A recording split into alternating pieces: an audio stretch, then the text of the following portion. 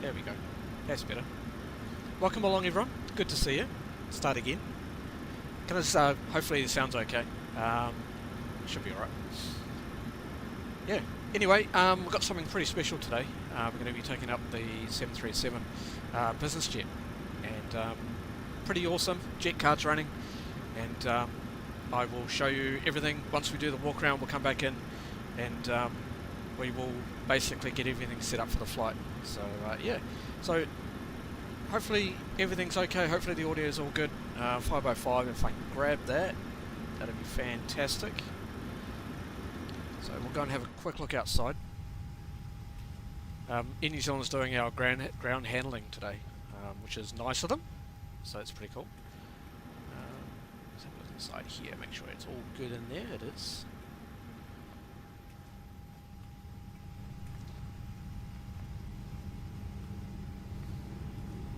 I like the livery, it's pretty nice.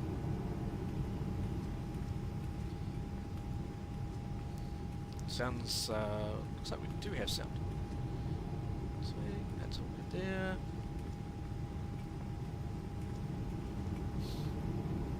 Anyway, before we get started, I'll just say hi to everyone. Hey Sam, how's it going, mate? Welcome back, good to see you. Hey Mr. C, how you doing? Hey Flash, hope you're doing well, happy Sunday. It's yeah, it's an awesome Sunday so far. Hey Chris, how you going, mate? Yeah, it's pretty cool. Pretty cool day. Let's have a look inside here. I love the textures on this now. They've PMDG have really stepped it up with all the quality of all the textures. It's looking good. Let's look at that's all good. Okay, let's go out this way, check the leading edge. There is a 777 about to taxi over there. So, yeah, he's going to go via Foxtrot and Lima. Looks like it. Look at the leading edge.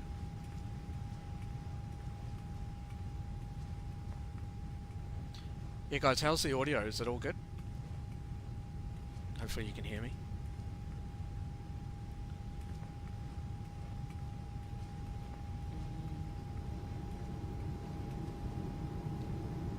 Rear side, brake pins, they're all good.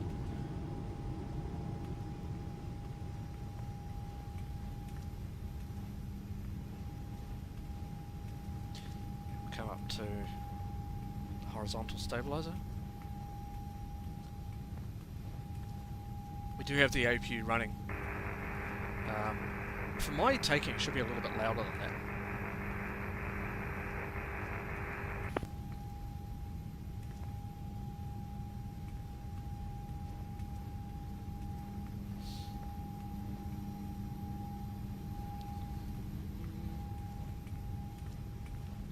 Let's go around here.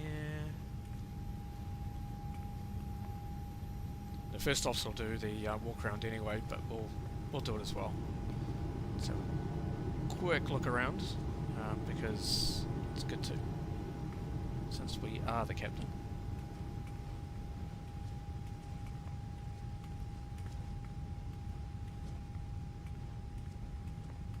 I also want to show you the cabin as well. It's pretty cool.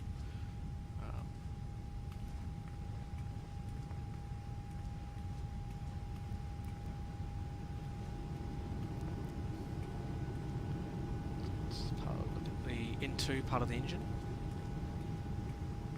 Looking good. Cowlings are closed.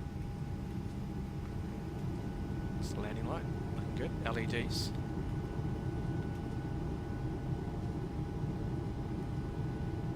Yep. Happy with that. Okay. Static ports. They're looking cool. No problems there. Alright. Excellent. See the 777 taxiing now. So he'll go Foxtrot, which is Foxtrot's that way. That's taxiway Foxtrot. Then Lima down here. We actually might watch him, as he comes down. Give him a look.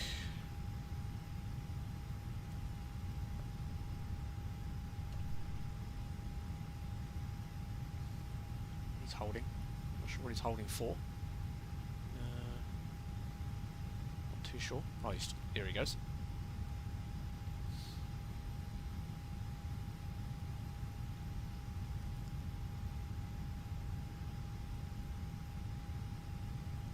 So we're down at the remote stand down here. Sometimes you can actually have military aircraft that come down here. Oh, there's an A320 about to take off as well. He's going to get airborne. He's off to Wellington from what I hear. Here's the 777 taxiing past.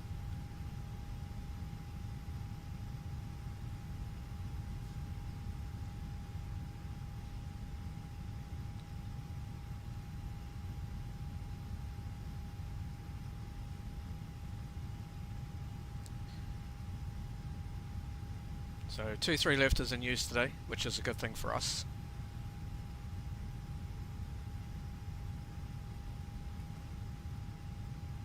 So now here we'll go via Alpha, to most likely to Alpha 1 Alpha or Alpha 1 holding point. Alright. Sorry, I'm just checking something here, just checking the sound. Sounds good. Cool. So yeah, alright, excellent, let's get back on board. I'll have a quick look in the cabin, and then we'll get set up. So here's the cabin.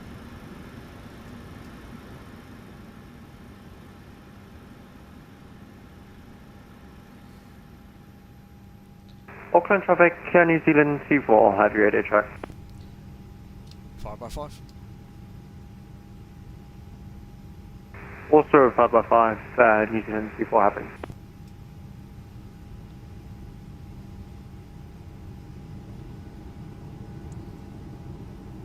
Pretty nice cabin.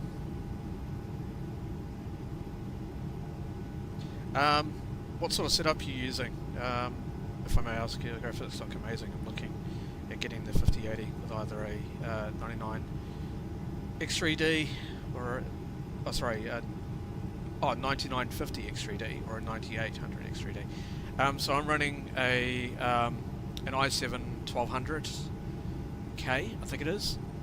Don't quote me on it. I'm also running for the GPU a AMD 7900 XTX. So 24 gigs of RAM. So a lot of RAM. And then 32 gigs of actual RAM. So it's absolutely outstanding. They even got a shower in this. Look at this. It's a shame that none of the things work. Like the toilet doesn't flush. You know, you don't see sort of any detail in the shower. So yeah, but it's really really cool, really really nice. Done a really good job with this. Got meetings, so we've got. Oh, by the way, we've got 11 packs on board today. So they'll be coming in here. Probably have a meeting at that table later on during the flight. It is about a 3.5 hour flight. So we come down towards the back. New Zealand 24 Drive 1 on Auckland.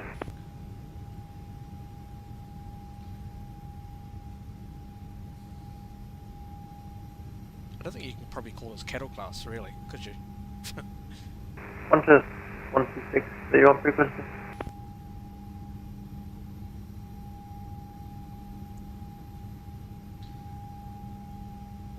Okay, let's go back up.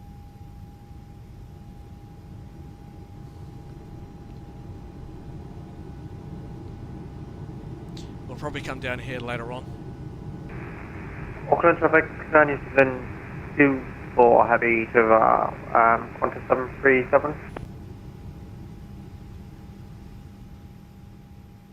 What is that guy actually asking? Sure. Alright, awesome. Okay, let's go back in. Take a seat.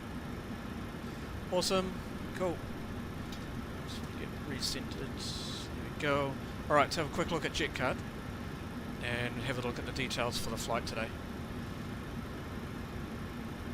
Alright, JetCard. So I'm just catching that up here. There we go. Perfect. Alright, here's JetCard. Auckland to Rarotonga. Departing off runway 23 left, we can probably expect runway 08 into Raro. Qantas 120, are you on frequency? What, I don't understand what he's asking. Where is he?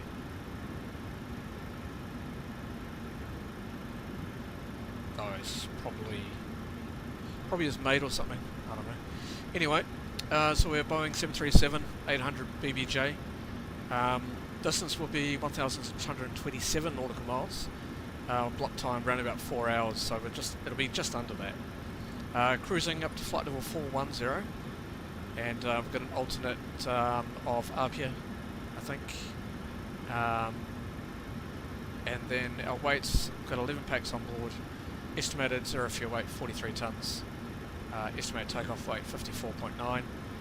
And got a landing weight 47. Qantas 120, do you want to depart first or do you want to depart New Zealand 124 Abbey?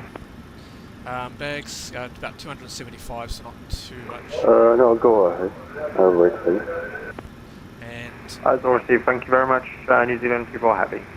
okay, and You're welcome. we've got a block fuel about 11.6 tonnes. The weather, we're looking at. I'll show you our flight plan in a second. All that's in the flight plan. But yeah, we've got the briefing today. Auckland traffic, New Zealand 24 Happy. It's going to be lined up on flight runway 24. Fortune turbulence. We've got 11 clients today, but we've got Melissa Blake, who's the Chief Operating Officer, Hunter Beckett, personal assistant. Looks like the business that we're taking up is Apex in Technologies, I think it's how you pronounce it. And our dispatcher is Kevin Richardson. He's Concord Air Services. That's who we're flying for today. And we've got our FBO line service coordinator, is Isabella Holbrook. And then we've got Grant McAllister, our line service coordinator in Rarotonga. So the charter briefing, Melissa Blake, Chief Operating Officer at Apex or ION Technologies, is transporting her senior leadership team to Raro for an executive offsite.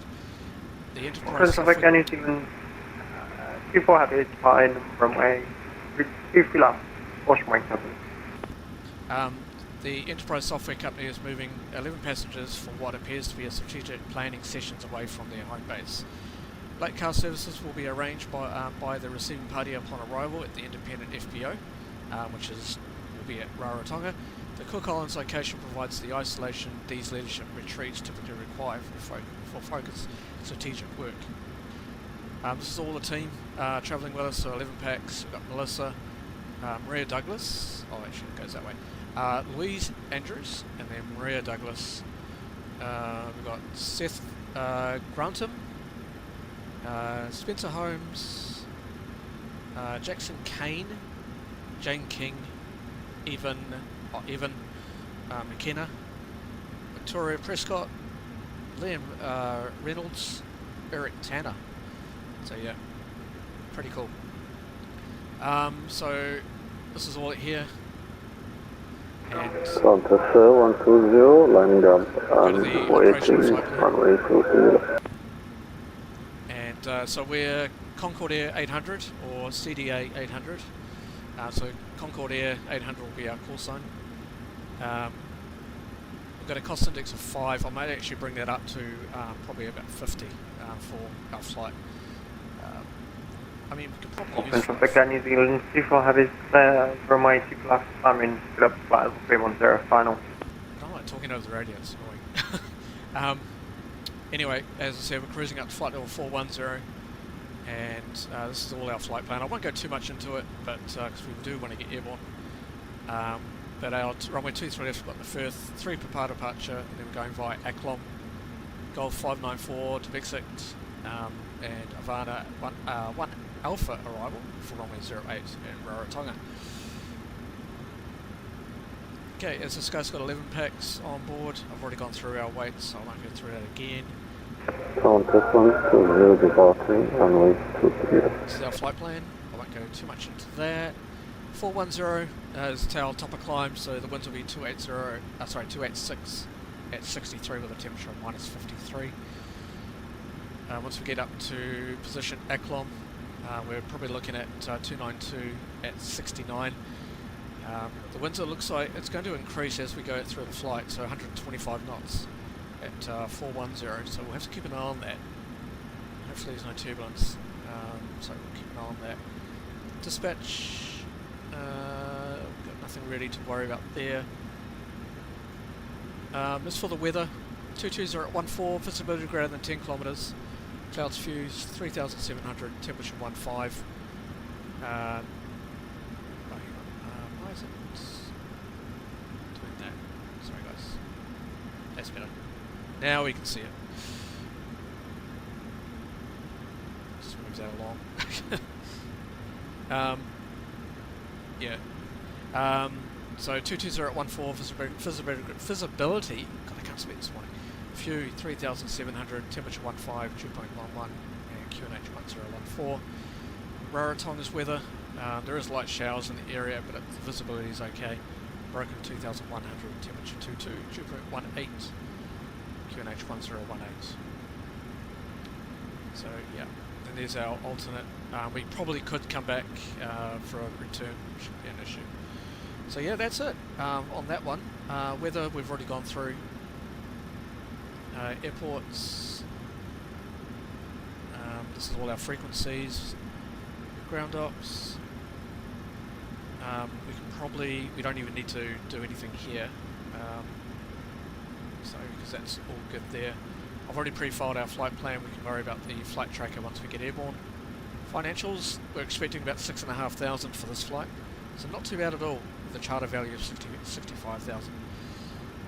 So not a bad take on this flight. So nice decent amount of cash. Cool, and that's basically it on that. So what we'll do now is we'll get everything loaded up. Sweet, cool. Okay, and then what we need to do now is I'm actually going to start FS2 crew.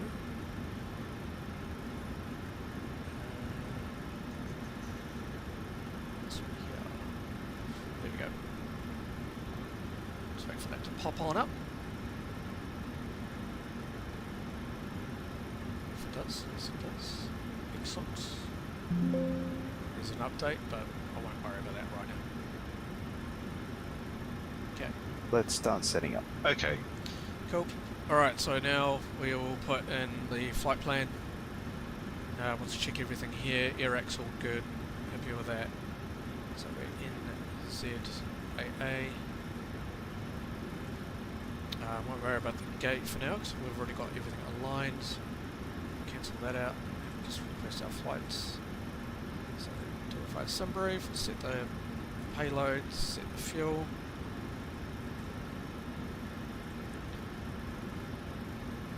So 11.7 on the fuel, we can see it down here, which is good to see. And then we go select route, just wait for that to come on in.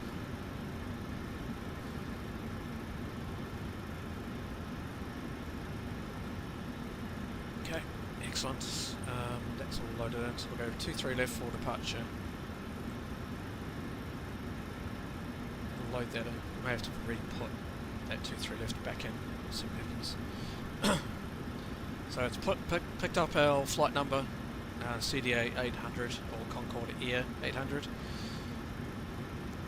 So wait for that to load. Yes, it does. Fantastic. Okay, we need to re-put the runway in, but that's okay. So 23 left. Let's activate that. Alright, performance starter we'll put in a second. I just want to put the departure in. So 23 left be the first 3 Papa departure, Aclom transition. That's all in. We'll go perf in it, and we'll just request all that. I might actually just keep our cost index today at 5. See what happens. We might even increase everything later on if we need to, but it should be fine. Load that in. Transition altitude 13,000, so it's all good. Cruising up flight 410. Yep, happy with all that. That all matches. I remember seeing that all in our flight plan. Some happy days.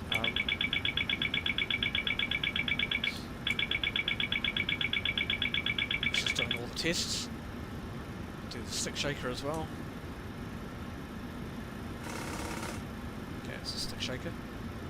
So that's just when if the aircraft goes into a stall, that's what the stick shaker does. It just warns the pilot, hey, you're coming into a stall. Alright, excellent. Well, that's pretty much all that we need to do on that side. I'm happy with all that. And we'll just cruise to 50.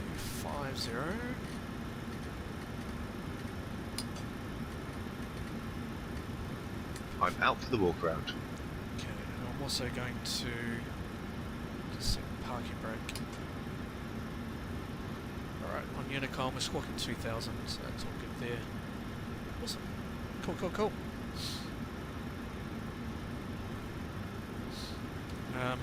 Just keep the flight directors on for now. That's all good there. We'll set everything else up once we've finished boarding. Now I haven't tried GSX with the passengers in the cabin yet. We'll soon see if that works. Hopefully it does. Oh, that's a nice coffee. Alright, so he's out for his walk-arounds. Almost ready for boarding.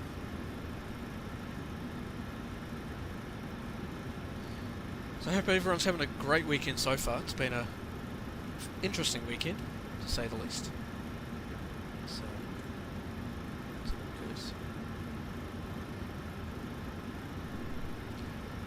good. Right. Just want to check. Yes, it's good. Fantastic.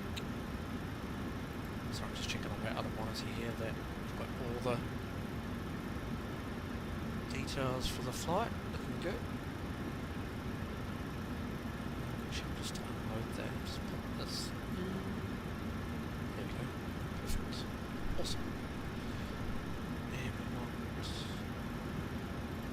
this to that. We want traffic for Flightsim. Perfect. Cool, cool, cool, cool. Alrighty. Alright, well if you guys have any questions throughout the flight, don't hesitate to ask throughout it. So cool. So, as discussed from the previous stream with JetCard, we will be setting up a business, and I'll be looking for chief pilots that can fly on Flightsim. Obviously, within Discord, I'll be looking for HR that can sort out all the issues that arise, and yeah, we'll sort of sort out the details a bit later on as to how it will work, but it should be alright.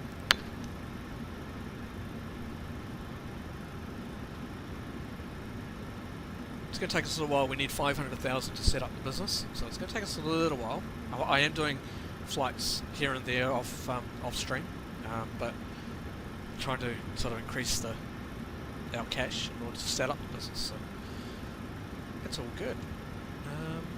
Right, we should be almost ready to start boarding.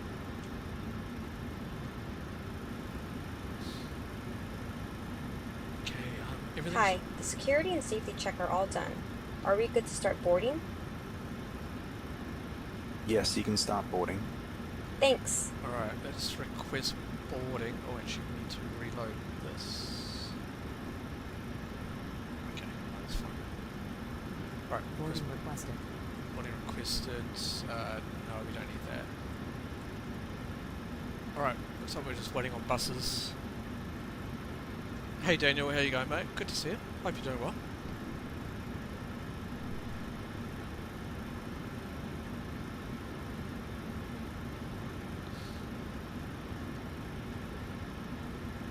I'll show you the, just while we're boarding, let's have a look at all the charts. Right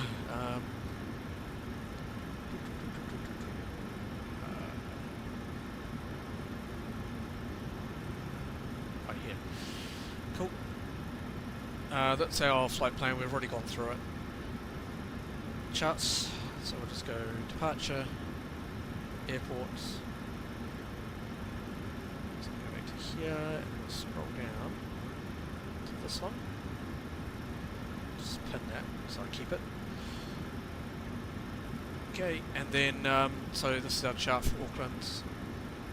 So we'll be pushing back off the remote stand. I think what we're going to have to do, it'll be a nose right, it'll be taxiing along. Might take Delta 8 and then on to Alpha, all the way down to runway 23 left for Alpha 1 departure. Okay, so that's all good. So we have a look at the parking stands. Oops, wrong one. This one here, I think. Is that the one? Yep, this is it.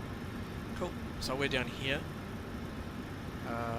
Down at stand 70... I think it's stand 78? I think, from memory. You can actually check it. Stand 78.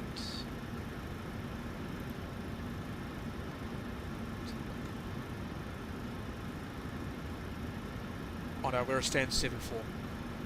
Yep, okay. So we're at stand 7-4. So stand 7-4 is right here. So right at the end. So it'll be a pushback, and then we'll take Delta 8, and then we'll go into Alpha. So yeah, we'll do that. Cool.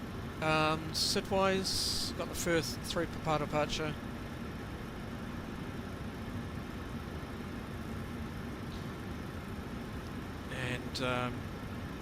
This is looking at we're chart 10-3 hotel for Auckland, and for Firth, HC requirements following aircraft speed restrictions apply to Lingu. Non-jet Cat B or Cat C minimum 150, maximum 170 knots. Jets Cat B, C and D minimum 170 once we get off out of Lingu. Then to Maglo, Brook, Firth, and then up to Aklom. And this will be the details. So I'll zoom in a little bit so you guys can have a look. So Aklom, from Firth, turn left, track 037 to Aklom. Cleared to flight level 250, so that's already preset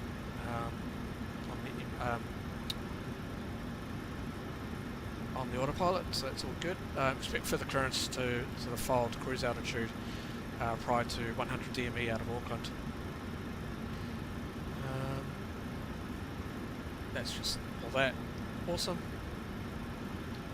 I'm back. No issues on the walk around. Okay. And we'll do everything else once we get closer to Rarotonga.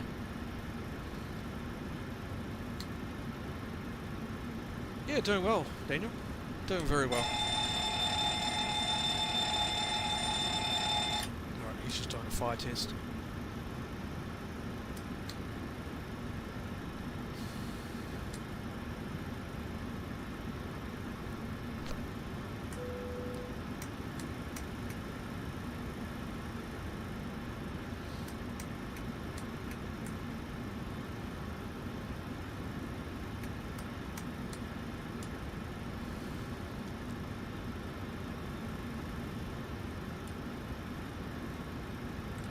I haven't seen the passengers come. Hopefully they do. Oh, there. So it looks like we're probably still waiting on the, so there's our flight attendant. So probably waiting on the buses.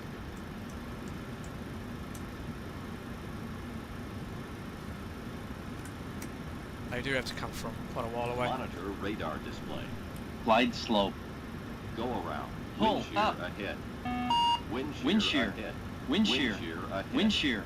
Terrain. Terrain. Pull up. That's just a self-test.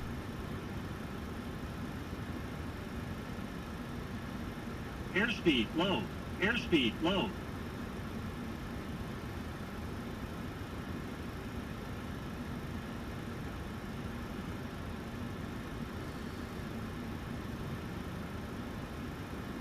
Sink rate.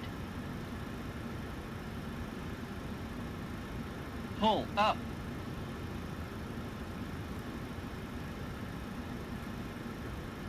Terrain. Pull up.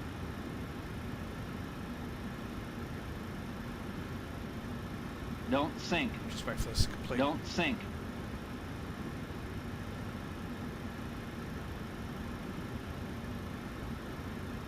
Too low. Terrain.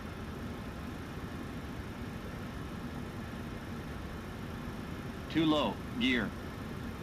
Takes a little while for some odd reason. I'm not sure whether there's maybe a little bug with the system or Too not. low. Flaps. I don't remember it taking this long. Too low. Terrain.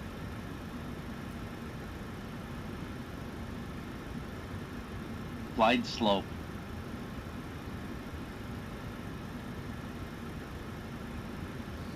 Bank angle. Bank angle.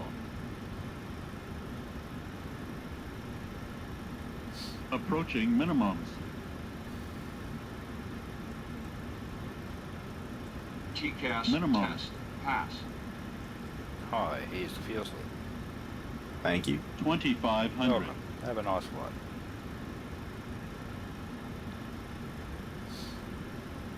$1,000.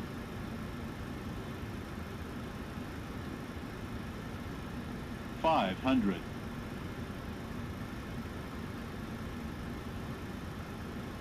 I think you have 400. gremlins in the computer. I think so.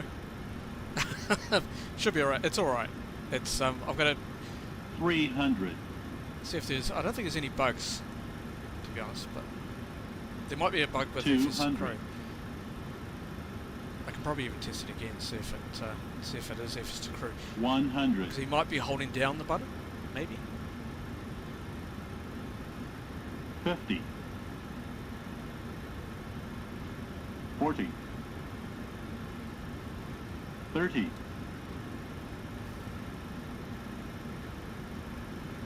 20. Alright, I'm going to cancel that. Let's do it again and see what it does this time. I'm just curious. Glide slope. Pull up. Wind shear. Yeah. Wind shear. It's FS to Wind crew. shear. Terrain. Terrain. Pull up.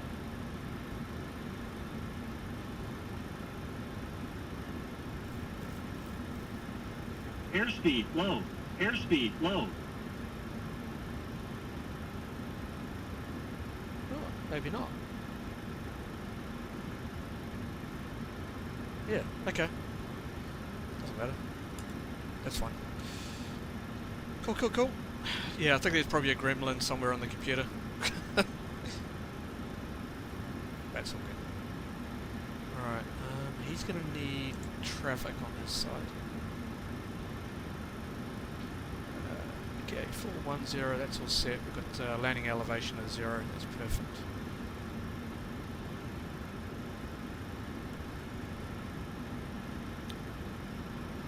Alright, how's our boarding going? Have we boarded yet?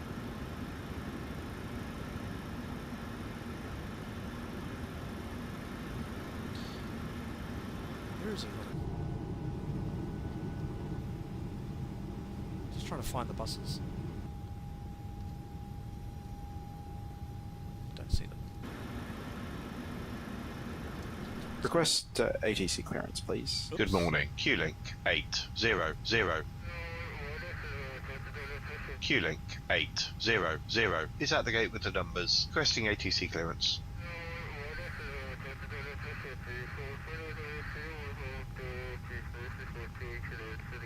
Okay, clear to our destination as filed. Score code is as assigned. Q-Link 800.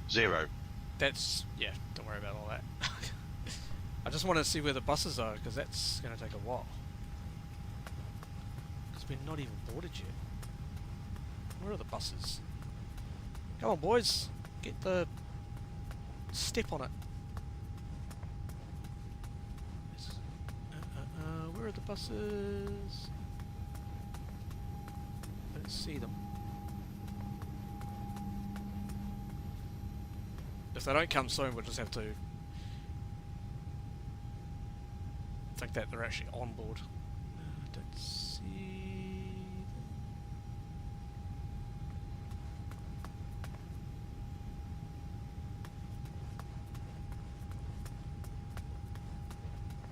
God, look at this guy's head. Oh my god, look at his hair. Dude! Awesome hair. Very, very nice. Well done, mate.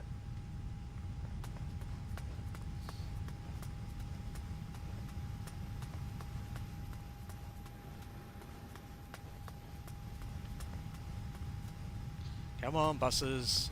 Let's go. Come on.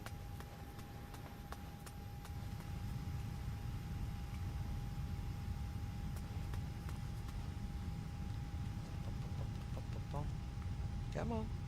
Where are you? Let's see them. Where are they? Nope.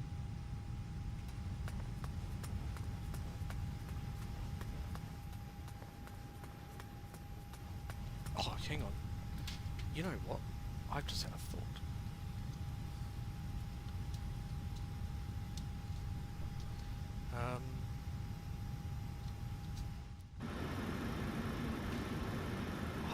Just had a thought. 2 seconds, guys. Sometimes this could be an issue.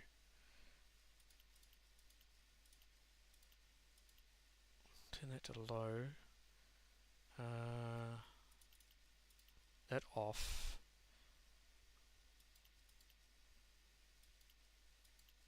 That can go into low. Just apply that. Save. There we go. Right, see what happens. I only turn on the characters for when I'm flying the Phenom. So.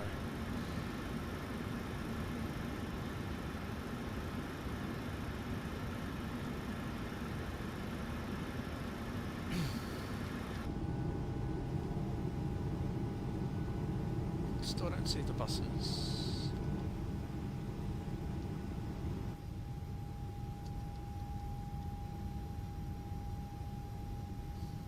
It's alright.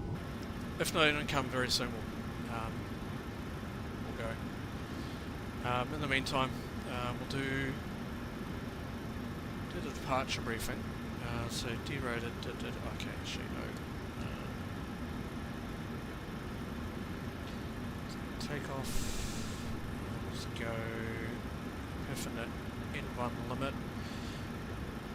Let's do our performance data. So departing out of runway 23 left, report that, and that.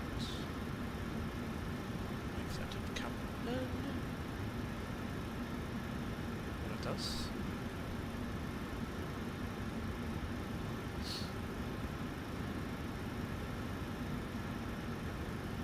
Come on.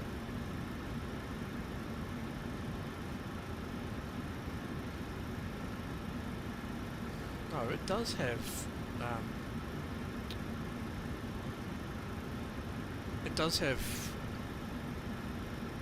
let's confirm, oh, but it's already got Auckland, that's weird.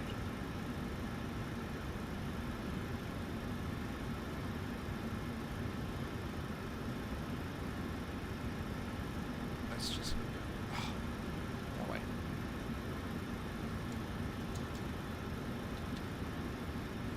Let's re-put it. Try again. Oh, hold on. Try now.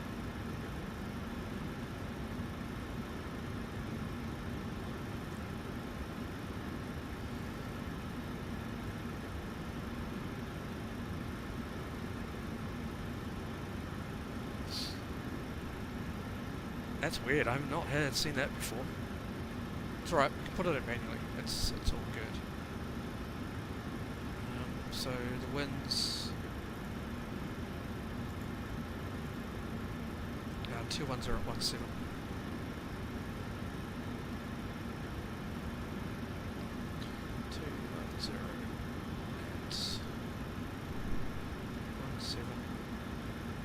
Outside air temperature is 16,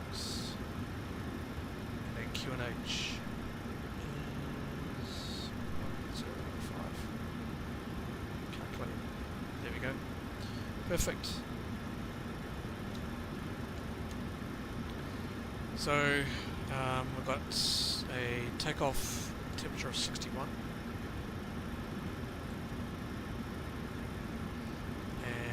Do it's climb 2. And we'll do sorry, take off 2, and then we'll do climb 1. Take off be flaps 5.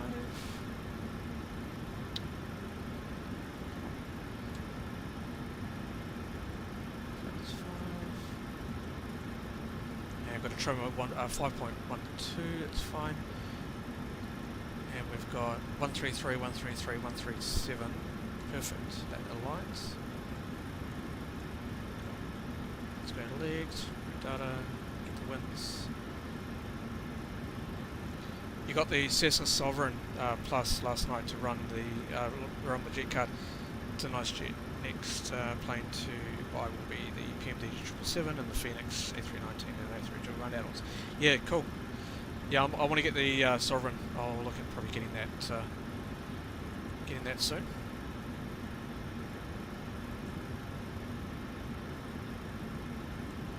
So, okay, winds are loaded in.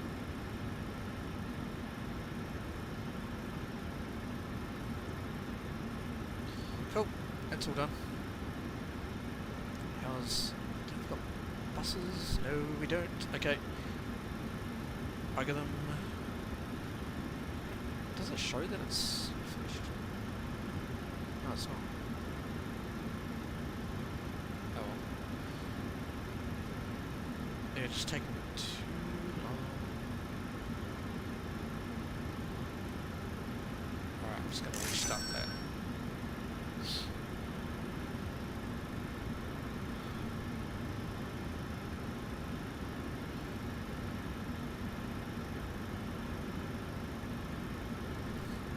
Get going in a few minutes.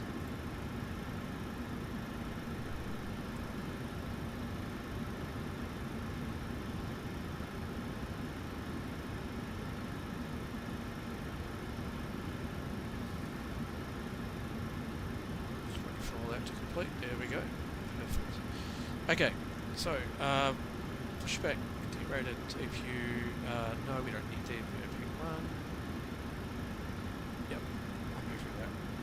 Are you ready for the departure brief? Go ahead. Okay, it's going to be a standard pushback and start off the gate. The taxi route will be assigned by ATC. It's going to be a left seat takeoff using D-rated thrust, planning a flaps 5 takeoff. Anti-ice will be off. Standard reject actions to V1 as briefed from V1. Or if the call is continue, I'll continue the takeoff per the standard company procedures. We are under our maximum landing weight, so we're going to be okay to come back for an immediate return. The departure routing will be via the ATC assigned SID, complying with all the published speeds and altitude restrictions. It's going to be an NADP1 departure. Flight directors are on. Mine is the master, yours is the slave. Navigation radios are set. The NOTAMs and the aircraft defect log have been reviewed and they are with us. Any questions, comments or concerns? No questions. Excellent. The departure brief is complete.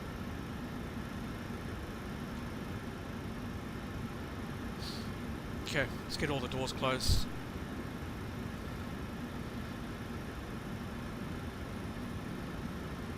Doors.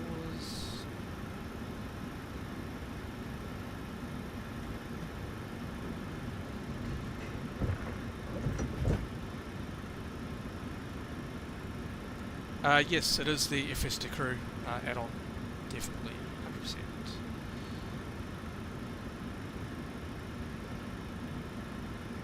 Do that one, close that.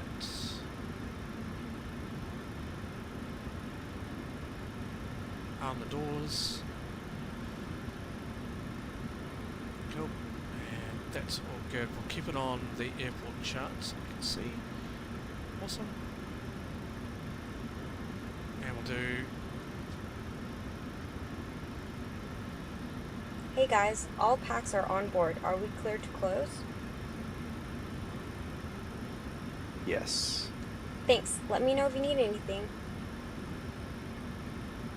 Alright, I'm just going to close that door.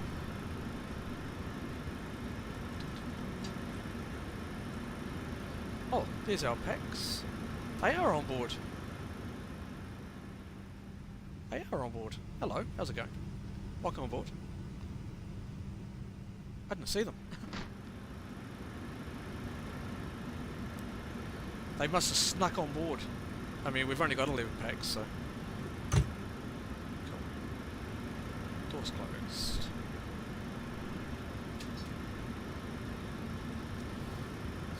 Alright, nice.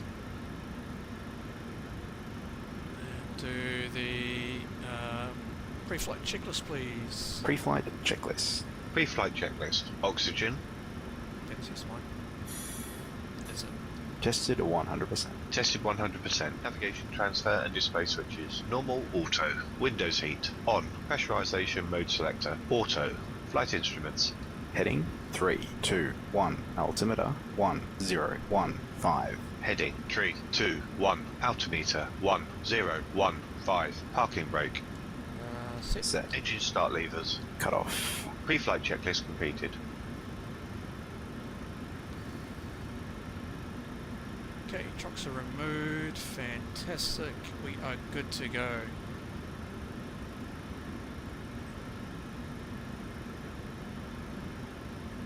And we'll do the before start checklist. Before start checklist. Before start checklist. Flight deck door closed and locked. MCP. V2137. Heading 320. Altitude. Flight level 250. Takeoff speeds. V1 133. VR 133. V2137. CDU pre-flight. Completed. Rudder and aileron trim. 3 and 0. Taxi and takeoff briefing. Completed. Anti-collision light. On. Before start checklist completed. Maybe they hurry up when they saw the doors close. Probably. Cool. Okay, and we are ready for pushback. Have we got any traffic around us? No, but we'll do. G6. Prepare for pushback, please.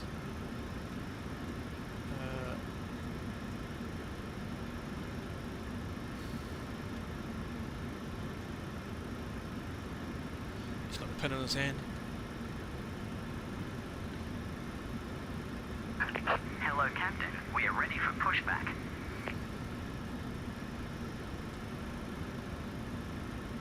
They are wing walkers. They are required as per the company policy.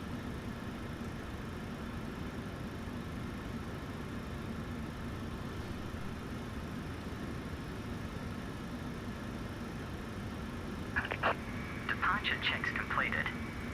Bypass pin inserted.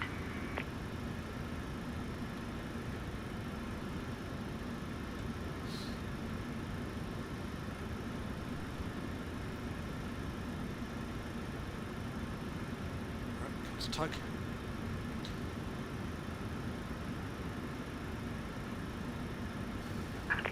Locking gear. Well, traffic, Concorde Air 800 is pushing back stand 74.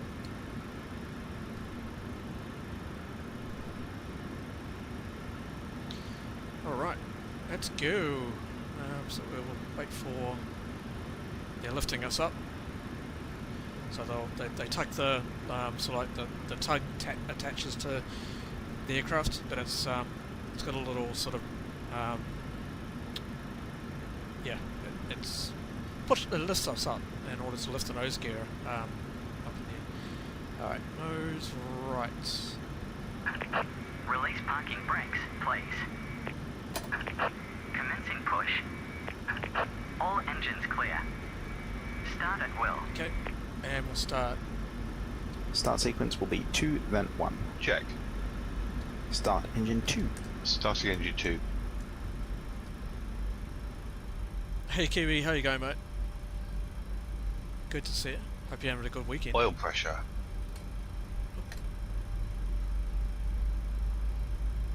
There we go.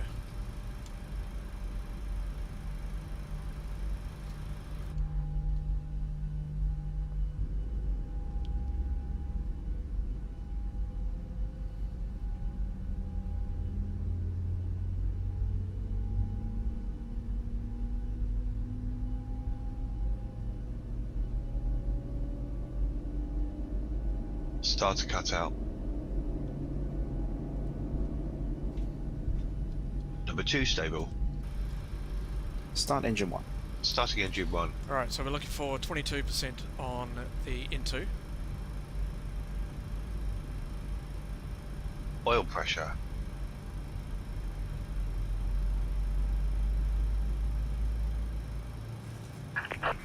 Please set parking brakes. Unlocking gear.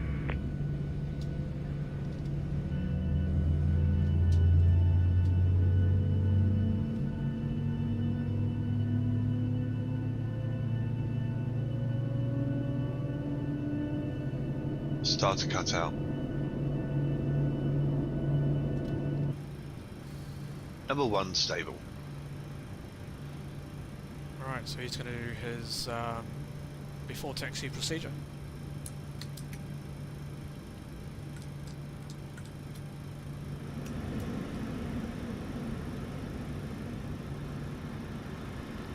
And I'll do the flight control check in a second. Tow truck disconnected. Bypass pin removed. Left is clear, right is clear. Okay, cool. And flaps 5. Flaps 5.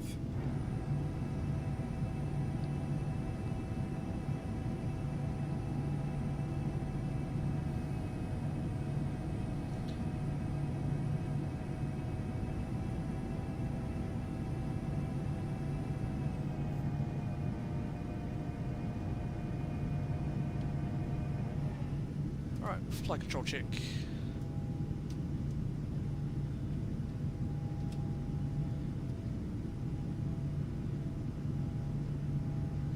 Alright, I've got them free and correct, so I'll just go back into the flight deck and I will just check the displays because I can't see the tail.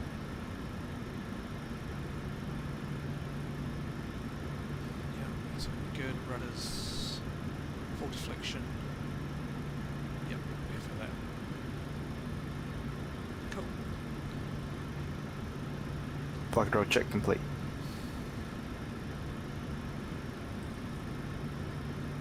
Before taxi checklist. Before taxi checklist. Generators on. Probe heat on. Anti-ice off. Isolation valve. Auto. Engine start switches. Continuous. Recall. Checked. Checked. Auto brake. RTO. Engine start levers. Idle T10. Flight controls. Checked. Ground equipment. Clear. Clear before taxi checklist completed. Okay. And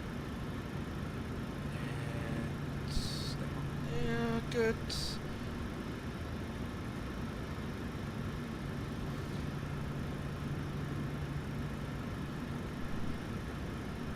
Walker traffic, Concordia 800 is taxiing to holding point Alpha 1, 23 left, fire Echo, Delta 8, Alpha 1, holding point 23 left, Auckland. Clear left. Clear right. Cool.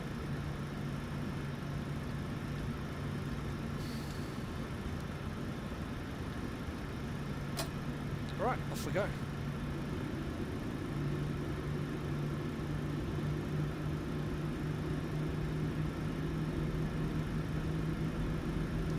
Underwater throttle.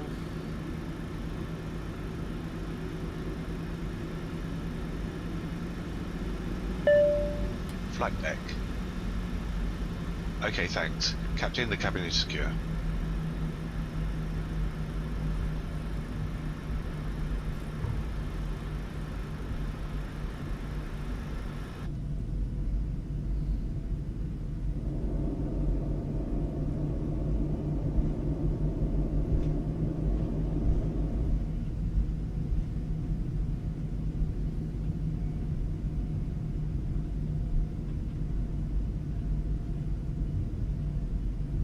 Wonder why there's a tug on the taxiway. Where's he going? Brake checks are good. Perfect.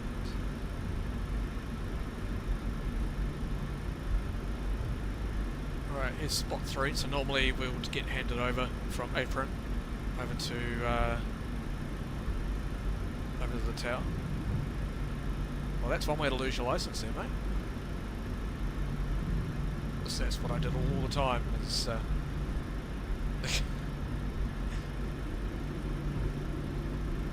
take away people's licenses from doing drive-behinds, and that was my job.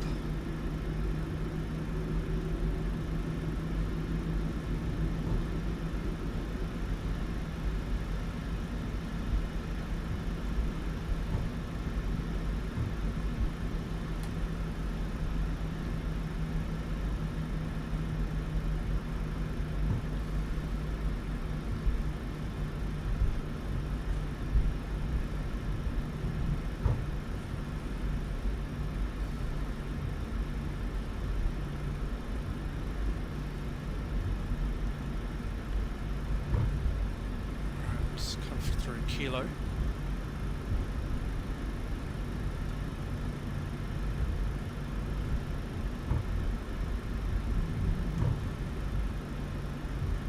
What's up with my views today?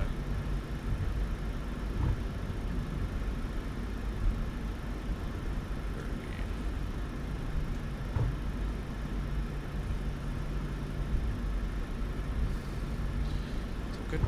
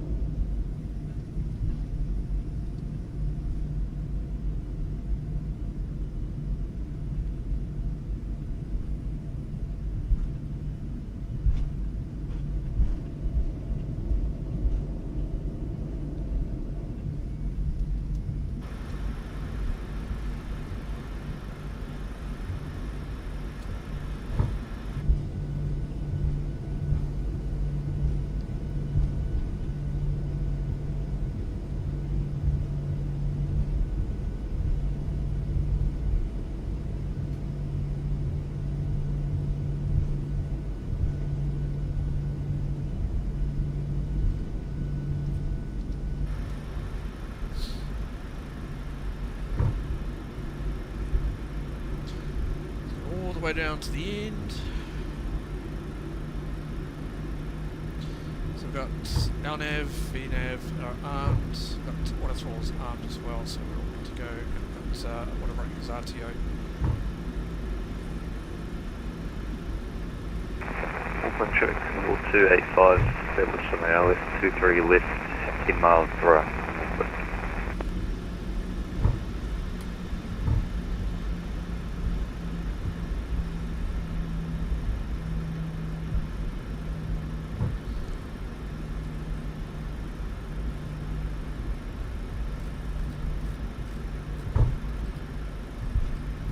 Just set runway heading.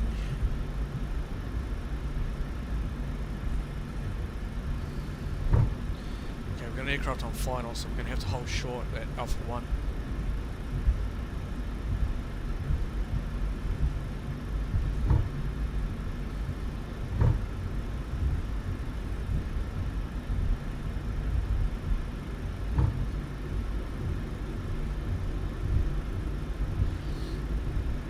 Because he said he was about 10 miles. Don't see him just yet.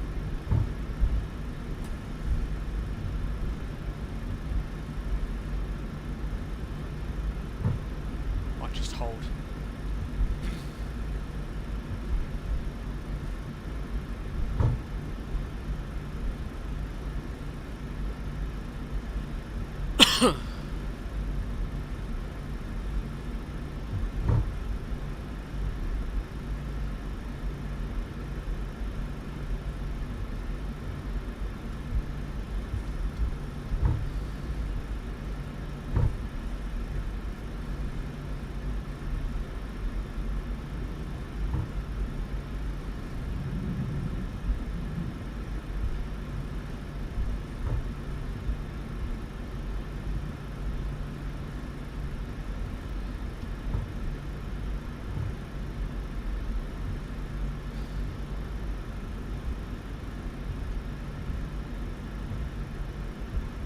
See if we can see him.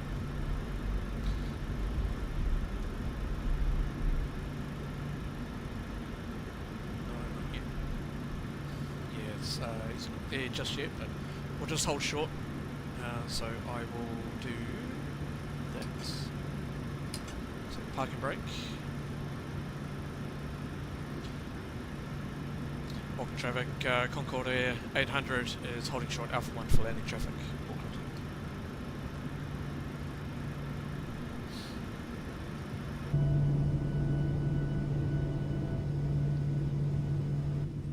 Winter single 285, short final, 23 left, Auckland. Right, here's short final.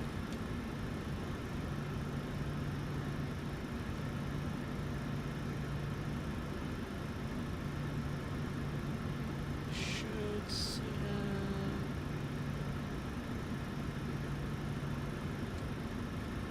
Where is he?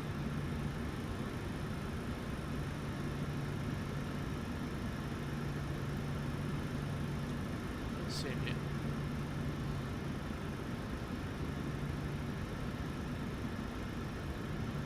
There he is. I see him.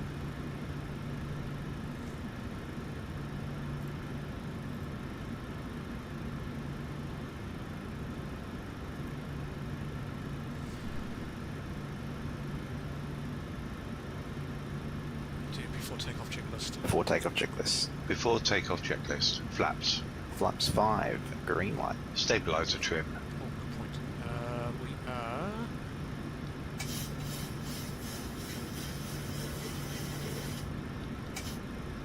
5.0 units. Before takeoff checklist completed.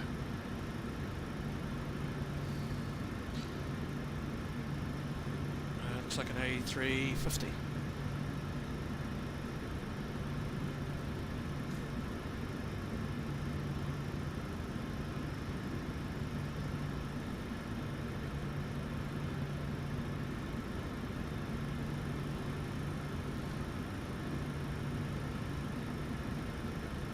Traffic, Concorde Air 800 is lining up, runway 23 left. Auckland.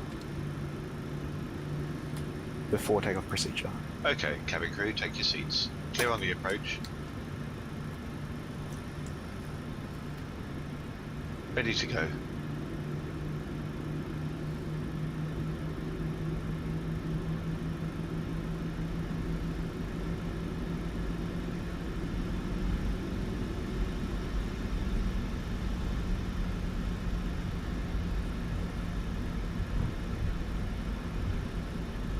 Auckland True, Singapore 285 vacating right onto Alpha.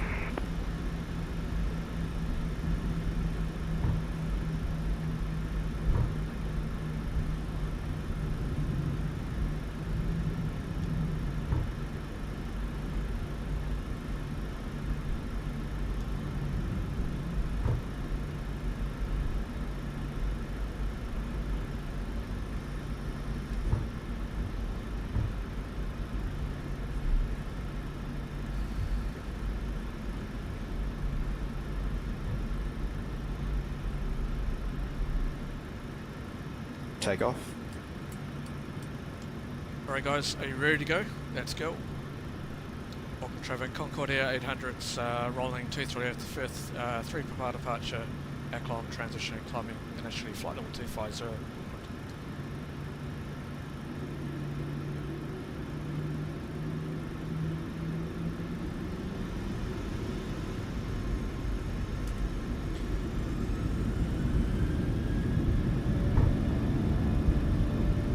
Thrust set.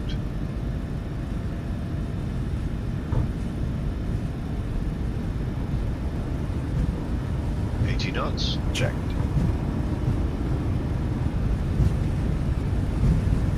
Alright. Yoke centered.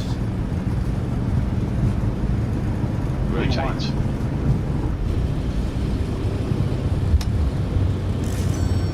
Positive rate. Gear up. Gear up.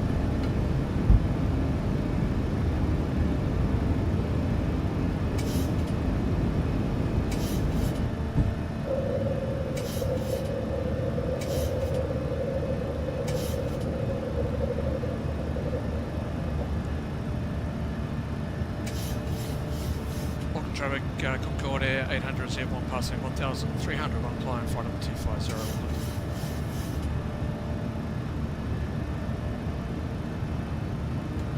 Alright. Just so I can concentrate on that. Got 8 autopilot on. Command A. Autopilot on.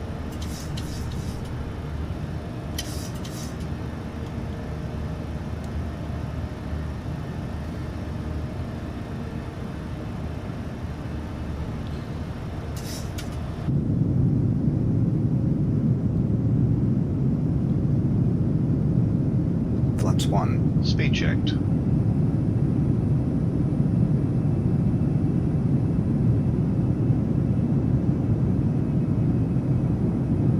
Flaps 1 set.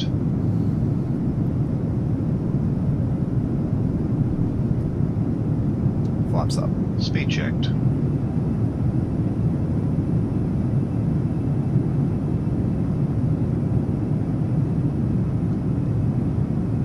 Flaps up set.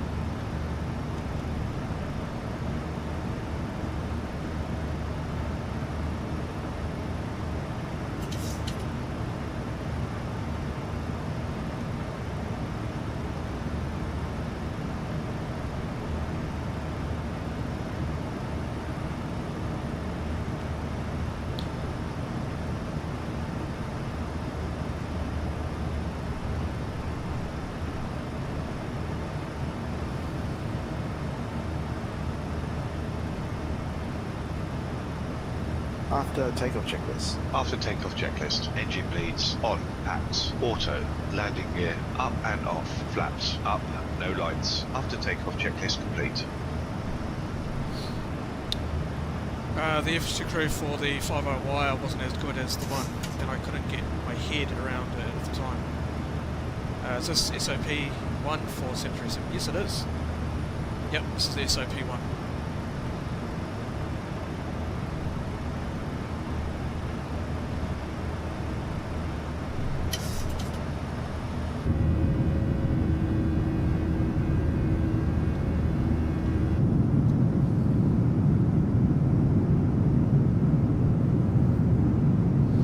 Yeah, it's a really cool bit of software because it just takes the your workload down. It just takes it down. So I always use it. Always. I've got the 777 one as well. 10,000.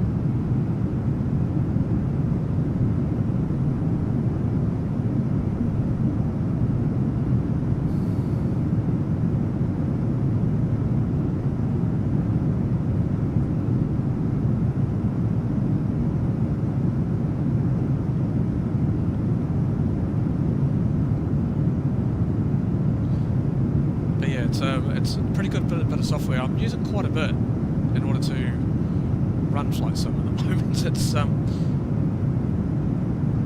certainly makes a difference to the realism, all that sort of thing.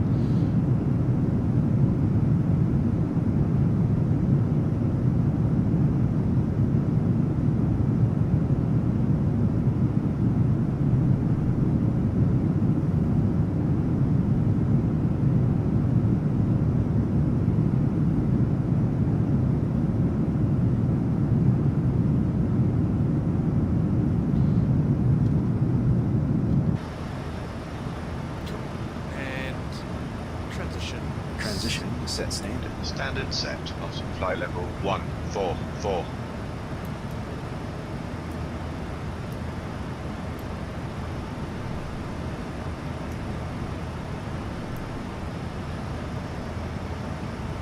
Now Checked.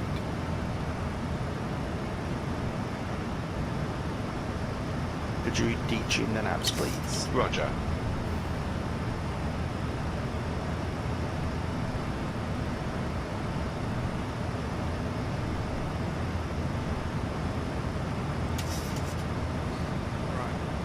Try and fix my view, see if it's causing it. This is chase plane, which is what I use as well. Pretty cool.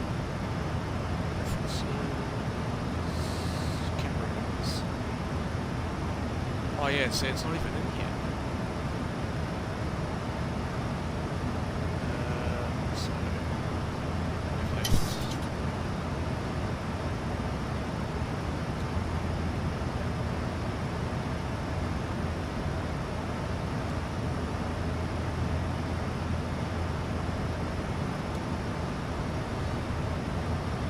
That's not the right one. So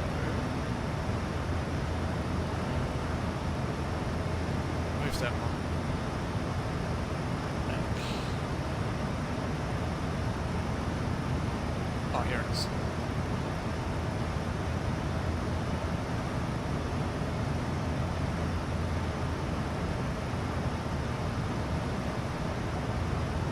Right, I'm just going to remove that and then go.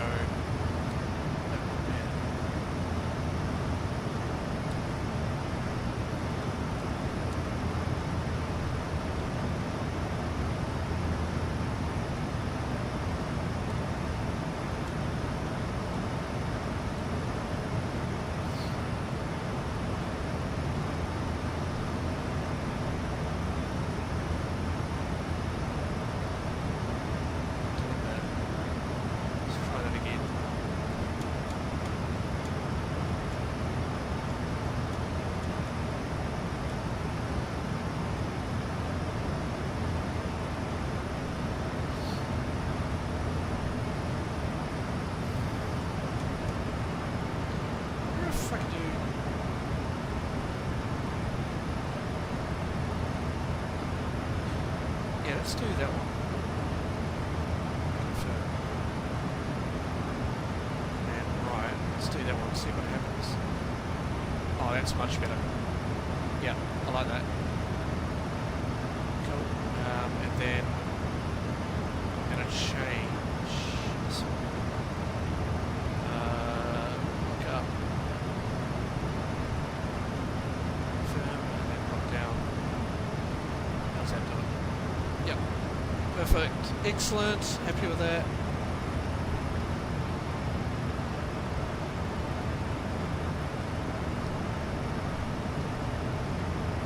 Nice.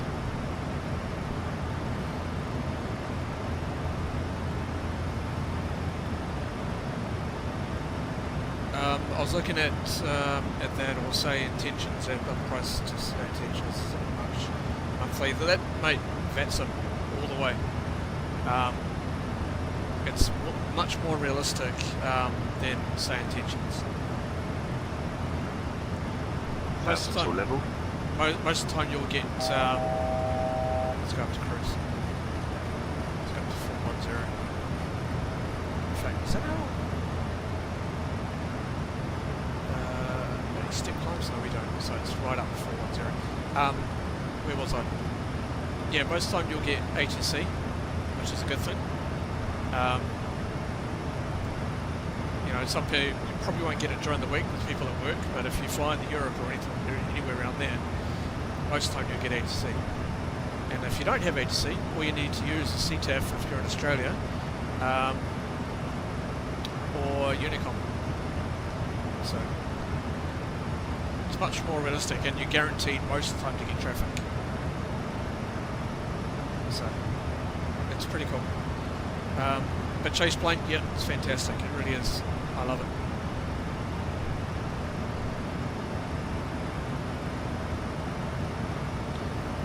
Let's reset the heading. Let's put it there.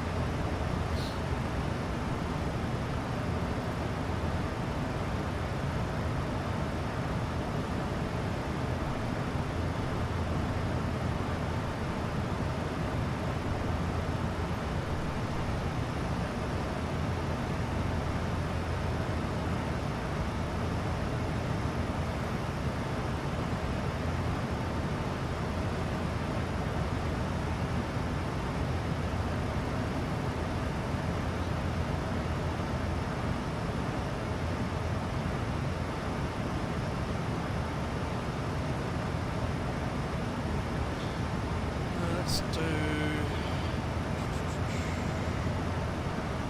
So, here we go. Full screen.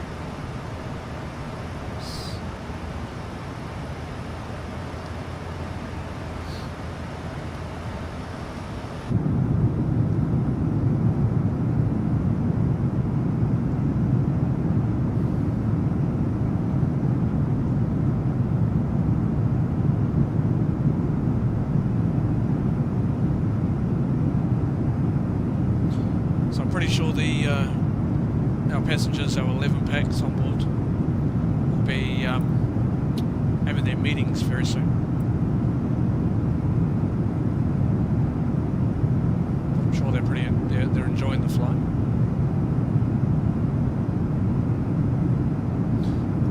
Yeah, Chris, you sign up for Flightsim if you haven't got it already. If you do need help with it, let me know and I can take you through it. It's easy.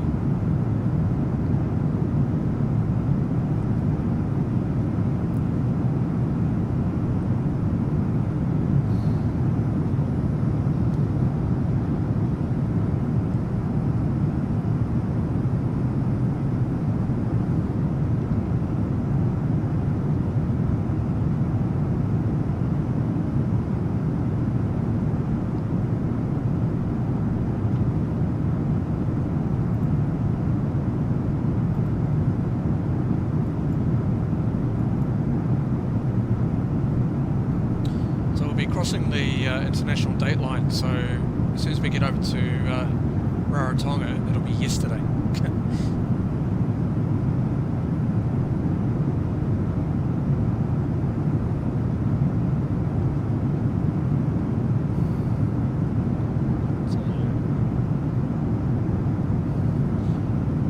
Happy days. It's great when you go back in time.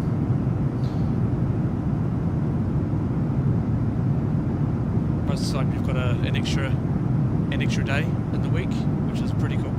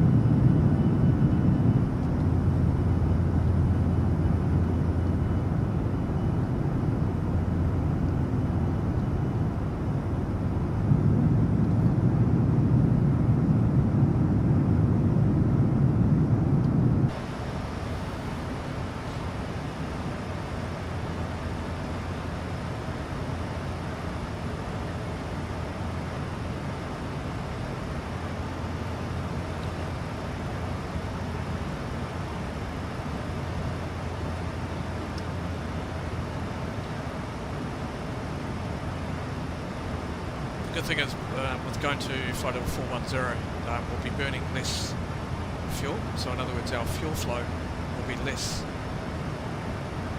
The higher you go, the less fuel you burn.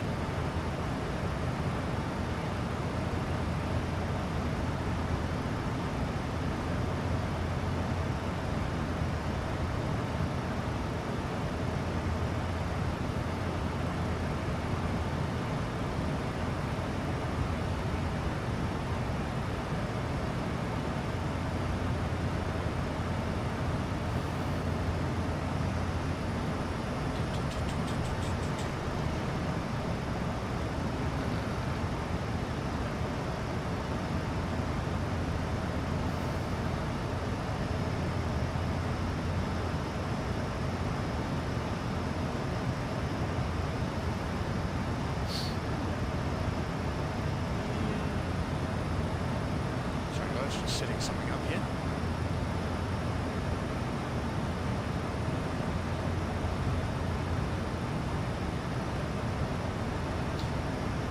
Yeah, definitely getting into Flightsim, just working up the confidence. Yeah, mate, just the way I found it, and before I got my radio license in the real world, is just talk to yourself in the car. Get the confidence of talking to as a pilot. Right? I know it sounds stupid and all, but trust me, it works. In order to gain the confidence, you need to be able to also listen in. So just sit at a local airport online and just listen, okay? But at the same time, just sort of get to know, I mean, don't talk on the radio, just to actually get the confidence. Sometimes what you can also do is, wherever you're going to put yourself, just talk on the radio. Just request for a radio check. That's all we need to do, and that way you can still build your confidence as you go. So it's not a bad way of doing it.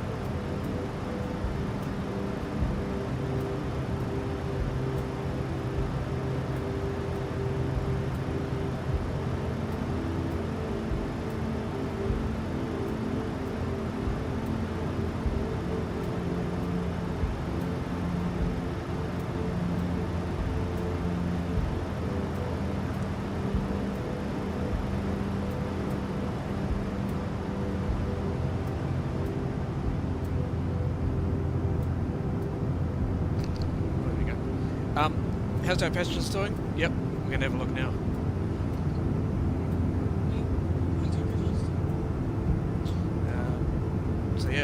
So yeah, we've got 2 live streams coming tonight. We've got this one we're doing now, in fact, and then we've got another one tonight. They're not having their meeting yet.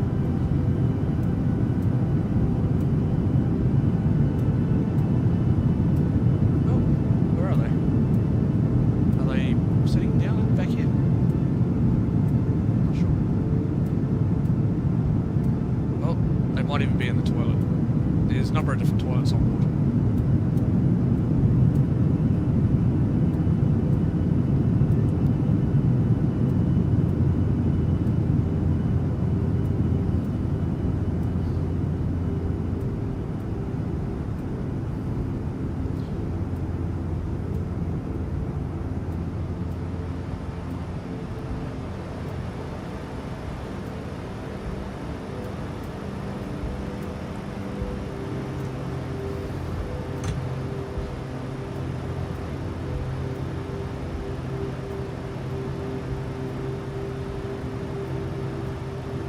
Front, eh? What a view. What a view. You can't go wrong with that.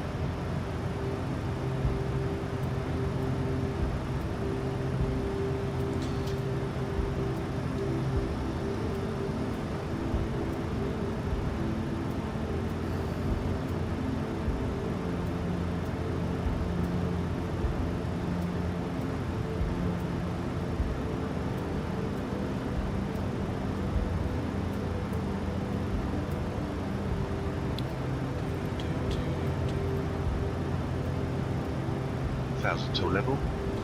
Sweet. Oh, look at the tailwind. Yay, we've got a tailwind. Outstanding. This is our tailwind. It's at 62 knots, but that's going to go up later on, I would expect.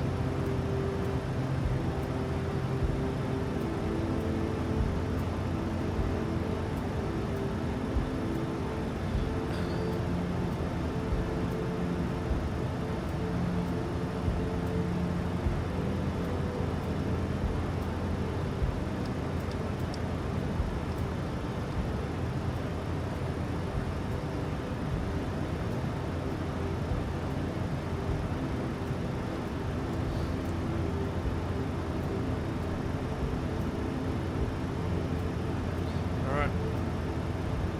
410.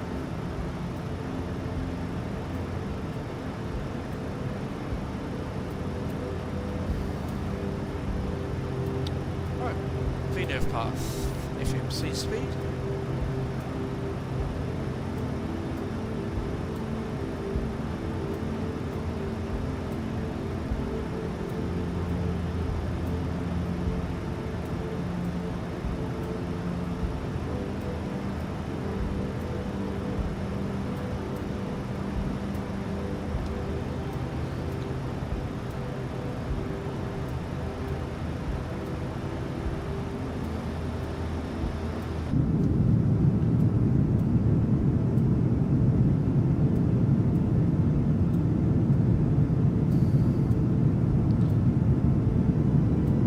I do have music playing. I'm just hoping it's working.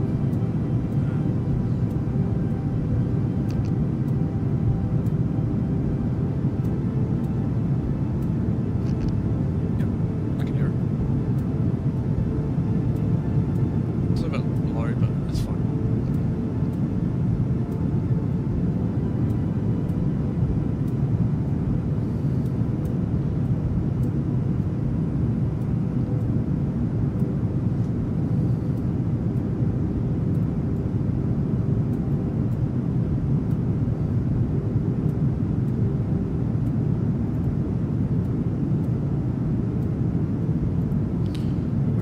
Guys, I'll be right back. I am just going to go and grab a quick drink, go and stretch my legs, and yeah, I'll be back soon.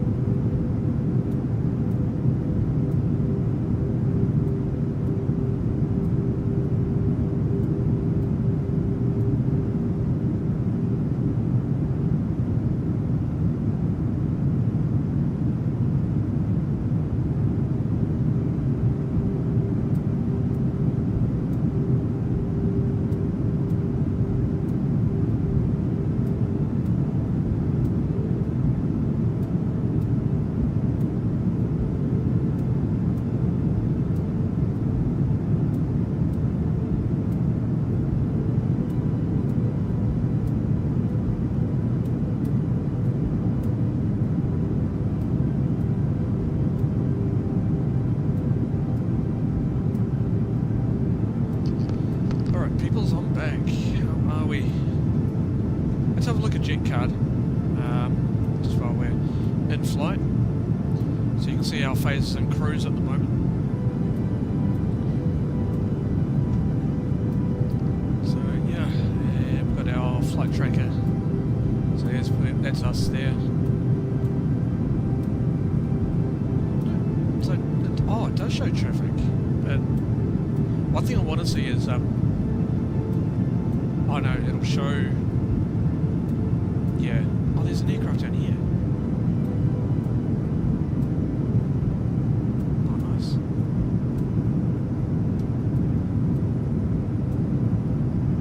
Yeah, so there's an aircraft down here. This is not Flightsim though, this is people that are using JetCard. So, I don't know radar, so if we turn on the radar, does that, oh that'll show, yeah there's a little spot up there. So the weather, there is some weather coming in from the north, but not too much. We'll have a look at the live map, at the world map, see what we can see. I mean, the US is absolutely covered. Absolutely covered. Europe, not so much. But this is fairly a new application. So yeah, it's pretty new. So you can also see here. So in order to set up our business, we need 500k. I mean, I could technically go and grab a loan, but the only issue is doing that is being able to pay it off over time. If I can get enough pilots, then yeah, it'll be absolutely fine. But it all depends on how many pilots we can get. Because you can see the job board at the moment. This is all the airlines at the moment. So you've got V1 Executive. He's hiring at the moment. And he's got 187 pilots on his payroll. And he's paying 20% for their pay. So every flight that somebody does, they get 20%. So yeah, it's pretty cool. And his reputation at the moment is at 100. Mine's only 44, I think it is.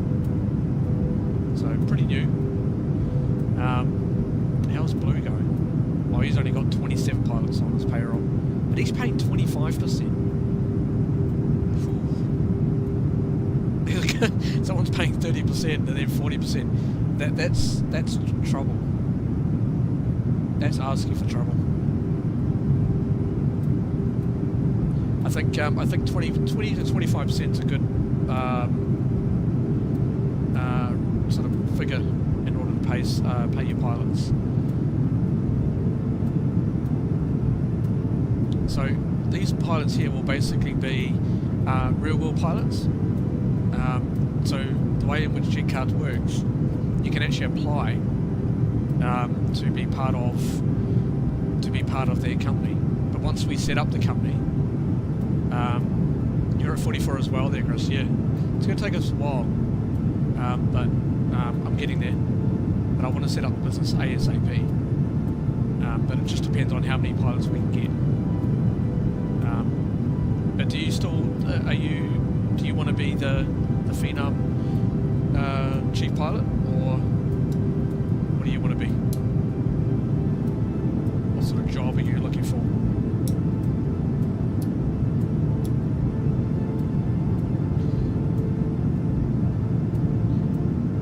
You can also be the you can be the chief pilot and also the what do they call them? Fleet manager for the Phenom if you wish. But you don't have to fly Phenoms. You can fly whatever. It's not an issue. We can have a look at the aircraft market. So once we've got a business, we can buy aircraft. So if we decide to get a Phenom, then we could do that. So if we can go down to check out the price though for a BBJ for a 737. This is insane. New is 52 million for a new BBJ, which is what we're flying right now, which is pretty accurate for a new one. And you would have to then go and pick it up from Seattle in order to fly it back, or you can get AI to do it. So either. For a good quality good one, it's at 86% at the moment. It's at 28.3 million.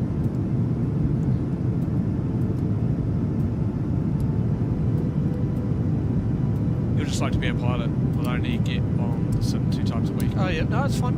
It's all good.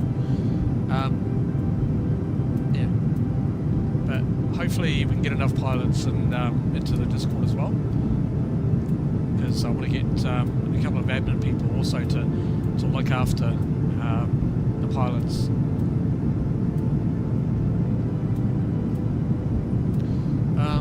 So if we are looking at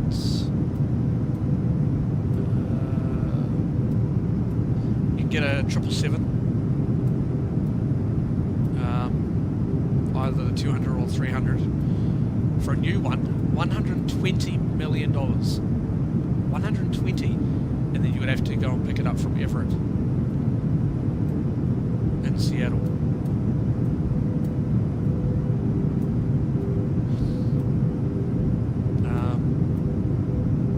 This one's fair. We would then have to pay for the maintenance as well. So every so often you're going to pay for maintenance. So if you can go into your finance records, which is here, I think. No, where is it? Can't remember where it is now. Is it on? Oh, it might come up when you've set up the company. But yeah. What is it? Is it here? No. Oh, I can't remember where it is. Oh, you can have a look at your expenses. This is all your expenses. I mean, we could technically, Chris, what we could do is we could get a loan now and set up the business now. The only issue is being able to pay it back. So, yeah. It all depends on if we can get enough pilots. Anyway, let's go back to the aircraft market. We can get an A350-900. Look at the price of that. In excellent condition. $134.9 million.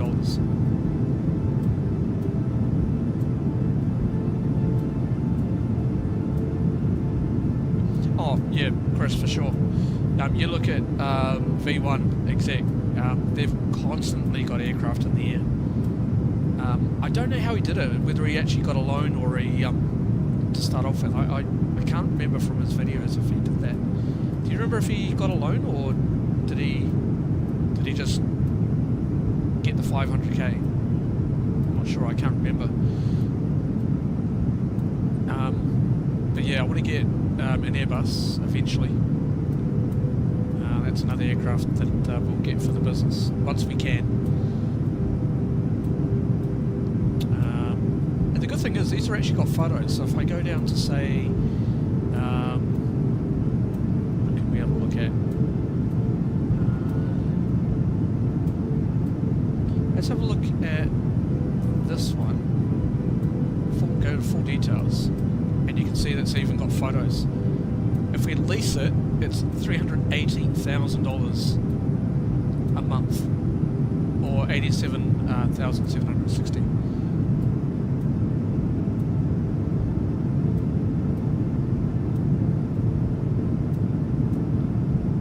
We were speaking about getting a loan though. Oh yeah.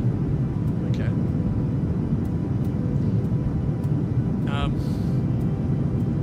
So it even breaks down the costs in order to fly the aircraft. So the charter rate is $18,000 per hour. Jeez, that's a lot. $18,000 an hour. That's insane. Fuel costs $5,400 an hour. Oh, jeez. FBO fee is $8,000 per landing. The JCC rate, I can't remember what that is as is 1,450. But our margin we would get is around about $12,600 per hour. So we could do like the manual repairs, which is going to cost us $51,000 to $290,000. So you could also look at the fuel burn as well, because that definitely will take that into account when you're setting up the business. So we will have to definitely do that. So yeah, let's go back to the aircraft market and see what else there is. Let's have a look at. I want to have a look at a sovereign.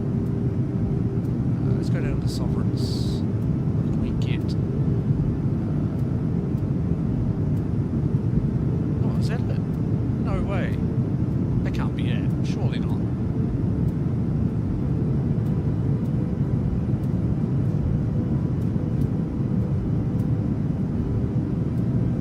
No way. Hang on. Very large jet. Oh, here we go. I don't know why it didn't show. Got it. So for a Phenom,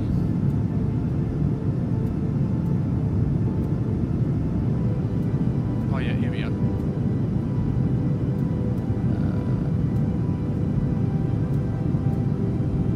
God, everyone's got.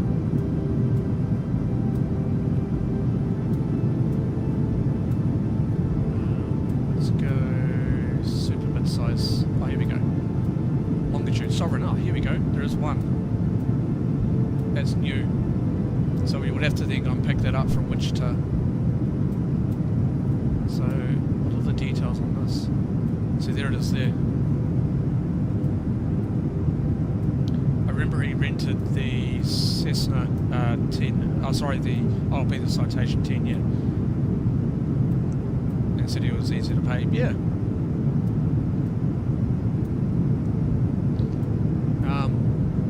So yeah, so this will be $85,000 per month or $19,000 a week, which is not too bad. You can easily pay that in the flights that you do. So yeah, but we've got the potential to make this a really cool business. Because I think for us, for setting up, we'll need some really decent aircraft in order to attract people into it. So I definitely will be getting getting this. It's probably the first aircraft. In fact, probably acquire, maybe getting another one as well. So I'm going to have a look at V1's videos later and just see what he did. So I think that'll be something to look at.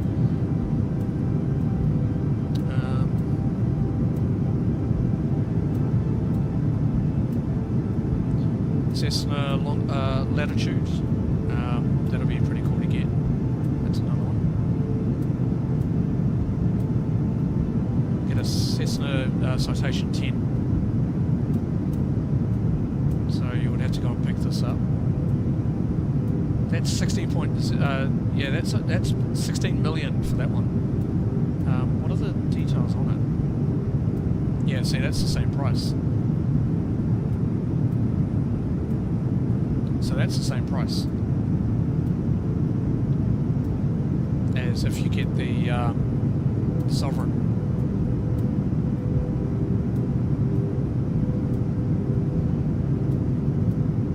It takes 12 passengers. So yeah, that'll be another aircraft to get as well, eventually.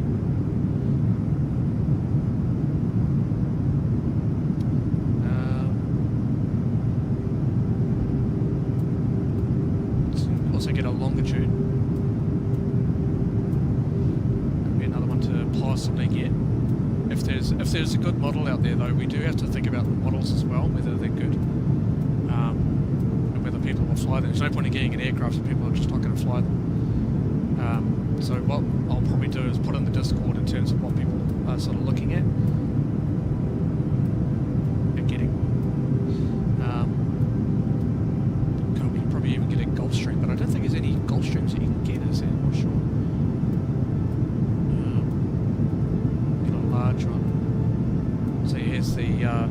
Gulfstream 450.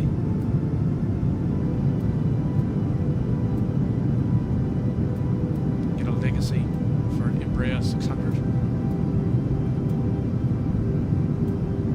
And we can look at the BBJs actually. Here's the BBJs.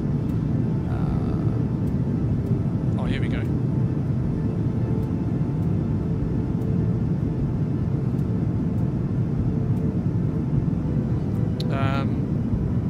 We would have to take into account what airplanes add-ons the pilots have. Yeah, exactly. But that's what I'm saying. I think the Sovereign will be a good one to get, and definitely the what am I thinking? The Embraer 300E. So we'd have to look at getting that. How much is that? Actually, thinking about it's under the light jets.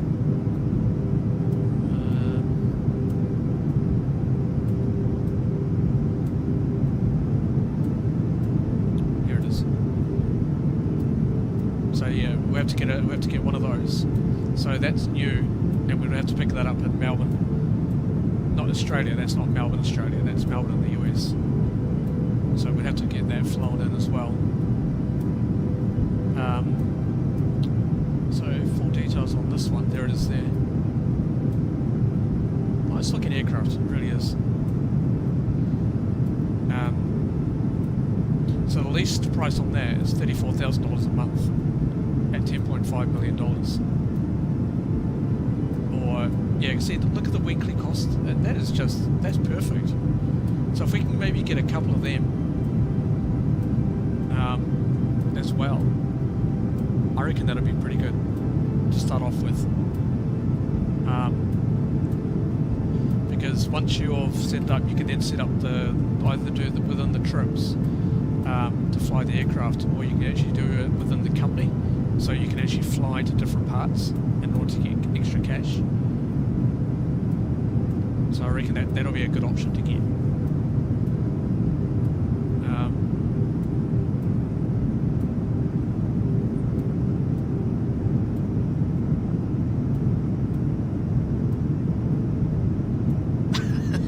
Yeah, that'll be an interesting way to do it. We have to do that probably on multiple streams though, because it'll take forever to get back from the US. So we would have to then plan in order to get it back. But yes, we will definitely look at doing that. Once we get to 500 also, we'll look at getting another aircraft. That's another thing we'll do, is a long stream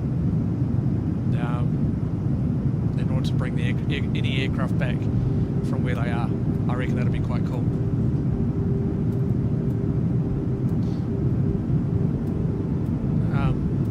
Yeah. And the good thing is you can also accept applications as well. So once you've set up the company here, you can then set it up. I reckon, yeah. And I like your name for the business as well, Chris. I think it was you that put it in there. Was Links Oceania, wasn't it? Links Oceania NZ. I think that's what you said. So the company name will be that, and then we've got our letter destination. We'll do probably LYX, I think, and our call sign will be maybe Links something. You know, Links 104 or whatever, depending on what flight number you're going to be using. Oh, Links Aviation NZ, that's right. Links Aviation NZ. There will also be multiple bases, so there will be a base, we'll set up the base in Auckland to start off with, and then we'll expand maybe into Australia as well, so that we'll have aircraft based in Australia, we'll have aircraft based in Auckland, and we'll just fly them around. So there'll be options, definitely options. So we'll expand out. So try and expand all over Australia, all over. Well, primarily our base will be in Auckland, and I think that's probably where we'll stay in New Zealand, and then we'll expand out to Australia. Eventually, maybe we'll head over to Europe. Not sure yet. It'll depend on what the options are. Setting up in the US is a potential option as well. But that will be far down the track. That'll be ages away. But yes, I like Lynx Aviation NZ, and that'll be pretty cool to do. But yes, if we get enough pilots in order to fly, we could potentially get a loan. I can show you how it looks. So you've got the interest rate here, so we can get a $5 million loan. But hang on, if we get that's at 11.99%. God, the interest rates are pretty high. Actually, I'm curious. So if we do it through here, and say 1, 2, 3. Hang on, I'm trying to count the number of zeros because you can't put commas in. 2, 3, 4.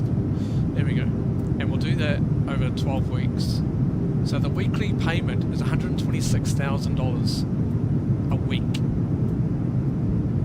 Jesus, that's insane. However, if we do it through here, because you don't need to borrow the full $5 million, right? So we can go 2, 4, 5. See, that's much better. That's only $38,000. We could potentially do that without an issue.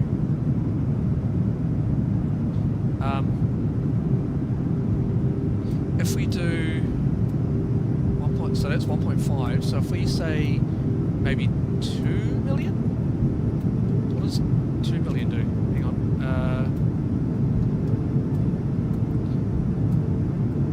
Oh no, not 2 million. There we go. Yeah, 2 million. So it's $51,000 a month. Start again. $51,000 a week. So it's not too bad. It is doable. And yes, you can do it over 40 weeks.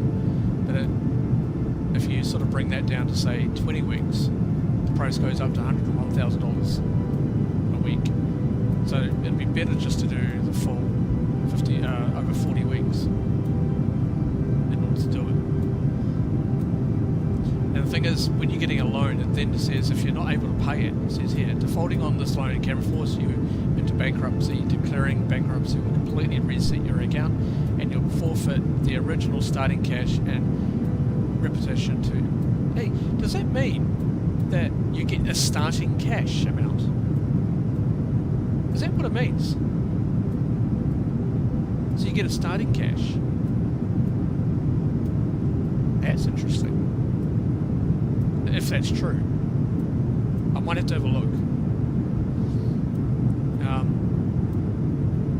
Yeah, it says your account will be set back to all zeros and you'll need to be able to take another loan until reaching a new reputation of 25. Wow, okay. Because if you get a starting cash amount setting up the business, that'll be good. Hang on, because you start up the business with $500,000, right? So you potentially could just get, if I'm reading it right, let's go to this one. So we would only need that because you already have the 500,000 technically. So there's potentially 2 mil, almost 2 mil, depending on if there's anything that comes out to start off with. I'm not sure, but that's certainly a good option. 38,000. If we have a look at the trips, sorry, the charters. Let's have a look at the charters. This is us. That's what we've got at the moment. We've still got 2 days to complete it, but we'll definitely do it this one. If we go down to say, let's filter it, and we'll go super mid-sized jet, and say, look at the Sovereign for any jets. You've got 2,700 nautical miles for a trip. You'll get $9,000 off that trip, which is 10%. But that's only the charters though.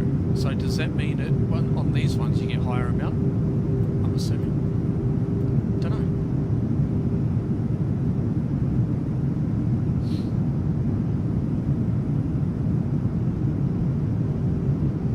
But yeah, there's a lot of trips you can do, and it's not just within here as well. You can do them through I think you can do them through the company thing here.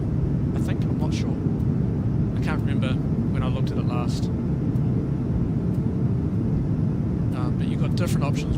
Obviously, this is a good one to do, from Perth to Queenstown. That'll be a really good one to do. That's 2,500 nautical miles, 2,500 nautical miles. Sorry, and you get $8,500 on that trip.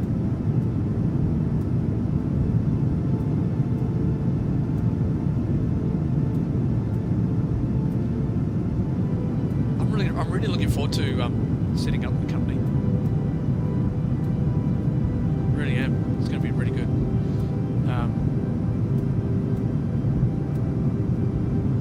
But yeah, we'll be looking for chief pilots, depending on their reputation. We'll be looking, for fleet managers and that sort of thing.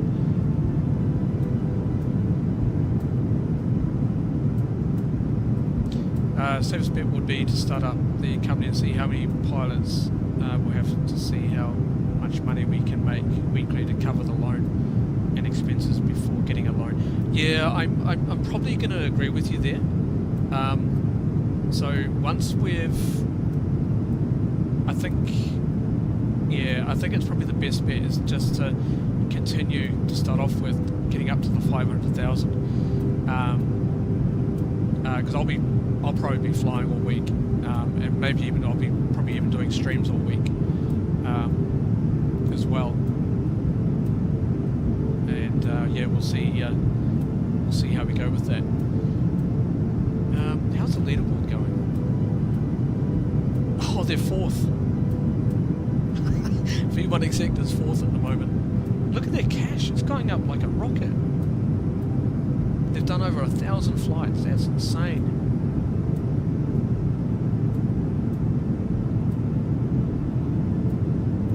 Oh yeah, same here, Chris. I totally agree with you.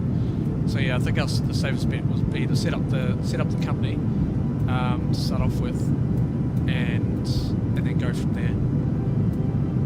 Yeah, that'll be the safest bet, and see who comes in, and think about maybe getting the loan afterwards. Have to think about it. Try and think of the better options. We may even get Mr. C to be our finance manager. Mr. C, if you're still in the chat, do you want to be our finance manager? Yeah, that'll be pretty good.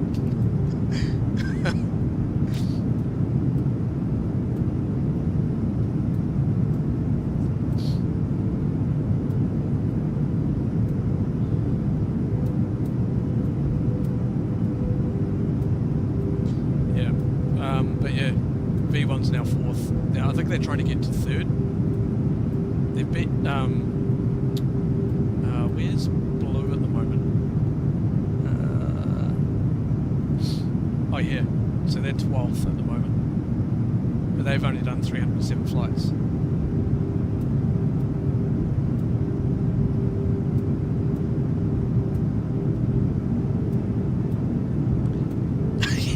Add to your CV. Can you imagine going to an interview and saying I've got experience using JetCard? I think that'd be quite sort of a funny thing to say. Oh God, yes.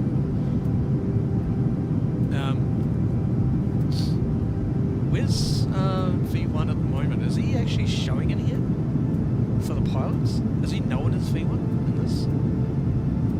Not sure. know he hasn't done that many flights of late, because I have not seen him online.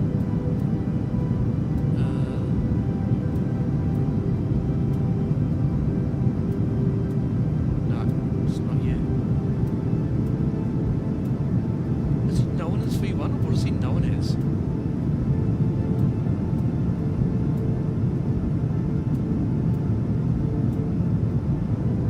Can't see him.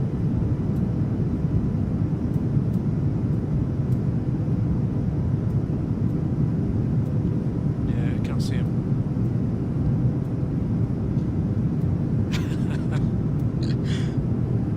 So yeah, you can set up chief pilots employed. So these are the people that the employed ones are people that have joined the companies. So in here, I don't know what partner means. I've got to work that out, and whether that has any benefits. So you've got partners and then independent. So I'm not sure what that actually means.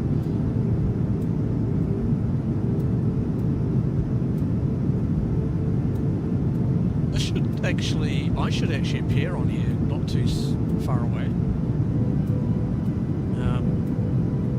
Because this guy here has only got 18 hours, but he's got $136,000.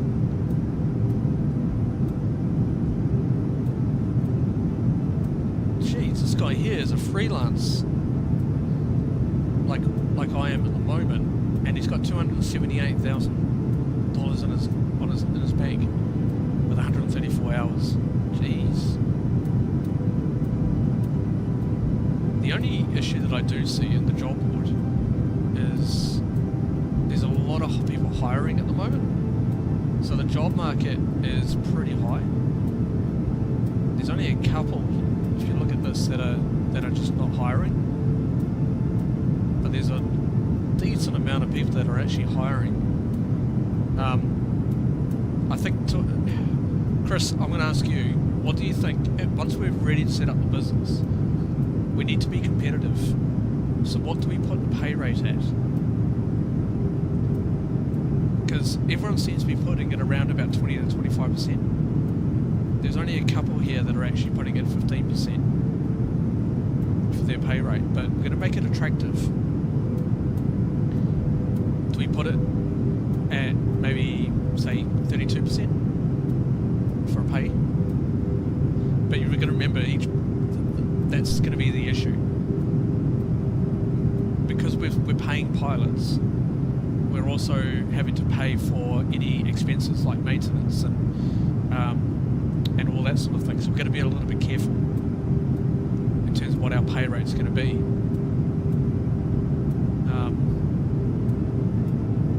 The good thing is also, if we go to V1, if they're here, yeah, here they are. So have a look at their fleet. That's what they've got. Look how many sovereigns this guy's got in his company. He's got the Sovereign Plus, but he's also got the Sovereign. That's insane. And look how many Citation 10s he's got. A lot of phenoms.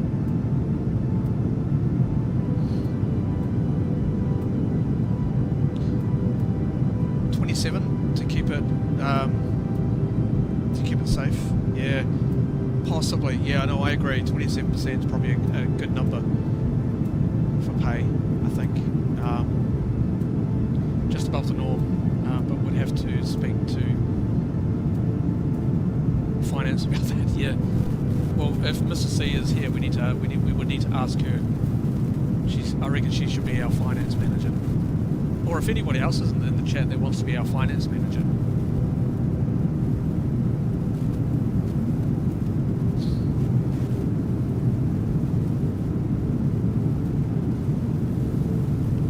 Who else have we had here? We could have Kiwi as our... I don't know if Kiwi's still in the chat.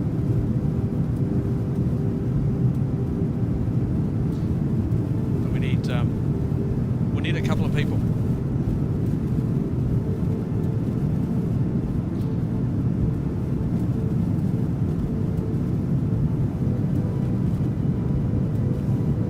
probably need to be our finance manager, Chris, as well. Maybe, I don't know. I know she wanted to be our. She messaged me and said that she wanted to be our flight attendant manager.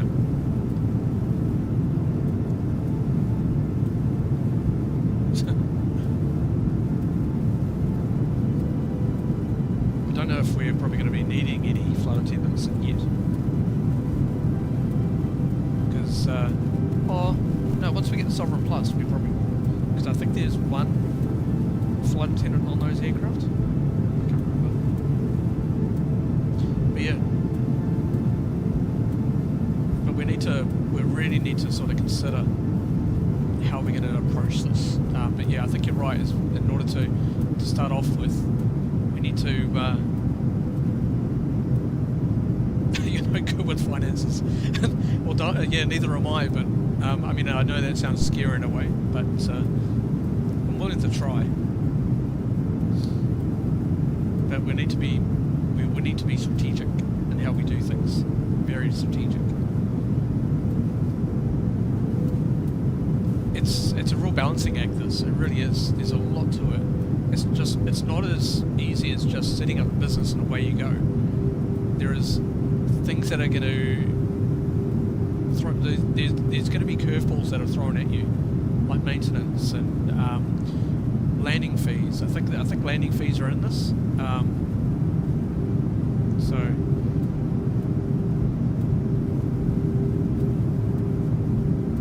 yeah. What was? Hang on. Yeah. So my reputation at the moment is 44. But yeah, it's certainly going to take a while in order to really expand the business or the company.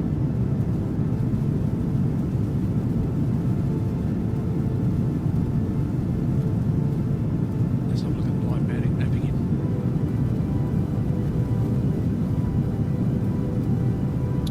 So there's us there. Let's go back to the aircraft now. Have a look at that a bit later on.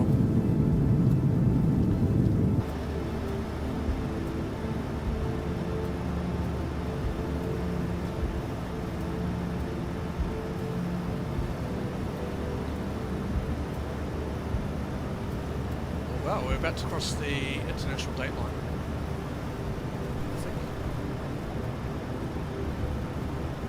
Yeah, we're not too far away from crossing.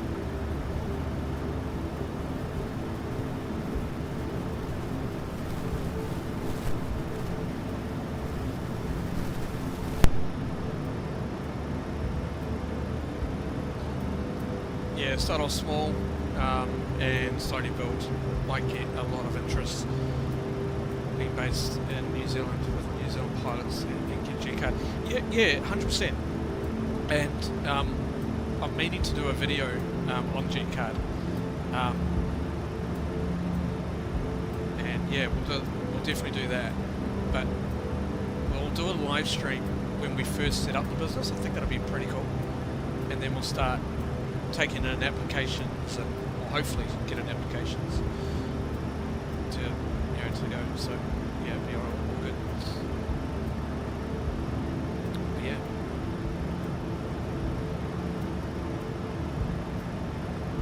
But yeah, we'll probably need to get a couple of phenoms. Like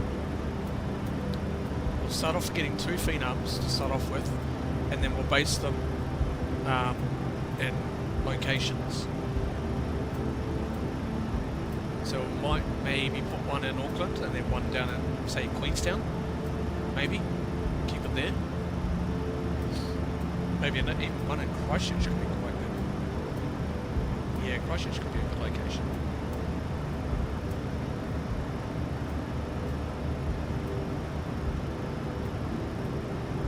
Yeah, you can't advertise on Flightsim though. That's the only issue.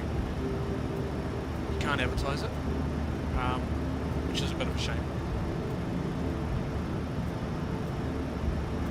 We'll have to find ways in order to do it. and I think the only way to do it is through live streams. And then just put it in the description.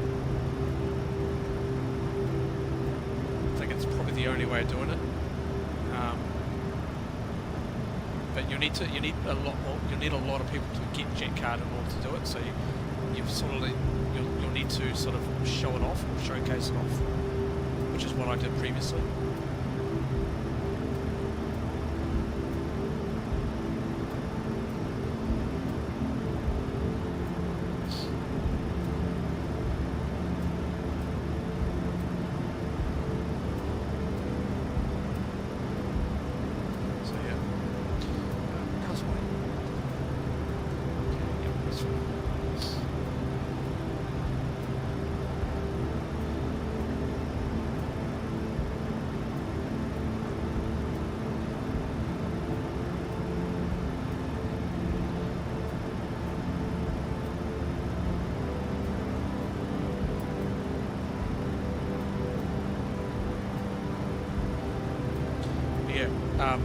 But I think also what we'll need to do is the other good thing is to put it in Discord as well,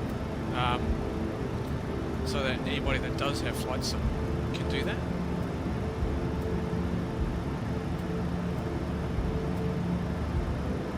Yeah, hashtag JetCard New Zealand title. Yeah, exactly.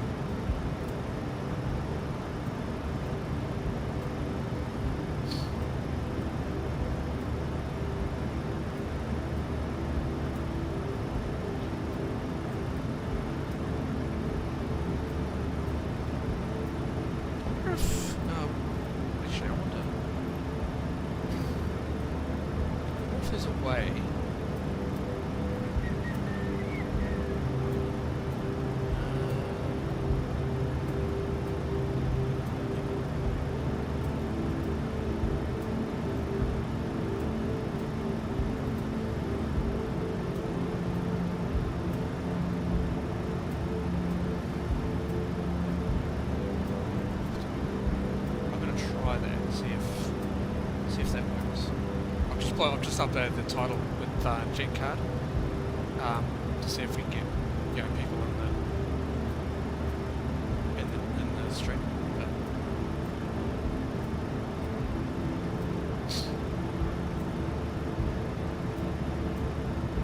But yeah, there's I'm looking forward to this. I really am. I'm so hyped about it.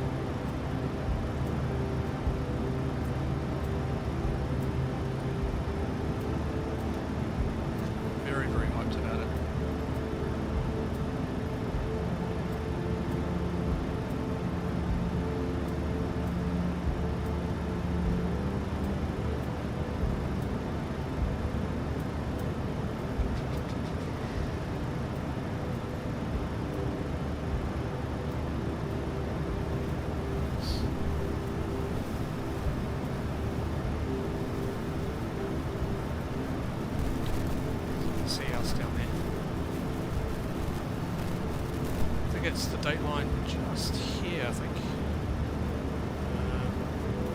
And that's where we're heading up there.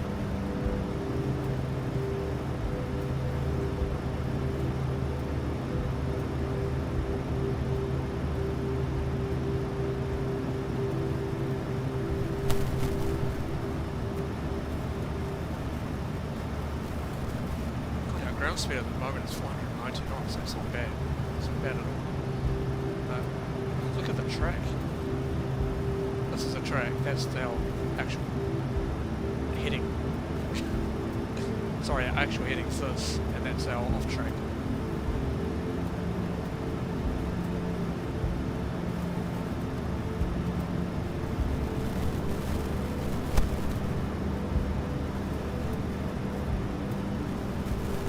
Well, that's right. Yeah, you're right, Chris. It's not big in the scheme of things, but there is a lot of people that do stream it.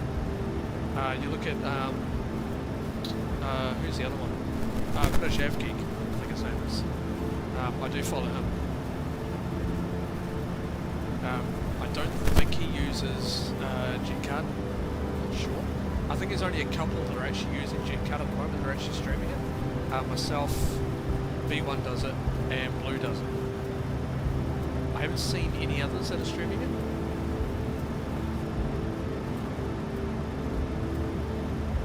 But you sort of got to get people sort of interested in saying, hey, this business is going to be pretty cool to set up. You know, flying business jets for a change instead of flying airliners all the time. Because I think it has a purpose. You know, because you look at this. Hang on, let me get to it. You have a look at this and go to our dispatch, right? The briefing. This has a story to it. Okay. This has a story. So you've got different people that are involved throughout this entire flight, right?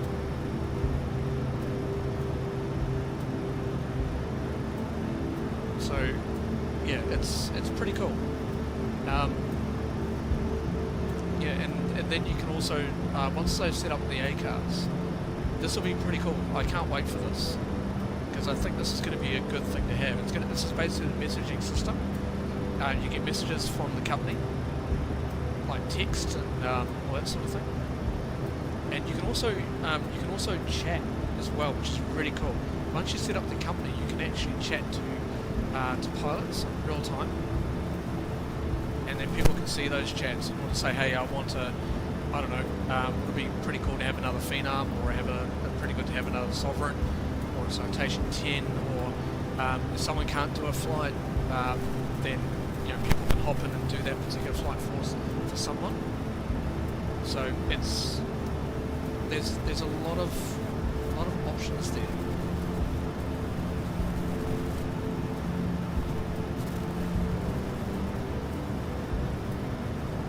Yeah, oh, here's the finances. What looking for.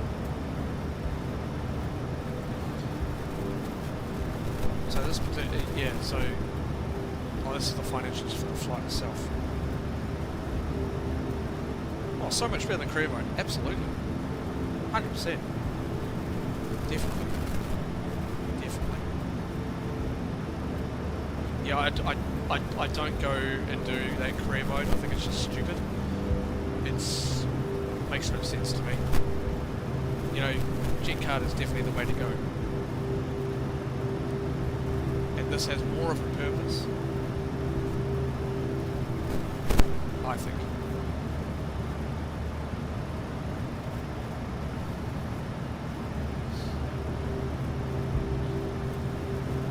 We will have to look at sort of the getting the JetCard care once we get aircraft, because that costs money per month.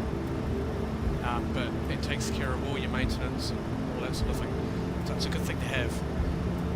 I think because you would have to then do your maintenance manually, which is a pain. So I think that's a no-brainer. And I think it's like 200. Yeah, I think it's around about $250 a month. I think. There it goes. So I'm just going to open the window in a second.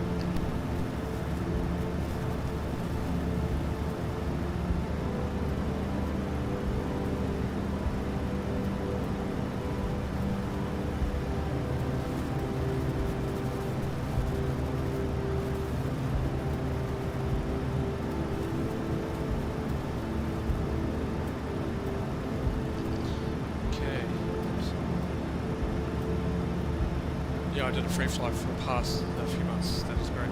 I can still fly airliners in it. Yeah, absolutely. 100%. This is the good thing about this. As long as you've got the aircraft, you can fly airliners, no problem. You just need to buy them for JetCard.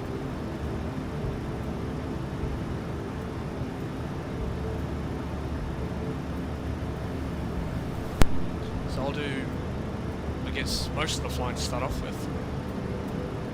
Yeah, and then depending on how many pilots we can get, just build up from there. But yeah, I mean, for this particular flight, I'm getting around about $6,500 for this flight. Not bad at all.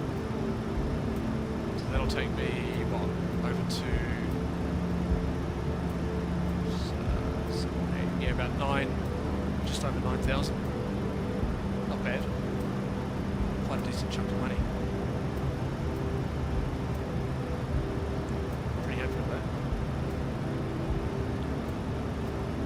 so far I've covered 1,937 nautical miles, so that's going to go way up because my longest flight was yesterday going from Canberra to Nelson. I did that yesterday. Not too happy with that landing rate. It's quite high. That's not too bad.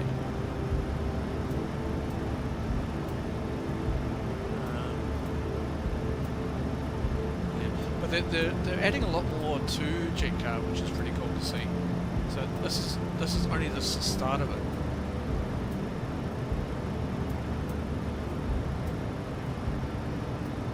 Your flights are being being around the 1,000. Oh, it's not bad. They're not small. They're definitely not small flights. 1,000 nautical miles. You're sort of looking, you know, sort of like Auckland to, you know, I don't know, what's one that goes over 1,000? Or goes to 1,000, not sure. But even 900 nautical miles is quite large, quite a decent amount.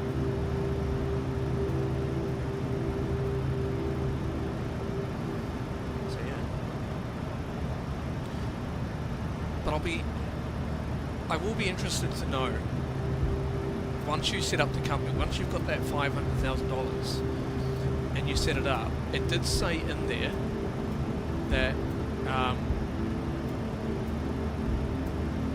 that you get, hang on, was it? By forming a company, you agree that your operator name, display name, and also will be reviewed for appropriate content. You agree not to impersonate real airlines, use offensive names, or violate intellectual property rights. The formation fee of $500,000 is not refundable. Forced transfers 20% of the outstanding debt to your personal account capped at $500,000. If you can't pay that, bankruptcy is your final out. See the bank page. So I'm wondering. See, to set up another base, you need $300,000.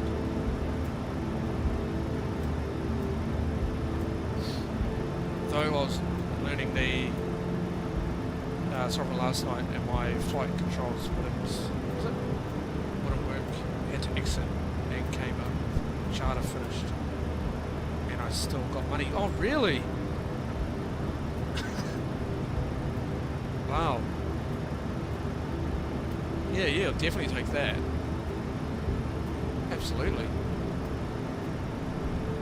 Why do you think your controls didn't work?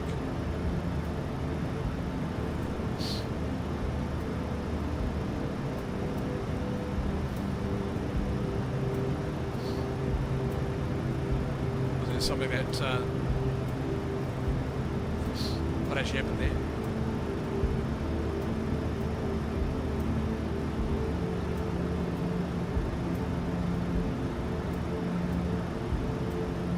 Flight didn't show on map.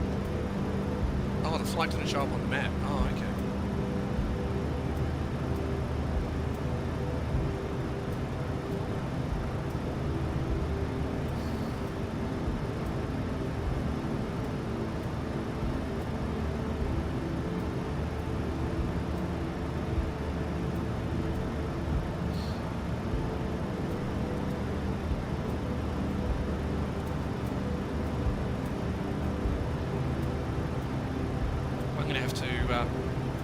Because I haven't got the sovereign yet.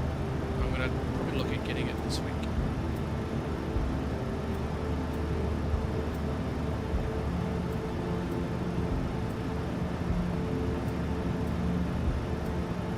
Well, if the flight didn't show up on the map, it's, at least you got the money out of it. That's the main thing.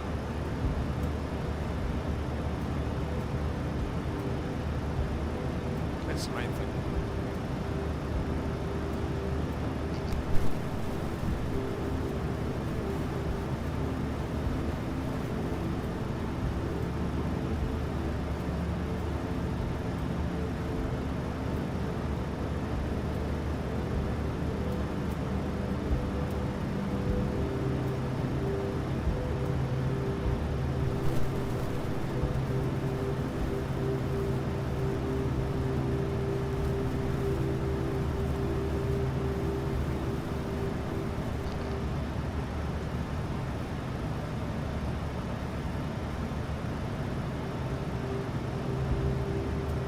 Oh, the Sovereign has its own control panel in the MSFS and was locked and had to copy flight controls over but working on this at the main screen. Oh wow, really? Okay, I'm going to have to figure that out. Okay. That's definitely something I'm going to have to work out. Oops. Fuel pumps. Oh, that's alright. First I'll sort this fuel pumps off.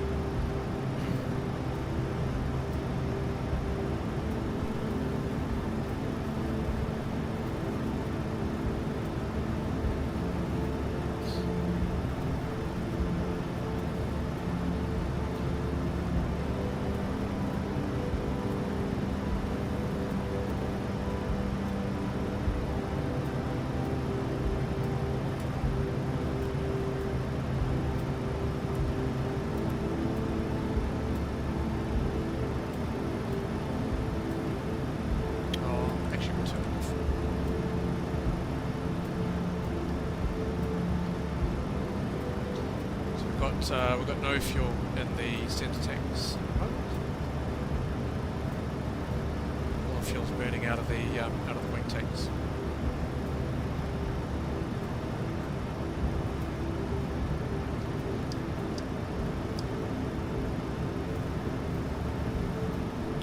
Looking good, looking good.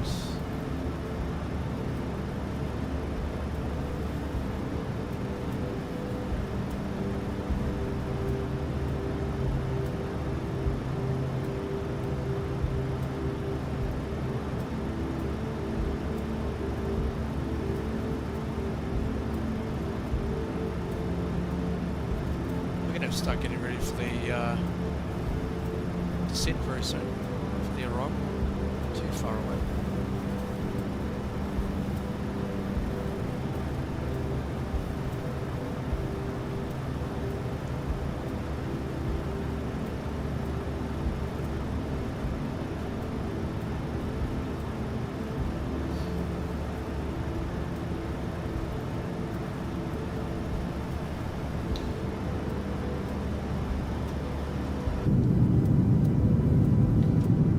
Building up as well.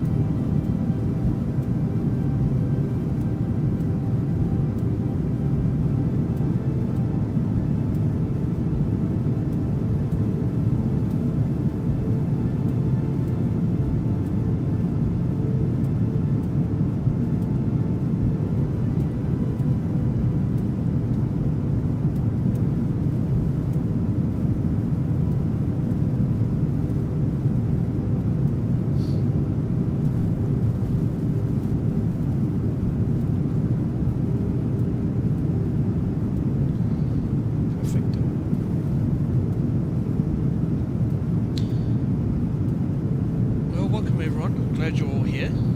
If you are enjoying the stream, don't forget to hit that like button. And if you haven't already, consider subscribing. So I'd love to have you guys around.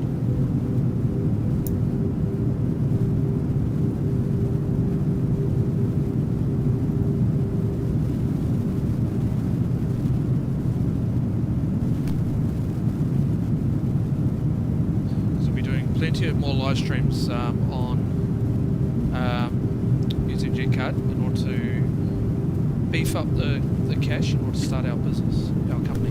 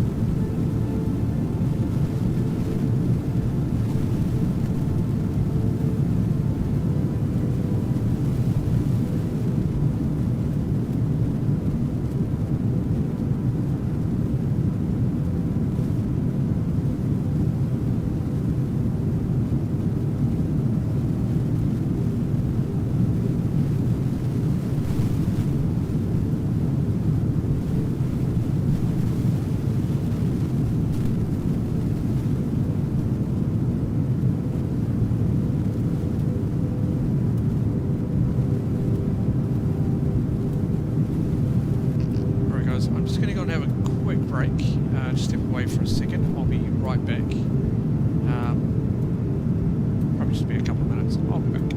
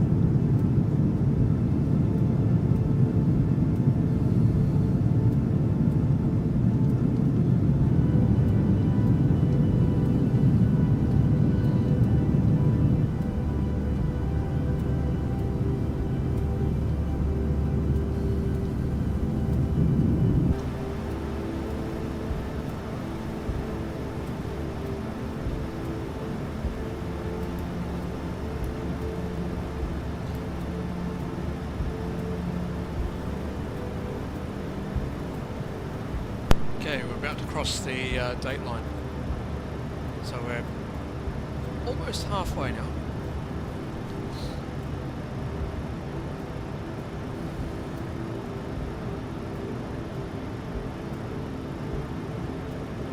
So yeah, that's pretty cool.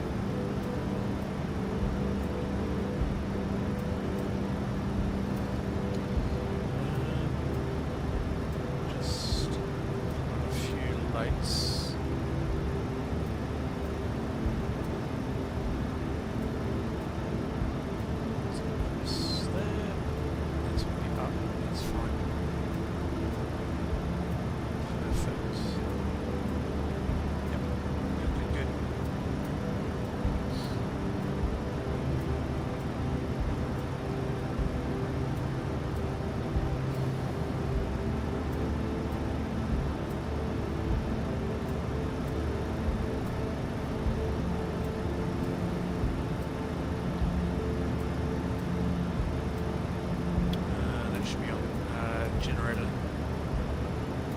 Let's go. Brake panel. Nice.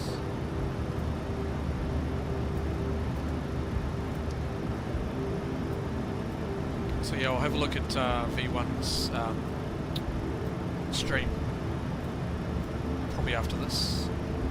But we'll be back tonight on American Truck Simulator.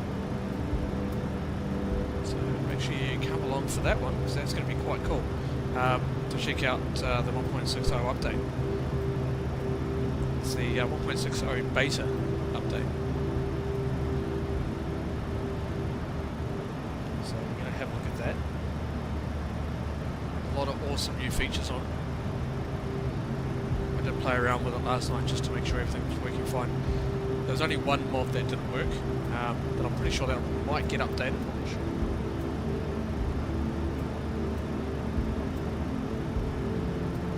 But the lighting looks even better, even with excuse me, even with the snowy moon one on it. So yeah, it looks pretty cool. In fact, I might even schedule it now.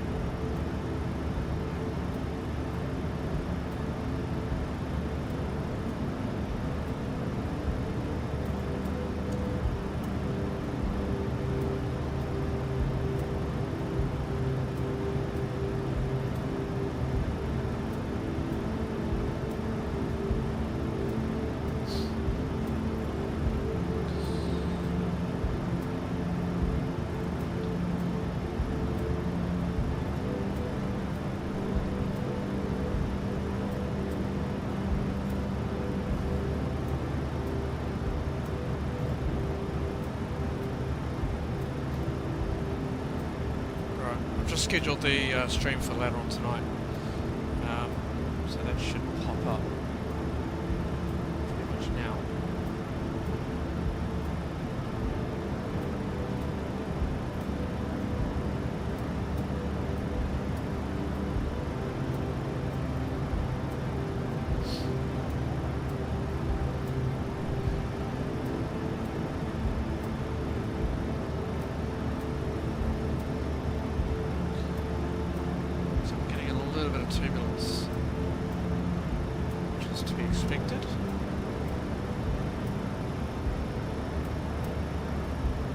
sign's already on anyway, so it doesn't matter.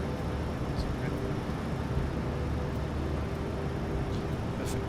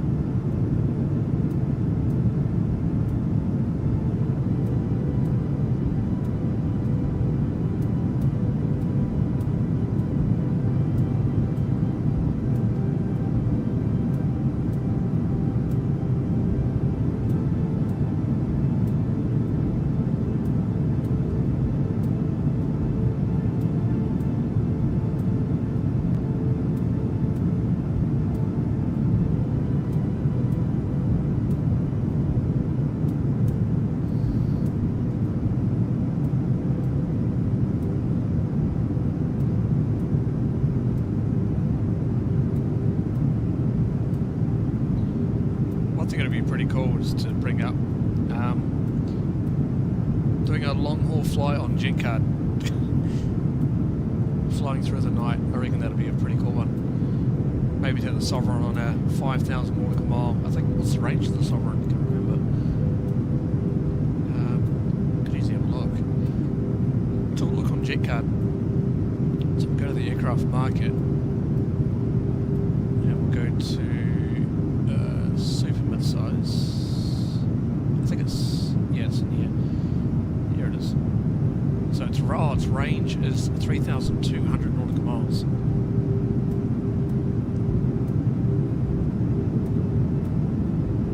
So yeah, I'm always looking to see if there are any new ones coming.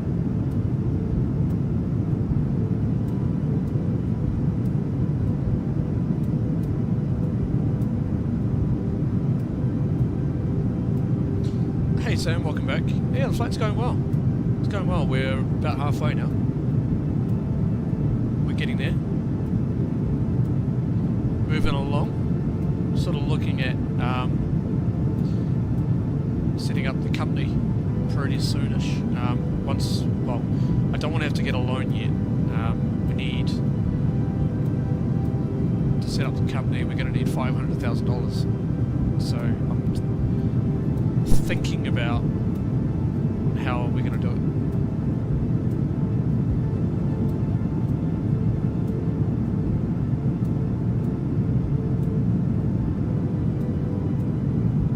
You're hoping to? Oh, yeah, awesome, Chris. Yeah, I'm going to check out V1 streams again after this.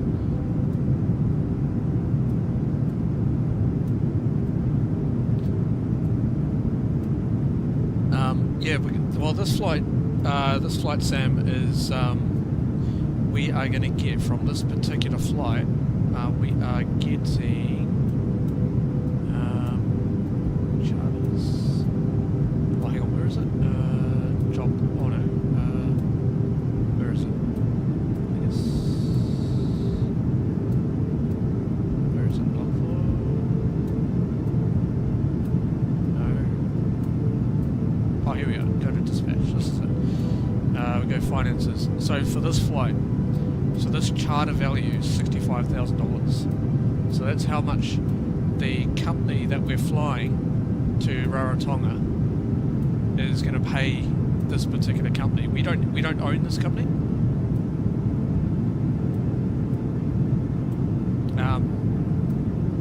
So we're just freelancing at the moment. But I'm projected to get around about $6,500 for this flight, covering about 1,600 nautical miles. And we've got 11 packs on board. So yeah, we've got a lot to go in order to set up the company. We were thinking about maybe getting a loan, but it's going to be sort of a bit of a waiting game, I think, because we don't know how many pilots we're going to be able to get to start off with.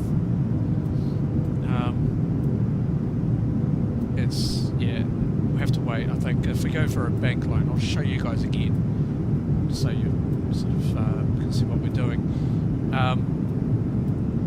We're looking at probably getting it through Crestview Financial Group. If we did, I'm not saying we're going to, but if you say do 1.5 million, is that the right number? Yep, that's right. The weekly payments on this loan will be $38,000 a month. Oh, sorry, week. So that's how much we would have to pay.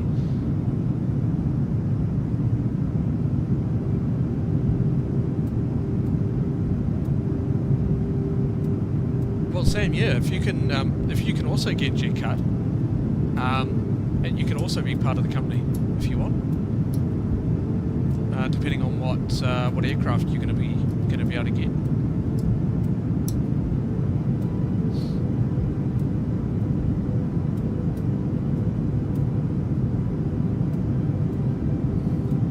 So yeah.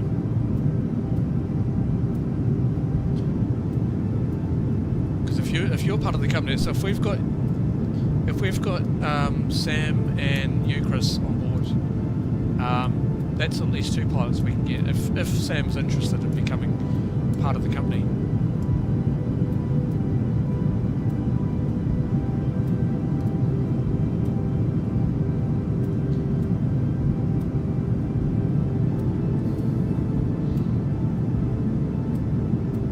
You shall investigate. Awesome.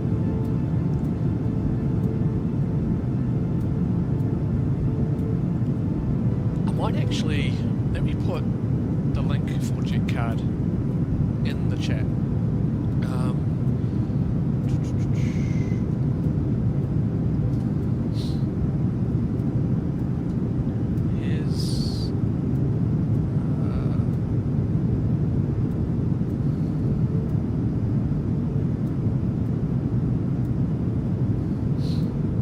Here's the link.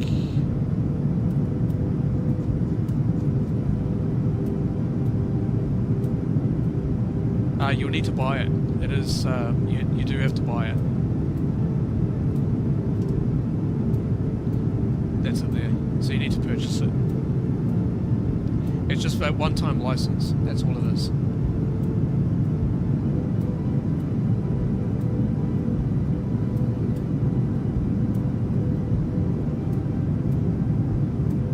So that's JetCard.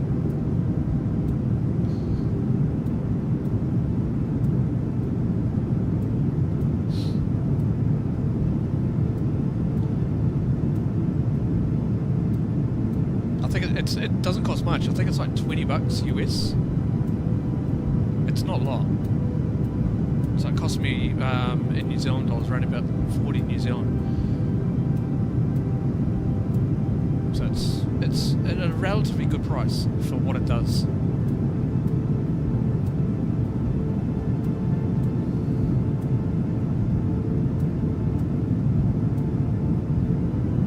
But you got to remember, this is not for your well, it is. It technically is. You can fly airliners on it, but you'll need to find jobs that have airline jobs on it.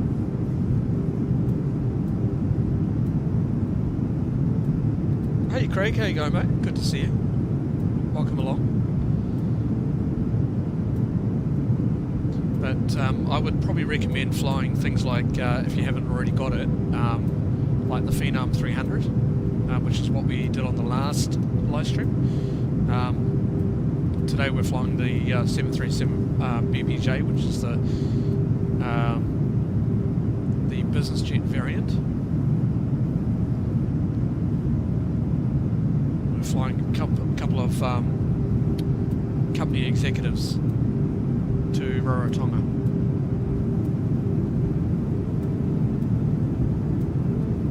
If you're gonna get JetCard, Sam, definitely, I would suggest look at it. But it's all good. If you want to be part of the company going forward, then that's all good. Since you, Craig, and Mrs. C are here, we are going to need some finance managers. I mean, I can do most of the finances. That's not an issue. But we are going to need to set up the company. We are going to need a finance manager. I want to look at finance manager, but also looking at for chief pilots that obviously do have JetCard. You have to have JetCard in order to be a chief pilot. So.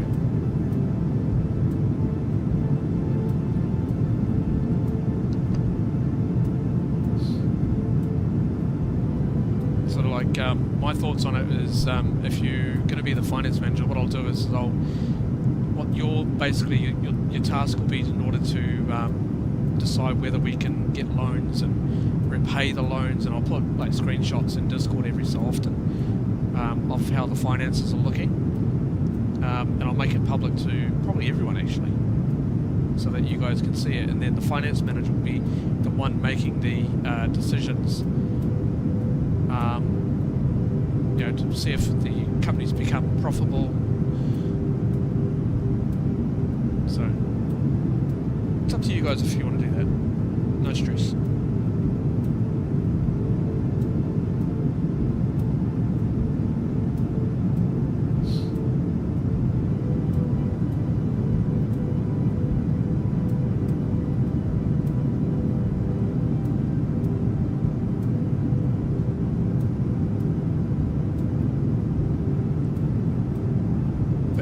Chris has been helping sort of to decide on how to sort of start it off. We're looking at sort of getting the 500k to get us up and running, and then start to buy aircraft. So we've got options for the aircraft market. So we're probably going to be looking at getting a couple of Phenom 300s to start off with under the light jet category.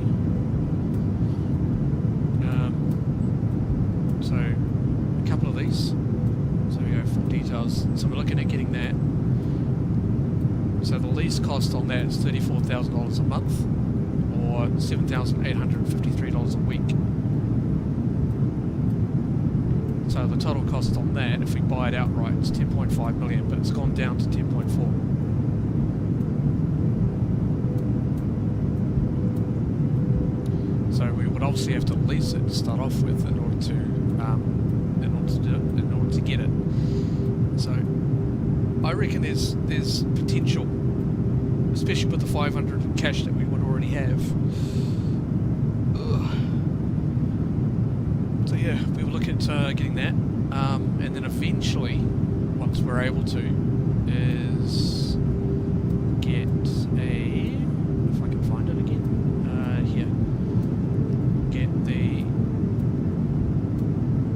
we'll get the Sovereign. So we'll look at that. So weekly cost on that is $19,000 lease.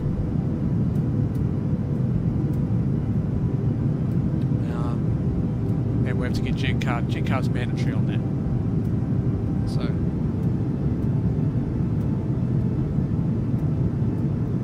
So that's now down to $21.9 million.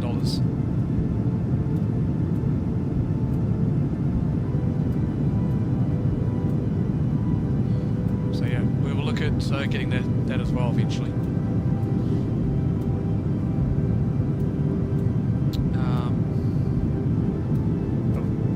We also have to think about all the repair costs and all that sort of thing. And we'll probably get, what's it called? It's called JetCare or something, which is takes care of all your maintenance and that sort of thing. So certainly options, but we'll definitely look at getting 2 phenoms to start off with.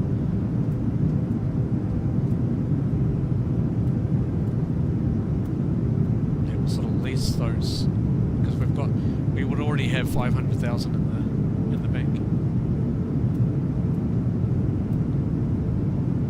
Sort of build it up as we go, and eventually, once we can, is be a long way off yet, get a couple of BBJs, and also maybe an A320, A321 once we're able to. So you can get this. Oh, there's 2 available.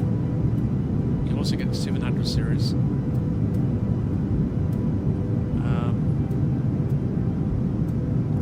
Might be beneficial getting the 800. What's the difference between these 2?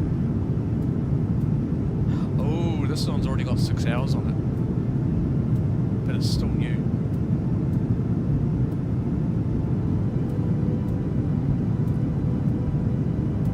So yeah, the other good thing is that we will have options if we go back to the light jets. And then go to the Phenom. Oh, actually, hold on. The Phenom here. This one's based in Melbourne in the US. Not Melbourne, Australia, but Melbourne in the US. You can either fly it yourself back to New Zealand if you want to, but it'll be multiple legs in order to bring it back. Or you can get the AI to do it. We might just maybe get the AI to do it to start off with, in order to fly it back. So it's here right away. Because we won't earn money by just flying it on our own. We make money by doing the particular contracts that we would actually be able to do, which will be in the trip board. That's what I was trying to look for, the trip board. So yeah, we'll look at doing that.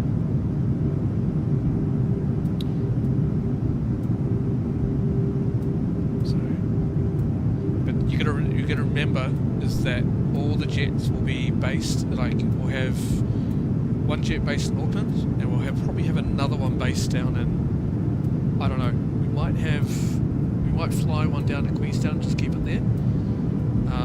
Or even Christchurch for that matter, I don't know. Or we just keep both of them in Auckland, I don't know. but you got to remember is that once you finish that particular trip, the aircraft will stay at that particular location. So you would have to you would have to fly it back to either to its home base or find a job where you can fly it where it is at the moment. So it's completely up to you on how you do it, but you got to remember is that every time that you fly the aircraft, it's costing us money. So you're going to take those things into account.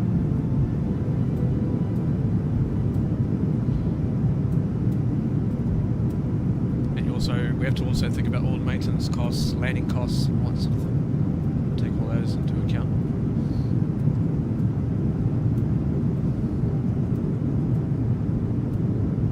So yeah.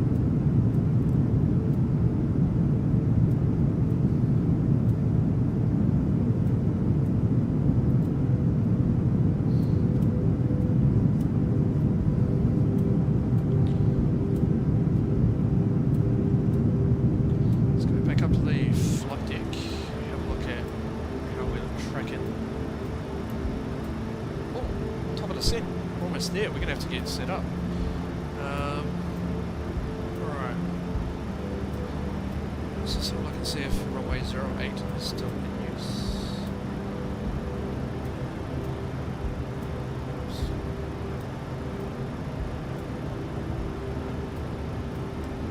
See.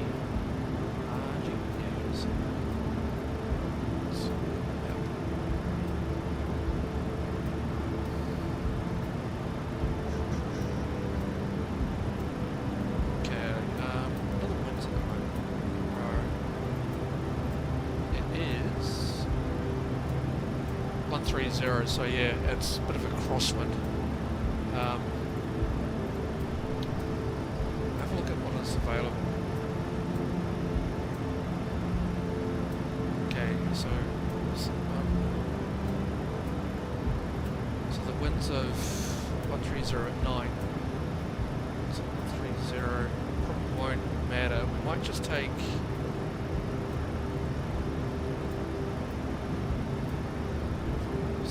Clouds at 2,300, so I think we'll do probably take the RNAV Yankee. Yeah, it's going to be a bit of a crosswind though.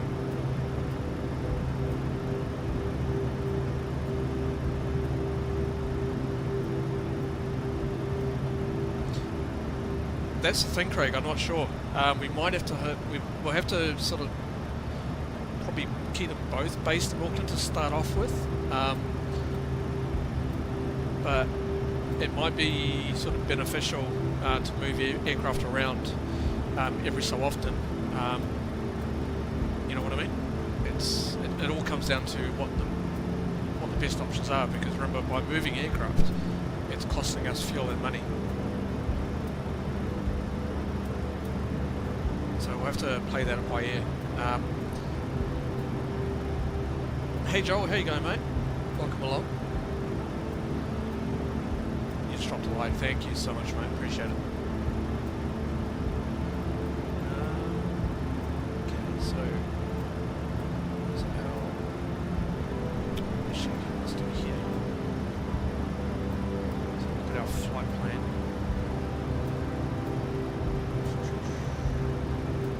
So we're going in via Big Set. So Havana. Then we're coming in via Big Set. And then final transition be arrival. This one here. Just make sure.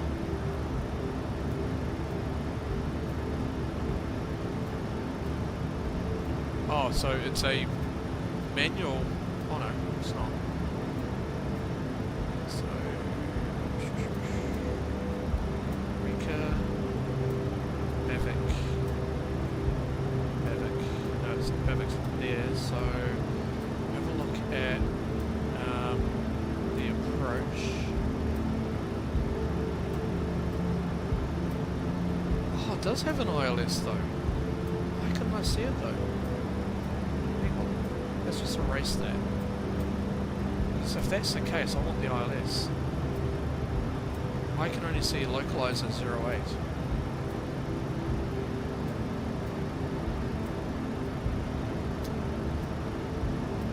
I'll tell you what, we'll do... It's probably not going to matter. Look, let's just do the ILS. Oh, actually what we could do... No, we'll go to localizer 08. But we'll do that. Come in via Biscuit, or Big Sit. And final approach 08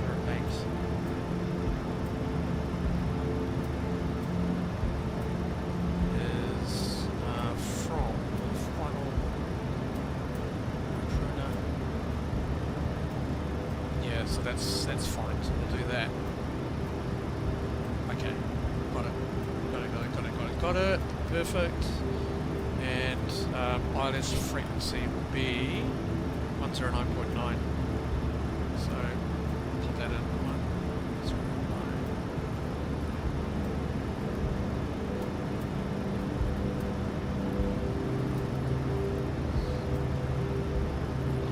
That's all set.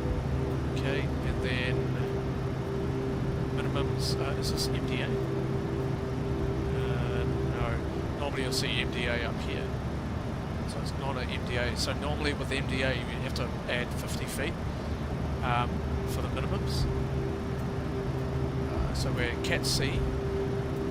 Oh, that's MDA. But that's the localizer only. So we'll do 400 on that. So 400.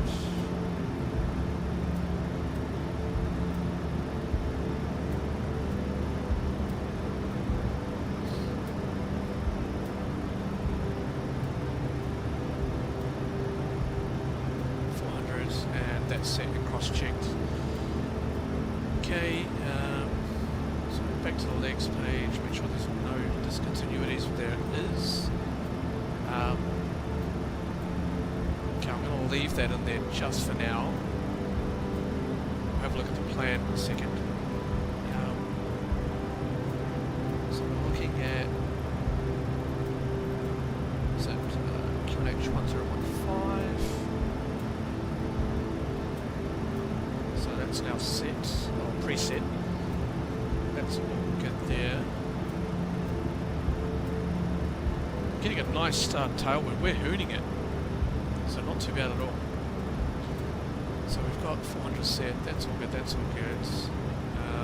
Oh, we need to set forecast.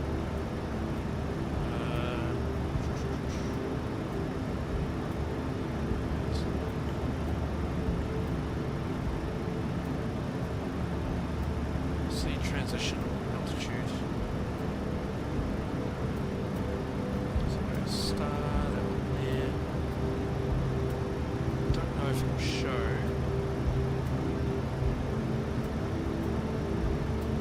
No, it doesn't here. Does it?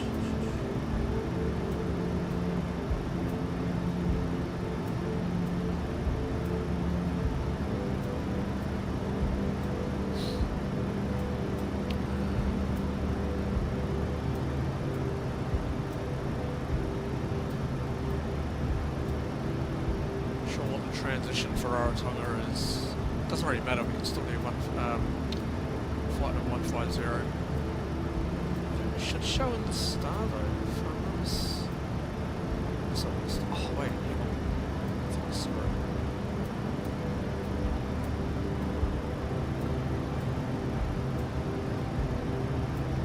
Oh yeah, transition level 150. Okay, perfect. So I'm not right. Okay. Alright, so for the star, let's have a look at that first. Okay, into Rarotonga, coming in via Big Sit. and it'll be straight in, so it's really nothing. Details of it here from Basic Track 025 via Idosa, I think it is, then to Avara. So yeah, it's pretty standard stuff. There's no restrictions that I can see. Oh, there's a transition there. Okay, that's fine. Approach 08. So islands frequency 109.9. We've got a chart 11-1. In case of a missed approach, turn left and set the Rarotonga VOR 350 radial outbound and return to the Rarotonga VOR, holding mandatory at 3,300 feet or instructed by ATC.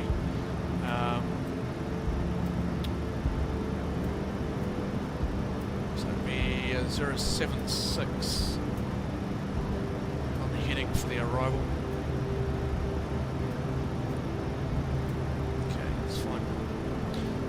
See here, down to 2,000, so the minimum descent altitude will be 2,200 feet. Heading at 076. 6.7 DME out. That's all the way down on the ILS.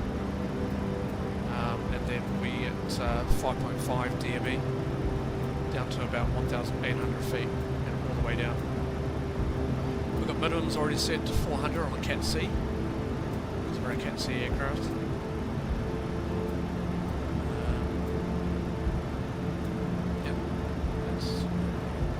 So yeah, we're pretty all set up. As for the airport itself, let's have a look at that. Probably going to be looking at, this has only got a single runway, 7,375 feet, or 2,248 metres. So coming on runway 08,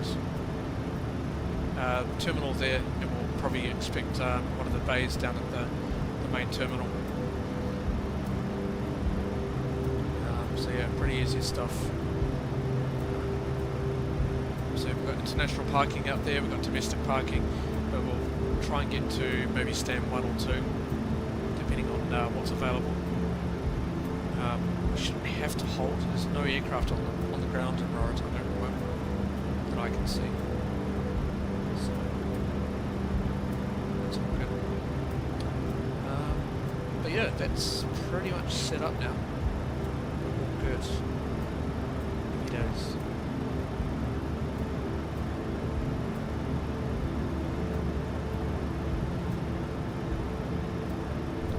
I don't think there's any issue with that. We're probably going to have to look at auto brake. Probably auto brake level 3. Oh, probably do auto brake level 2. Check the runway distance.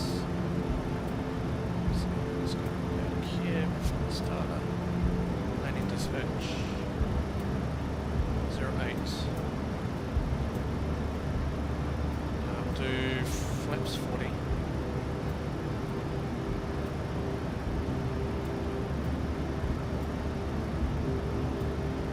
I wonder why this isn't working. Well, it has been working previously. Find out why.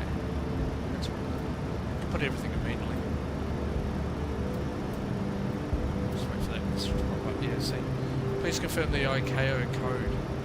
Well, I have been. So I'll have to recheck that.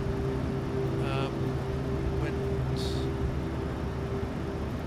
So we'll do that manually. So 1309. 30 at 9. Temperature is 24 degrees, nice and warm, not too bad at all.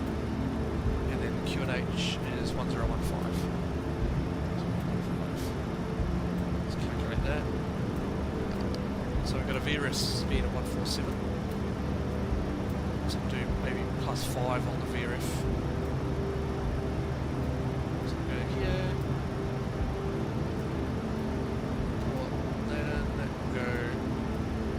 operational, and we'll try autobrake level 2, see what happens.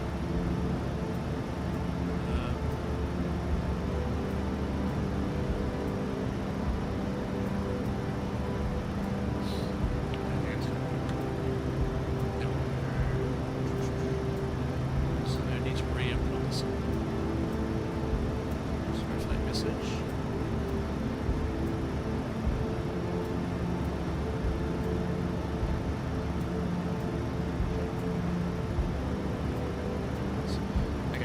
So let's say it's 130 at 9. Temperature 24. Oops. 24. And 1015.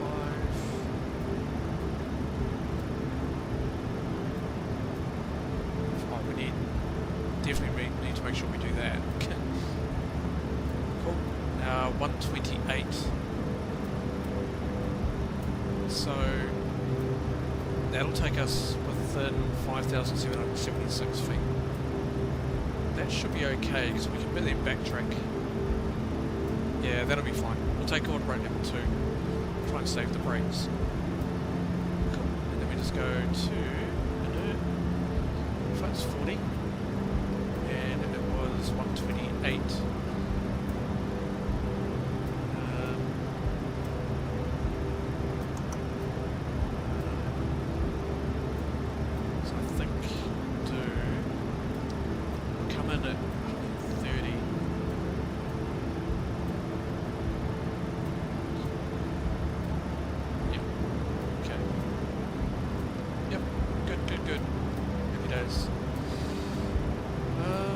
Set the course to final approach. I mean, this already comes up on its own, but we'll do that anyway.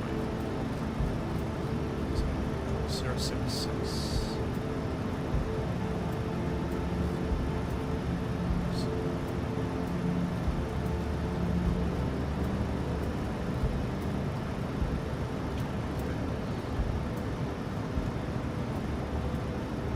Right, cool, we're all set and ready.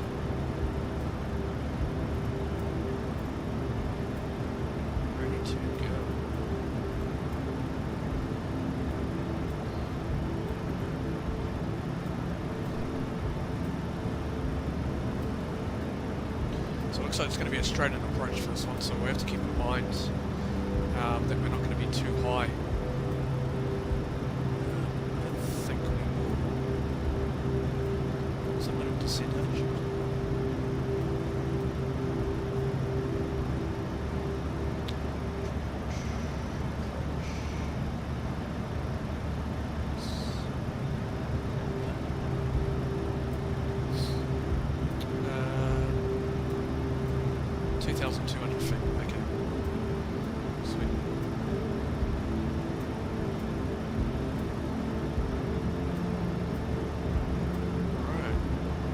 It's just a waiting game until we start out the scene.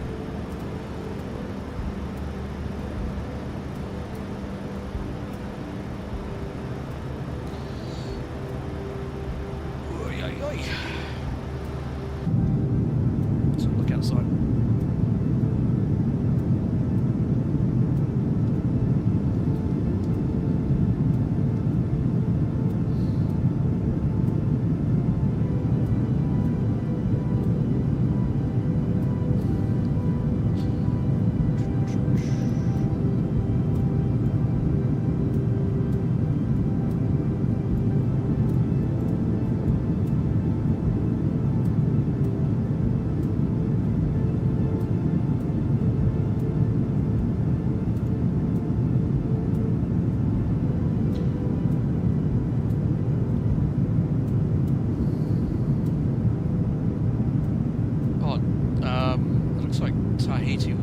Will have to be our alternate. Yeah, I think we'll have to use Tahiti as our alternate. That should be alright. I mean, we could technically use Apia, but Tahiti might be the better bet.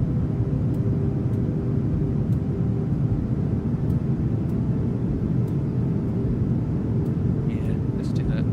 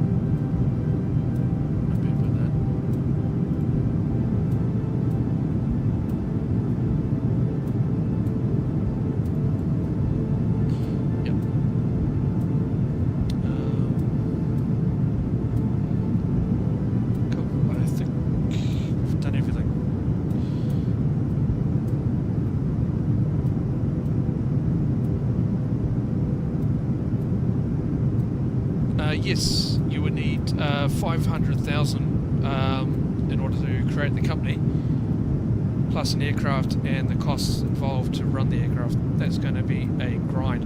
I know, that's a good thing though. It is going to be a grind. That's a good thing.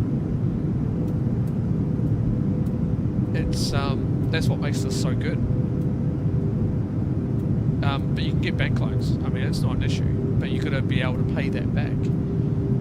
This flight in particular, I'll get 6,500 for that, right? So if I do a couple of those, you know, you're building up. So yes, it's a long process, but you know, you have pilots. You can employ pilots, so you can definitely increase your financial situation in order to keep buying aircraft. So when we start off with, we'll be looking at leasing a couple of Phenom 300s to start off with, and then we will then look at sort of leasing a Sovereign, or a couple of Sovereigns as well, once we're able to. So this has potential. It certainly does.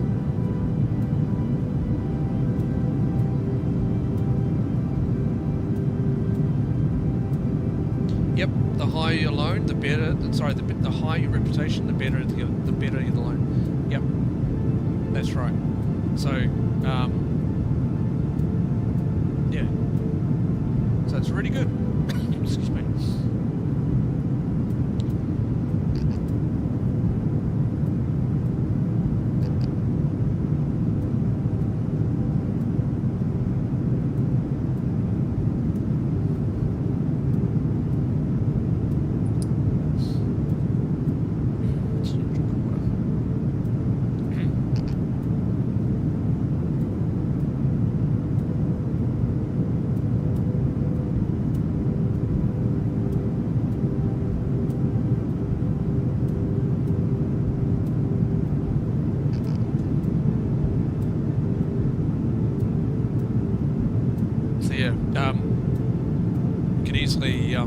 Get the reputation up to about 100, and hopefully that should give us a decent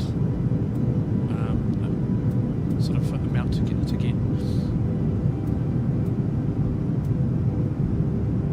See if that works.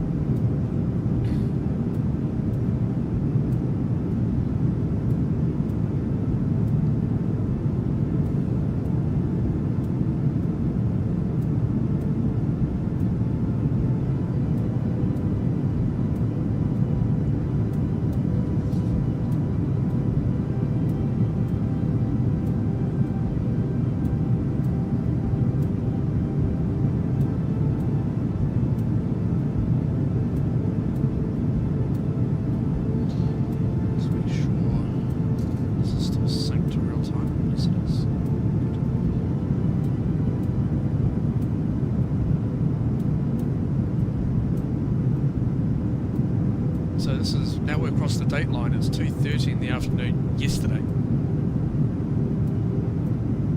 Which is crazy.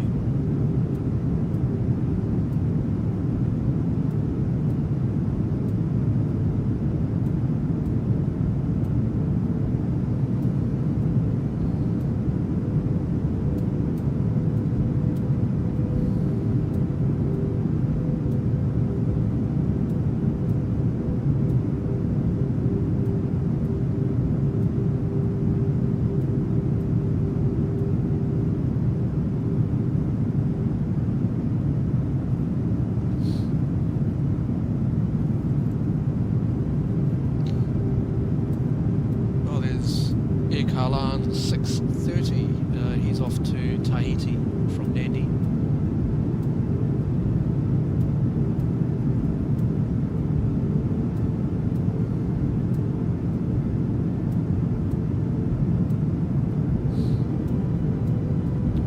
What else? In fact, let's have a look at JetCard again. Let's have a look at the live map. This doesn't show VATSIM, by the way. This just shows people that are using JetCard at the moment. Here's us. down here.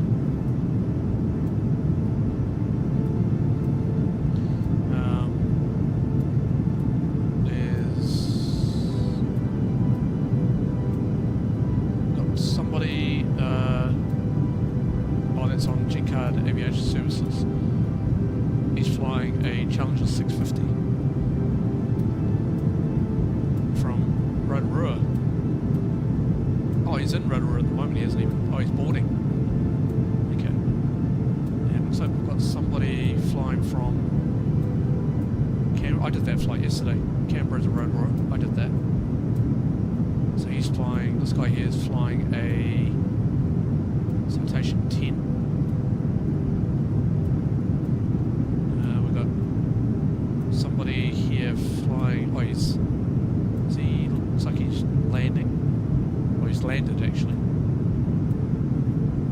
You can see how busy this sometimes can get. So you got aircraft, you got pilots out here, but you've also got Europe's not that busy, but look at the US. It's pretty crazy. And we've got 157 active pilots at the moment with 134 airborne, 23 taxi. So this is only people that are using JetCard. Okay. You will see some of them on Flightsim.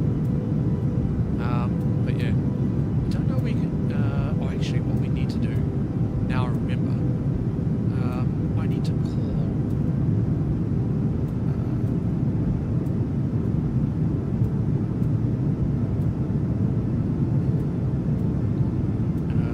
No, actually, FBO. Oh, hold on. Where do we go in for that again? Oh, this is pretty cool. This shows you messages.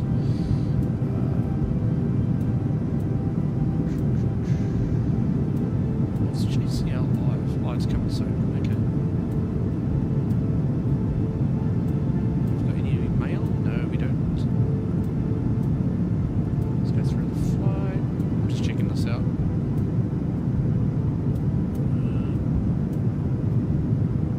Oh, you guys can't see that. Hang on.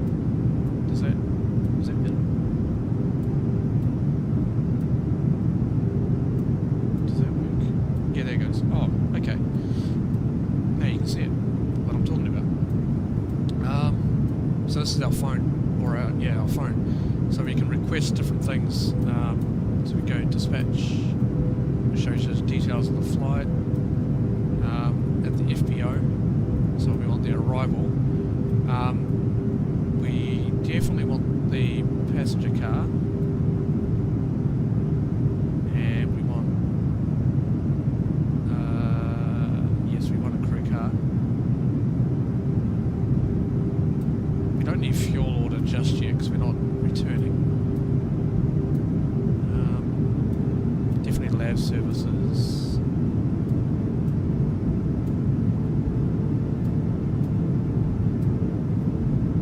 So request for those.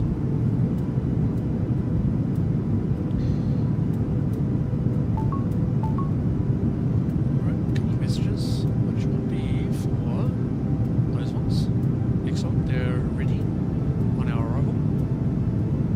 We won't get ground power, we'll be on APU. So that's fine. Let's just explore some more contacts.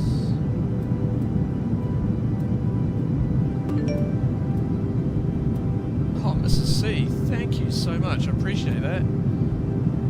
Thank you for the 10. Legend, thank you so much. That's awesome.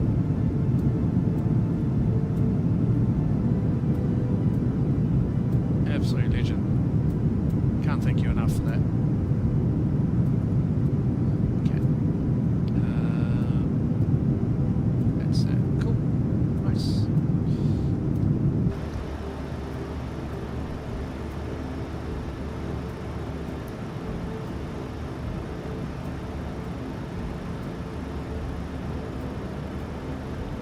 Yeah, thanks again, Mr. C. Appreciate that.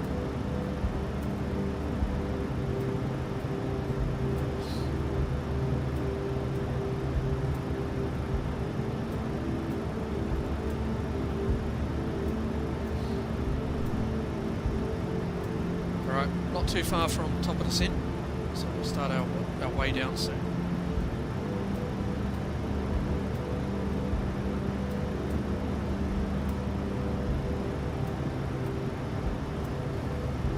In fact, I think the best thing to do also check our fuel for the arrival, 4.6 tonnes.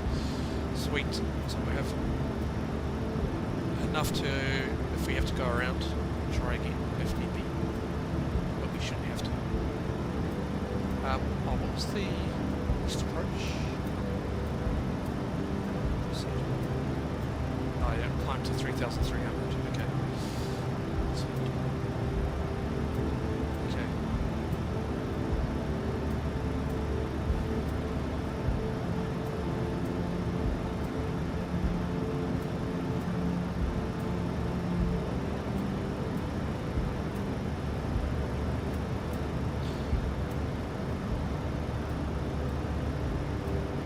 One thing also we need to think about the company also is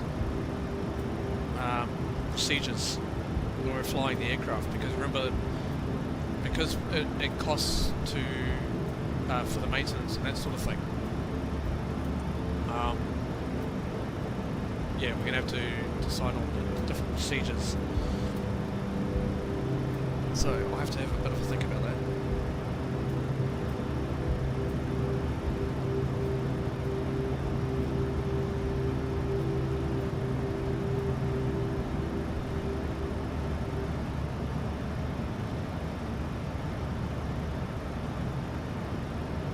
Craig, sorry, a question for you if you're still in the chat. Do you have Flightsim?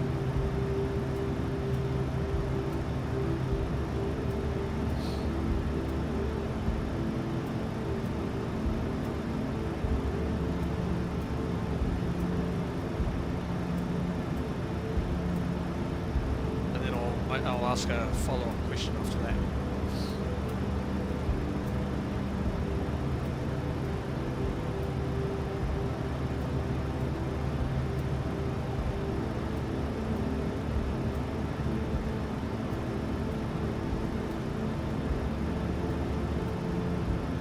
Don't have it, there's probably no point in asking a follow-up question.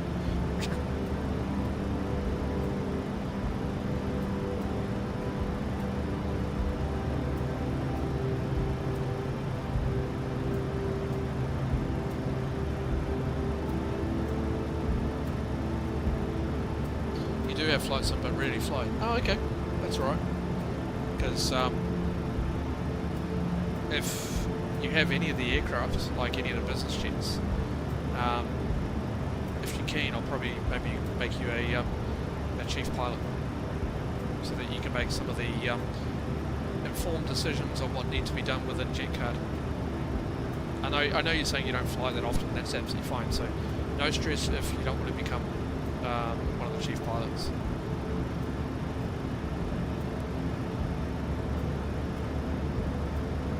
It also depends if you are going to use JetCard. If you don't use JetCard, then there's no point.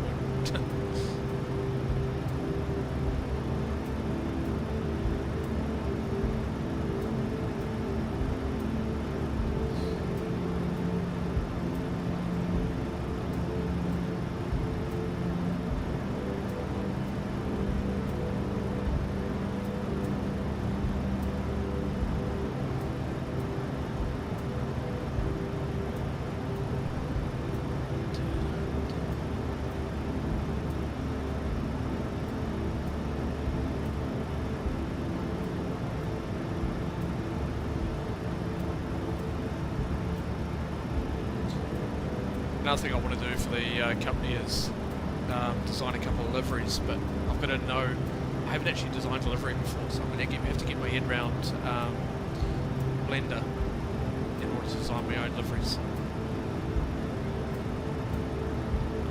And then I'll pop those liveries in Discord, but that's going to be a long way off. So I need to learn how to do that.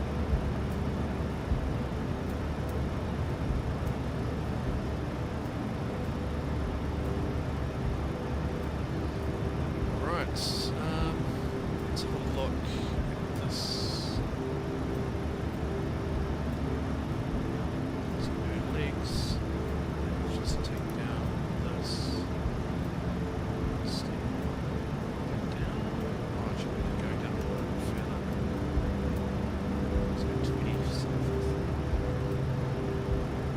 see, that's fine.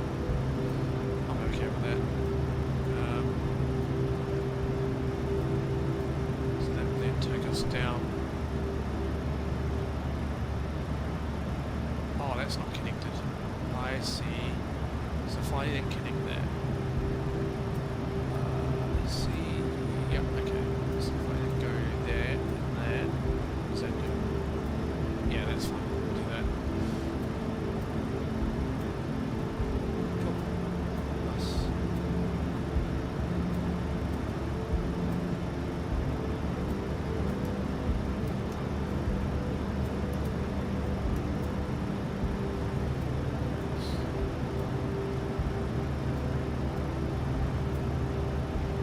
You're flying a 172. Oh wow.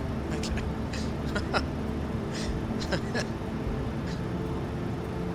That's all good. No, we definitely won't be having 172s in the fleet, I can tell you that now.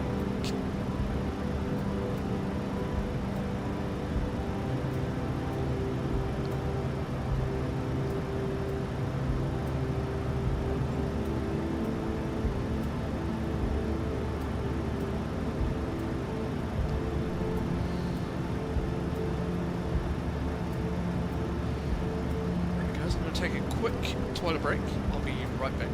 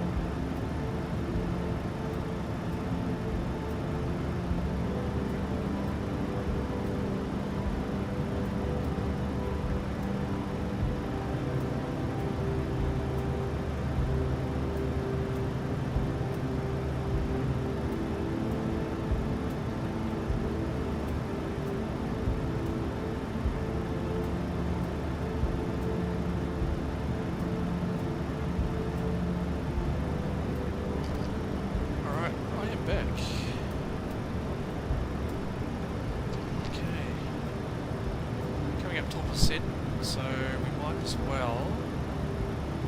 Get ready, so do the initial descent down to flight 250 initially.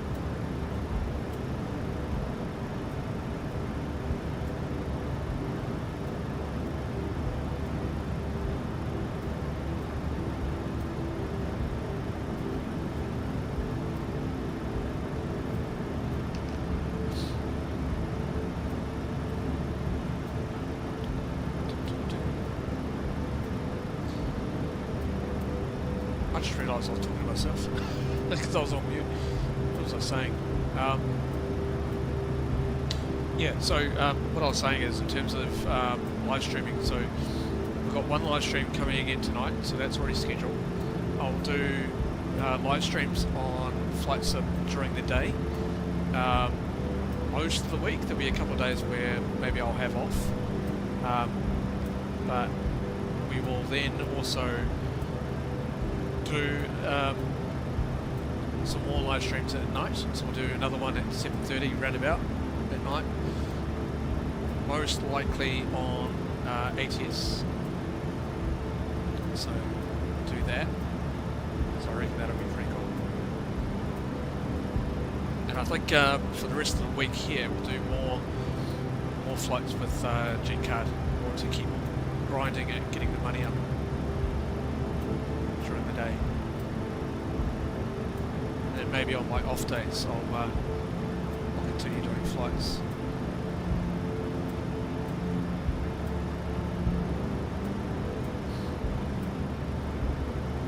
So yeah, look out for those live streams. I'll be coming. I'll do some scheduling. Most likely after this, and decide what days that we need to do. But it'll be most of next week for sure. Then I'll get some. And I know I've said it that I was going to do some videos. I do apologise. I really do.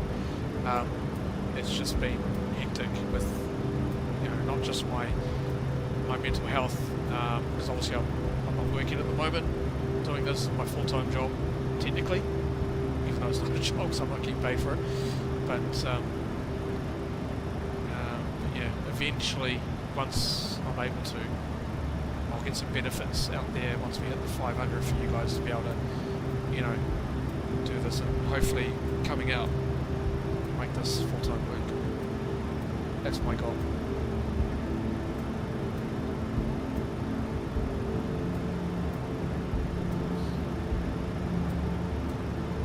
Because I love doing this, as I keep saying.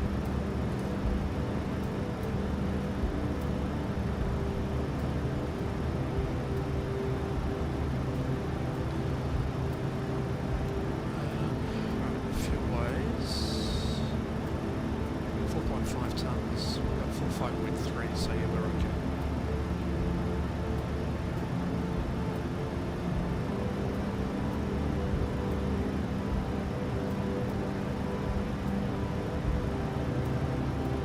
Yeah, Chris, for sure. Look, I know people have been working during the week, and I totally get that. Absolutely fine. The streams will be available to rewatch afterwards, or if you do have time to pop it, that's absolutely fine. No stress. Yeah, thanks, mate. Yeah, it's been a bit hectic. I got made redundant, so that's the reason. So. Had a couple of had an interview last week, and apparently they'll let me know at the end of this week. But I'm not holding hope to get it. I really aren't. If I get it, I get it. If I don't, I don't. I can't do anything about it. I just have to keep going at it. But yeah, I mean, I could easily continue doing this, but just the issue is at the moment I'm not getting paid, so I do have to find some work.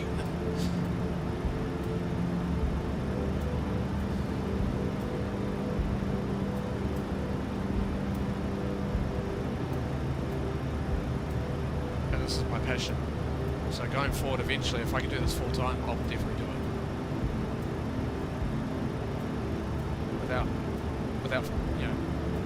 Without question, I'll do it.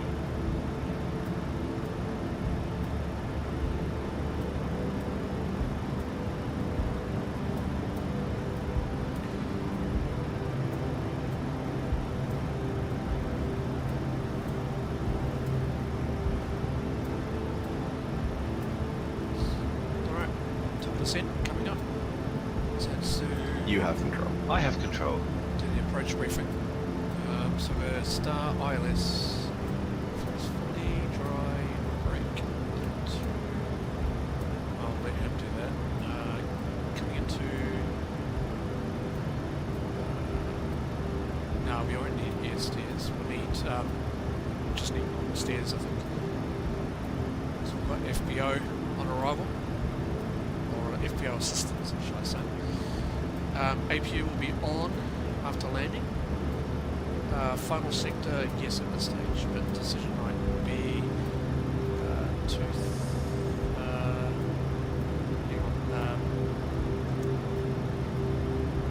yeah, so what was it, 400, and this approach altitude will be 3,300. Final approach altitude, I think it was 2,200.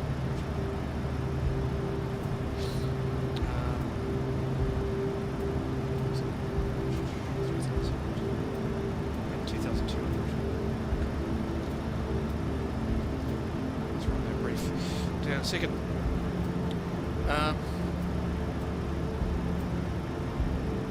Yeah, isn't that what Captain Canada did?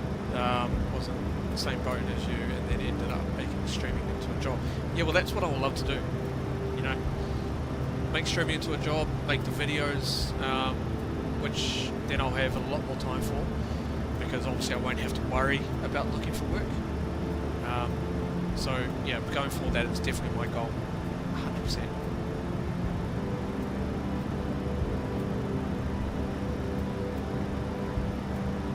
Okay, let's run down. Are you ready for the approach brief? Okay. The arrival routing will be on the ATC assigned star, and we'll just double check all the published speed and altitude restrictions are in the box. Going to be an ILS approach, planning a flaps 40 land. The final approach fixed altitude is 2,200 feet. Decision altitude is 400 feet. Missed approach altitude is 3,300 feet. Okay, on the taxi in, just be subject to assignment by air traffic control. We will be at a remote stand. Descent speeds, navigation radios all set, airport notims have been reviewed. Do you have any questions, comments, feedback, life advice? Love to hear it. No questions. Okay, well then the approach brief is complete. Cool.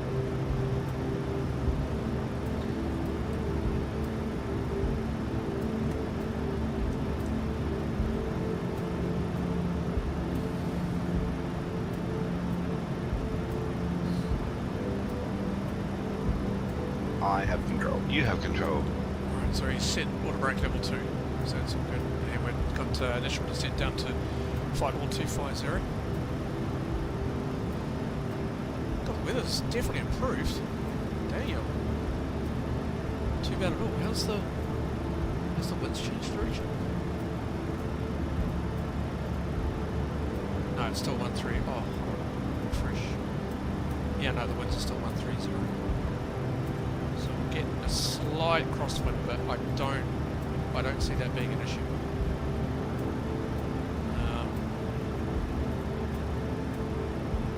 Okay, that's good.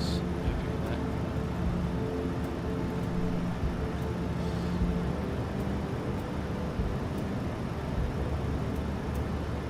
So you can see our fuel flow at this altitude is only at 0.86. That's not bad at all. Not bad. And funny enough, the Phenom is really, really good on fuel. Really good.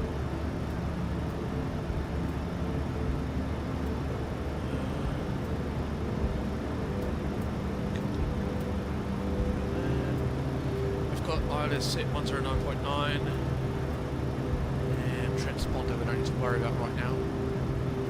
So no ATC at this stage. Perfect. So I'll be looking for flights to do during the week. May look at doing some Europe flights in the dark, sort of just to mix it up a little bit, but we'll also do flights around Oceania as well. I would also like, now this is probably a, I'm not sure about this one, is whether to do a long haul flight at this stage. So I really want to keep that long haul flight for when we do hit the 500 subs eventually. So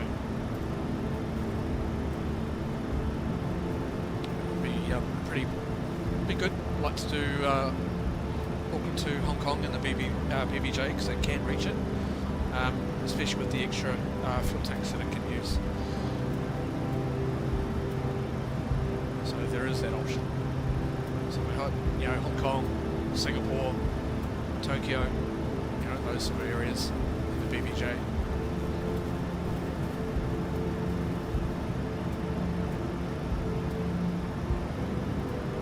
Because that'll be a really good payday, that. You know, some of them are around about 5,000 nautical miles, some of them are even 4,000. So it's a long, long trip.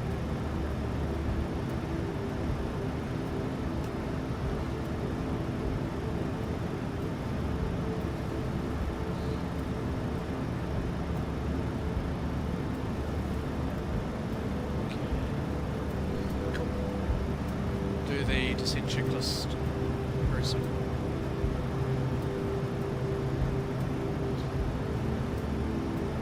As we come on down.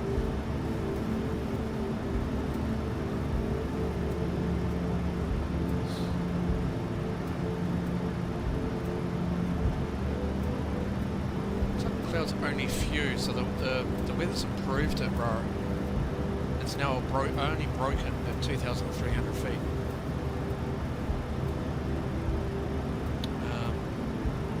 So yeah, the weather's actually pretty good. There was showers forecast. I don't know whether that will still hit us. I don't think so.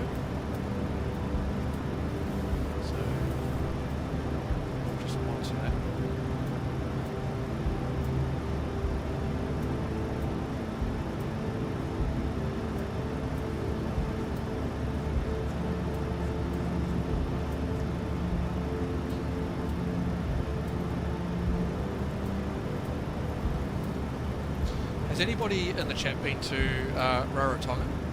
Because I've got some detailed scenery at the moment for this. Well, I'm hoping it's still going to work. I did sort of test it, it was working okay. But has anybody been to Rarotonga? Funny enough, I haven't. I'd love to go. I have not been. That's the only place within the Pacific I have not been.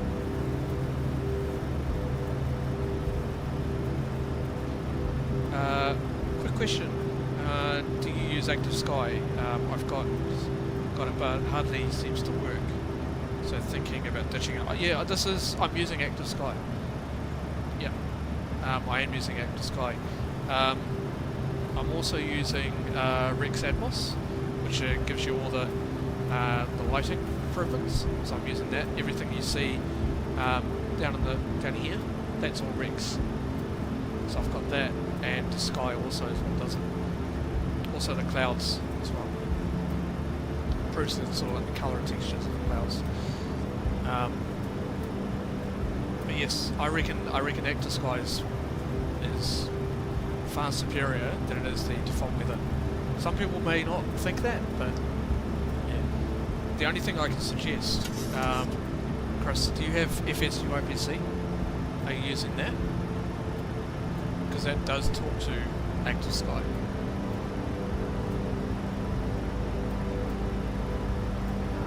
Descent checklist. Descent checklist. Pressurization. Landing altitude is 0 feet. Recall checked. Auto brake level 2. Landing data. VREF 130. Minimums 400 feet. VREF 130. Minimums 400 feet. Approach briefing. Completed. Descent checklist completed.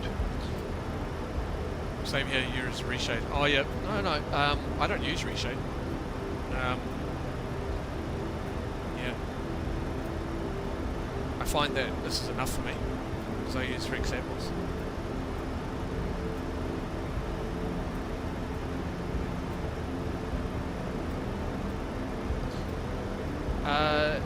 It's called FSUIPC. Hang on, let me find it and put it in the chat for you.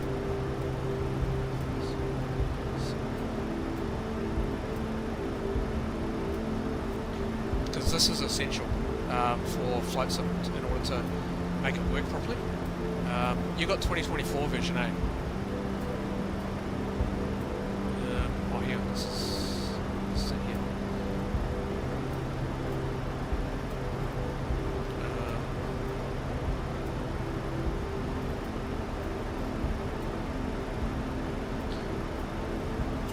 So that's FSUIPC.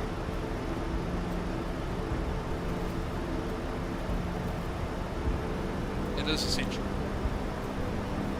because all your apps are going through FSUIPC.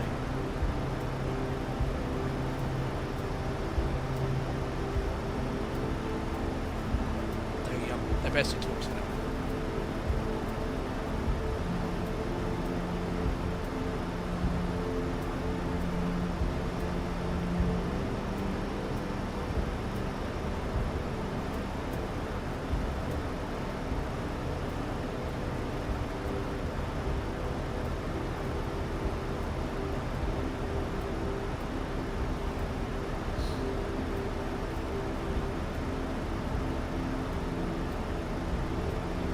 And that might be why, Chris, that the Sovereign wasn't working for you. Because it wasn't talking to FSU IPC.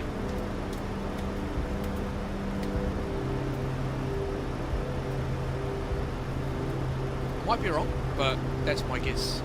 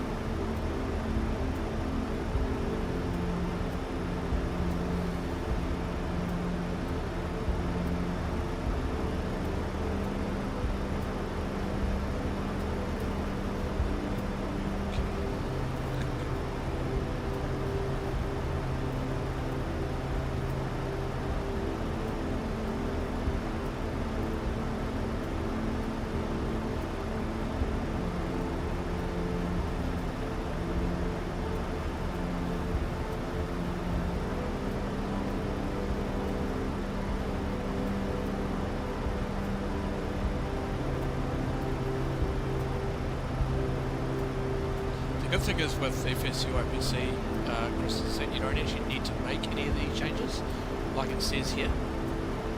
You don't have to. It's absolutely fine, because all the add-ons talk to each other.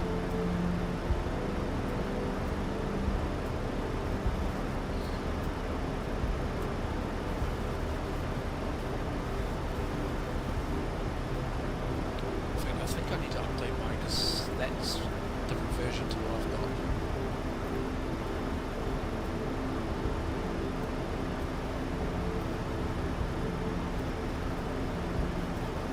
FSU IP 7? Yeah, it's 7.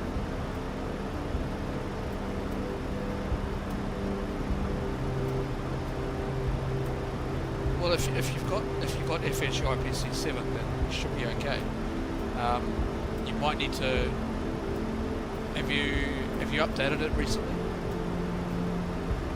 Because that could be part of the reason why things aren't the way that they should be, if that makes sense.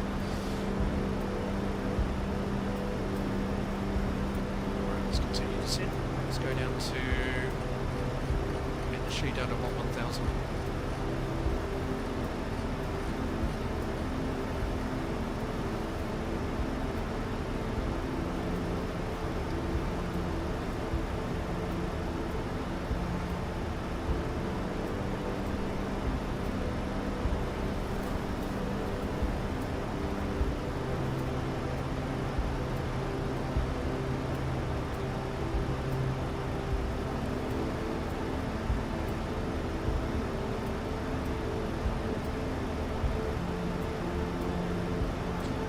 The other thing is JetCard talks to FSU IPC, so it talks to the sun. And also make sure that you've got JetCard on the same computer, because it has to be able to talk to the sun. So if you've got it on a different computer, it won't work properly. So hopefully you've got that.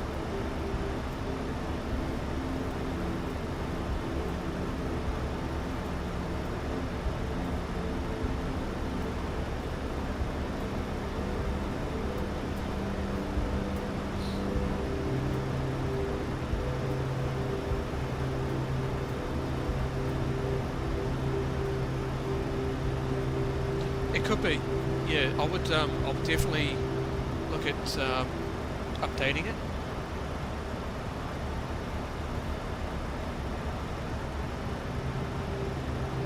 So yeah, I would definitely look at updating it.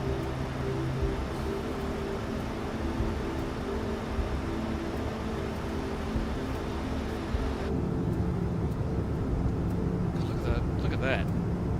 Isn't that something? All running on the same PC. Yeah, excellent. That's good.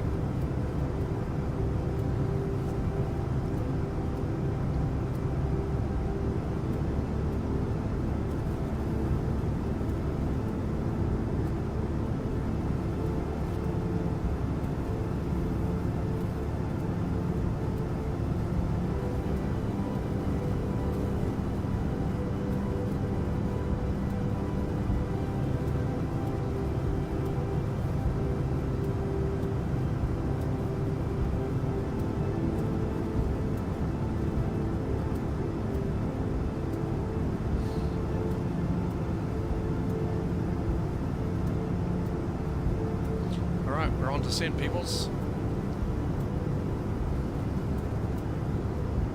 On our way down.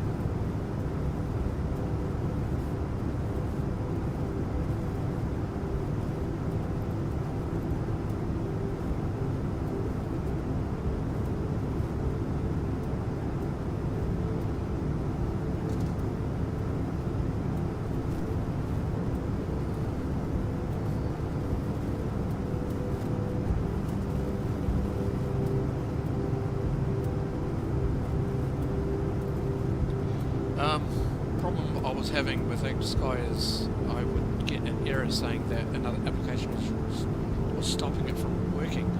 Did it say what application it was?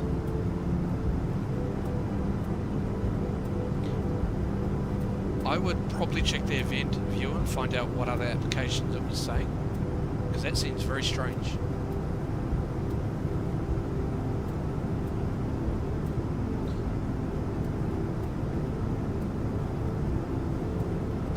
What other... Okay, I'm not sure if I can show you because I haven't got it set up on OBS yet, but I'm using Airborne Geek Live Weather Realistic one.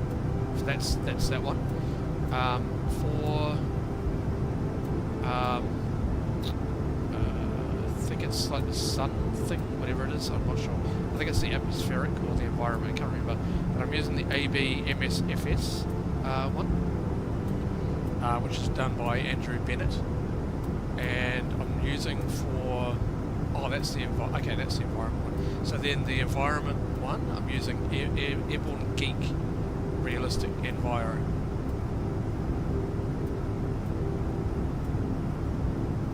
Let's see if I can show you. Hold on. I'm not sure if I can.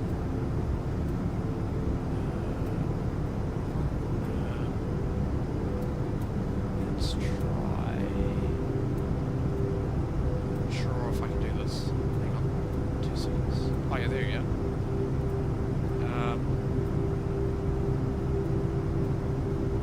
Oh, why is it white? Hey? Let's go.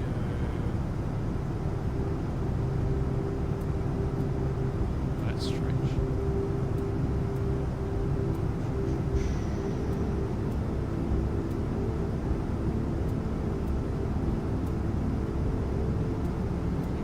That's very, very odd. Okay, that doesn't work. That's fine. That's fine.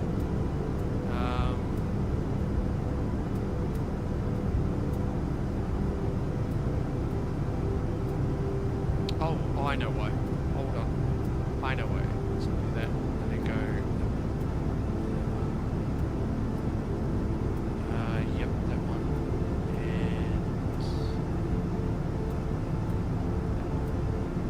And then hopefully, if we do that, does that then show?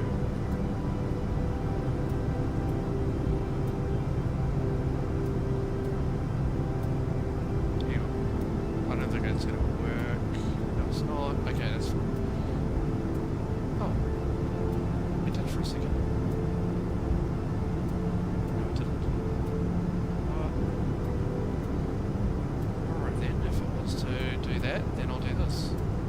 I'll do... this one.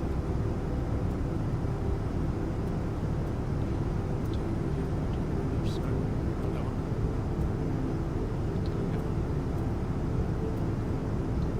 Let's do this one. Specific.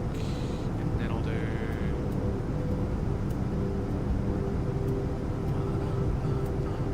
that one.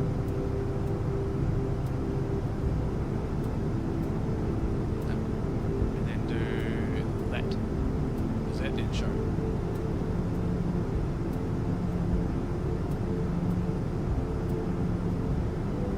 No, it doesn't. That is strange. What it? Actually, I know what to do. Which one? Oh, that could be turned off now.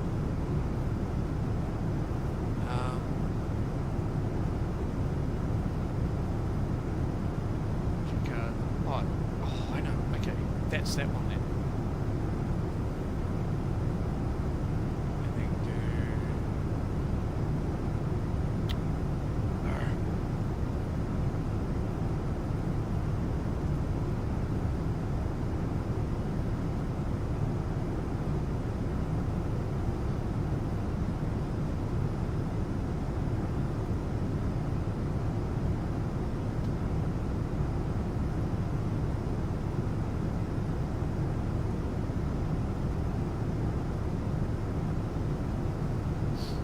why that shows up white.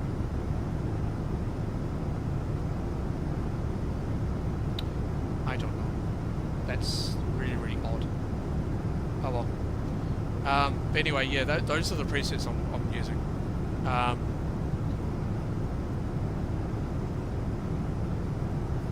I can send them through the chat. Hold on, I'll do this. Oh yeah, I'll send. Actually, that's a good point. I'll send them through Discord. Let me just. Yes, do that. Okay, cool. And then I'll do. Screen.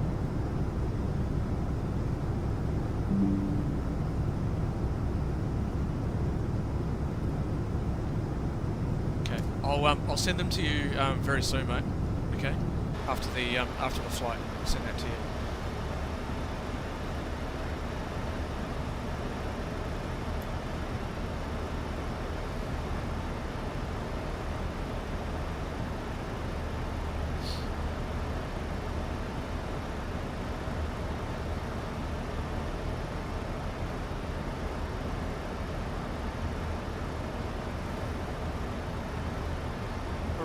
Looks like we're on profile, so well, slightly below profile, but I'm okay with that.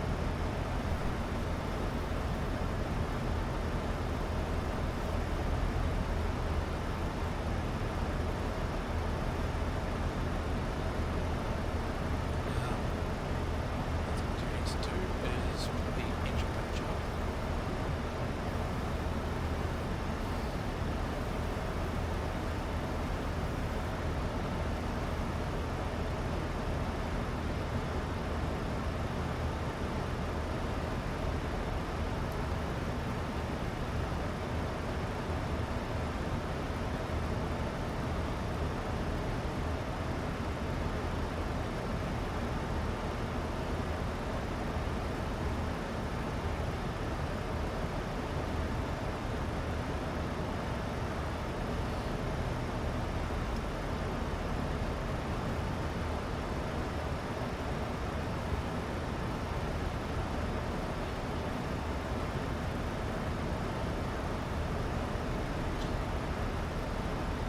But yeah, I'll send the Rex Atmos. I'll put it in Discord once the flight's finished. Once we've landed. All right, transition. Let's see, altimeters. Transition set altimeter 1015. 1015 set, passing 14,700. Now Checked.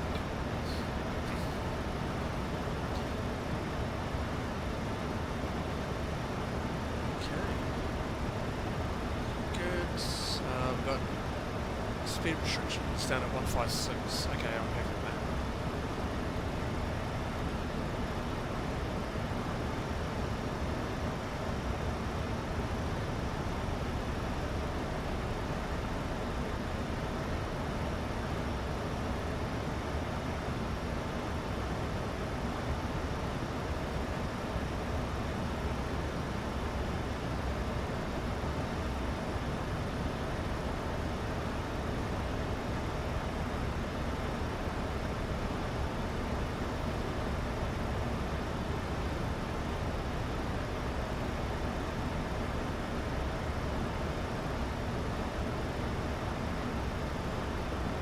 Okay, no, all good there, Chris.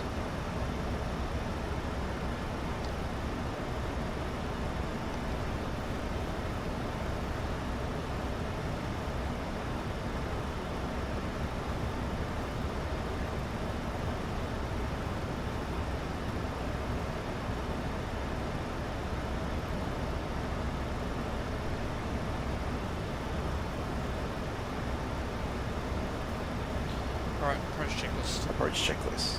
approach checklist. Altimeters 1015 set. 1015 set. Approach checklist completed.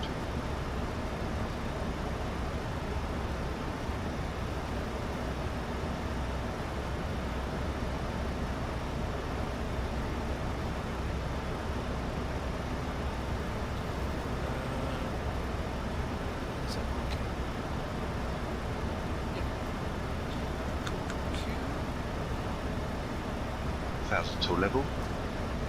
Okay. One to go, and so we'll keep coming down. We'll go down to 2,200 feet, all the way down for the approach.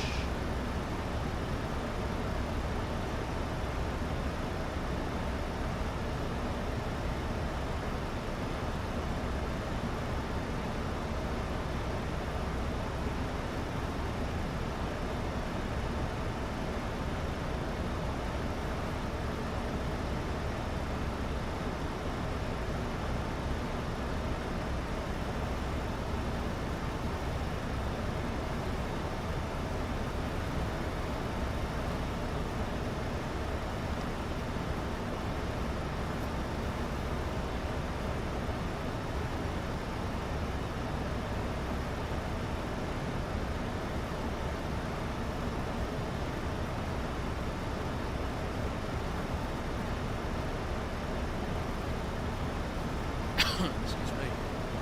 Alright.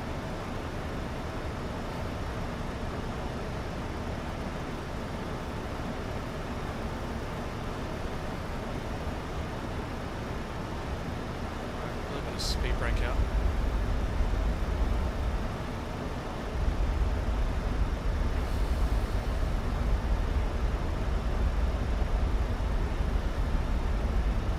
$10,000.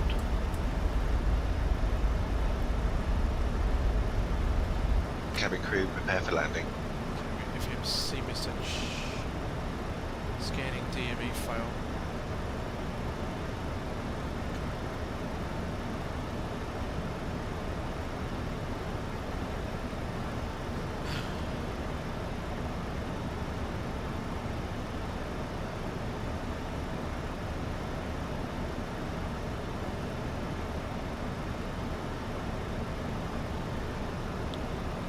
May have to do this one manually, I think. Might have to do a visual approach.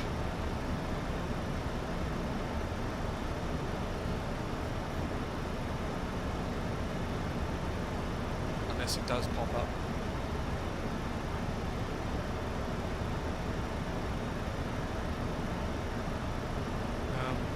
What was green sheet there? 109.9. I'm sure that was the ILS. Yeah, it is.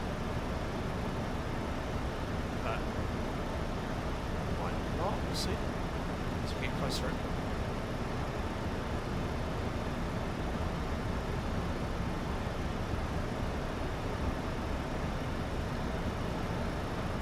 There's a coast up there.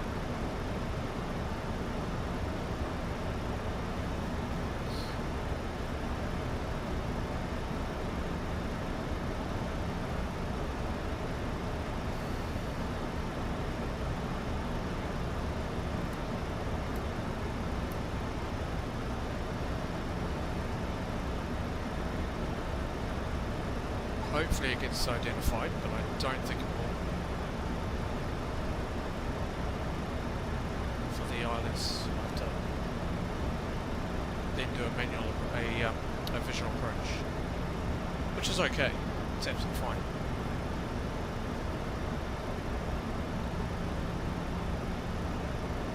Because the visibility is okay.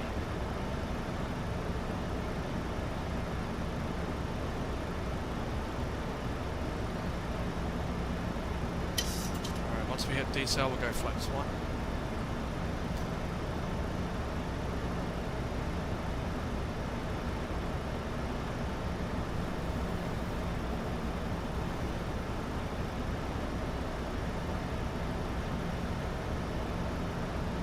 Yeah. Oh no, it just got identified. 26 miles. Nice. And there's, okay, we've got the localizer just pop up, so fantastic. Excellent. So we can then come down on the ILS. Oh, unless the glides, I'm going to wait on the glide slope.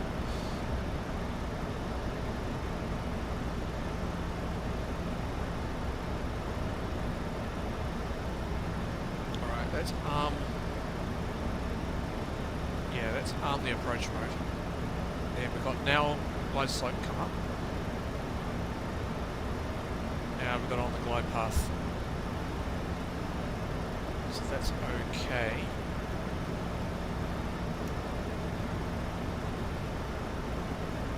Alright, just on the basis of a short approach. We'll go flaps 1. Speed checked.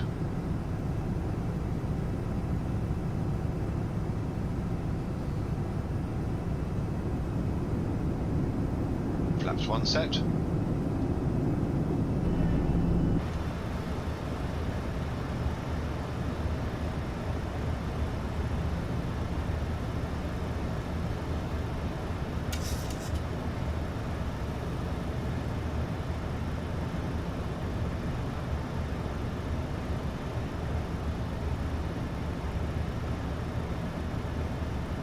Okay, speed brake.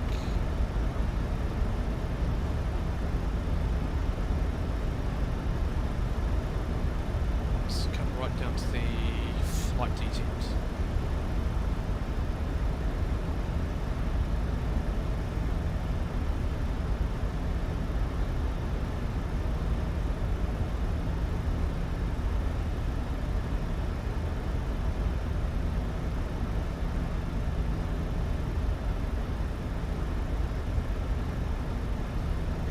Let's keep the speed brake out just for a bit. Let's come on down.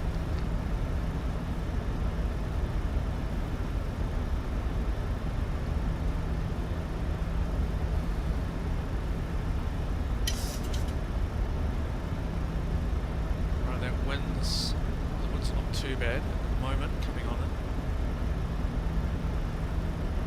And we're coming back on profile now. So I'm okay with that.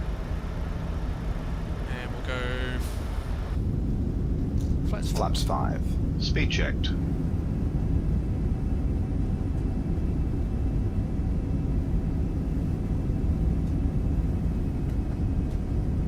Flaps 5 set.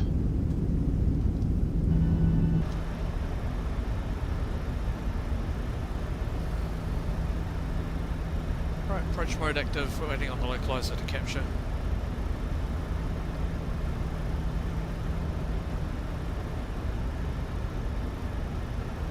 Okay, we're going to retract the spoilers. Arms, in fact, better arm speed brake. Okay, that's good. Waiting for the capture.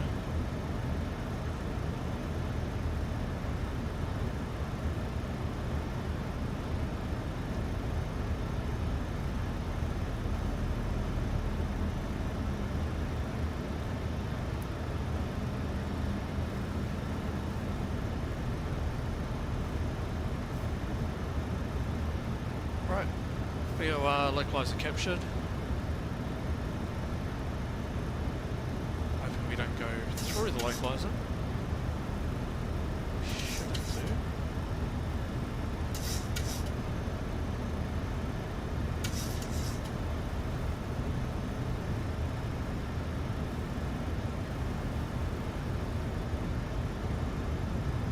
So the runway's right here. So that's the runway.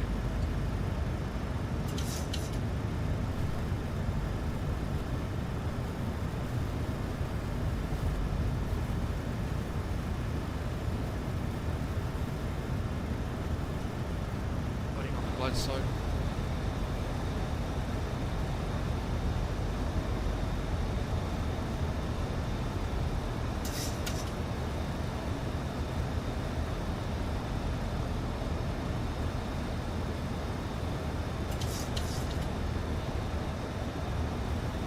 Alright, it's coming down now.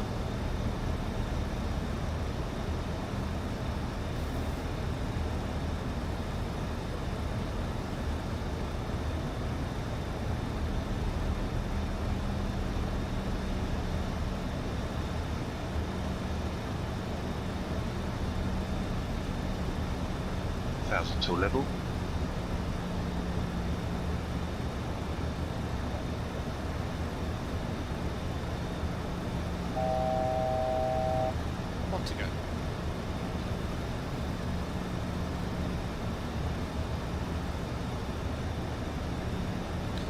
final approach.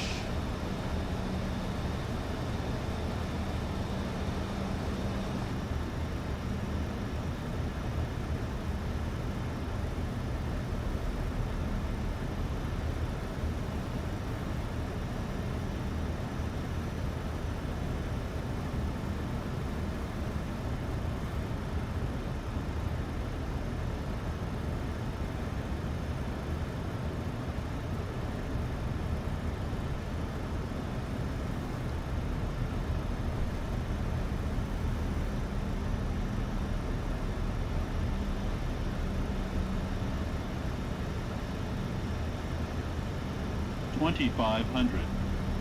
Radio altimeter alive. Cabin crew, take your seats. Okay, let's approach altitude 3,300 set.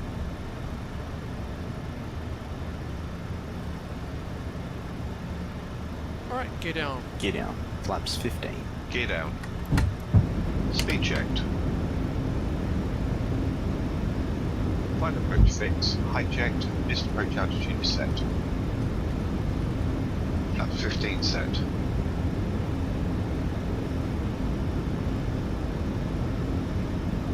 Flaps 30. Speed checked.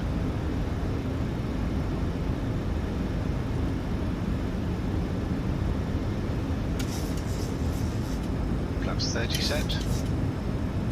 Alright, 140.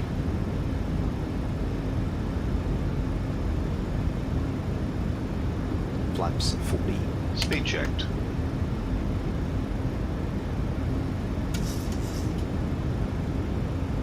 Flaps 40 set. Landing checklist. Landing checklist. Engine start switches. Continuous. Speed brake. Armed. Landing gear. Down. Flaps. Flaps 40. Green light. Landing checklist completed. Cleared.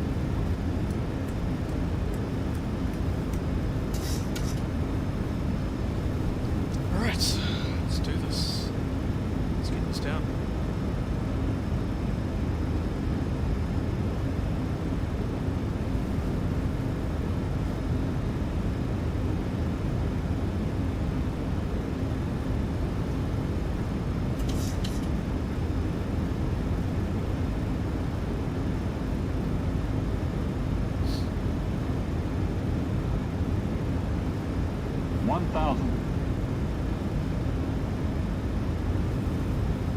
Okay, that's checked.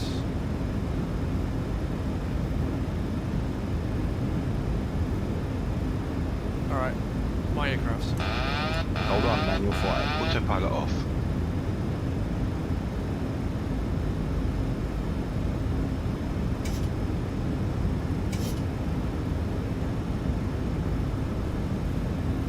Alright, just keep an eye on the glide path.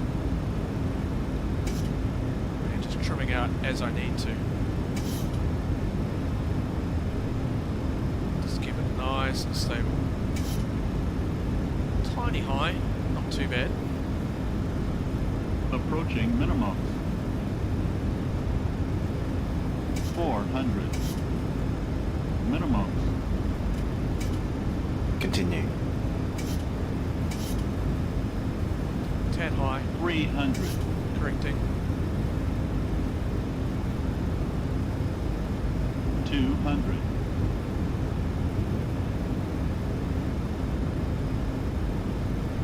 100. 50. 40. 30. 20. 10.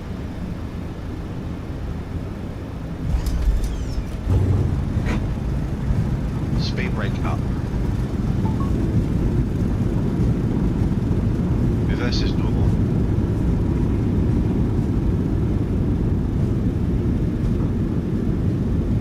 Alright, manual braking. Auto brake disarmed. Manual braking. 60 knots. Checked. Excellent.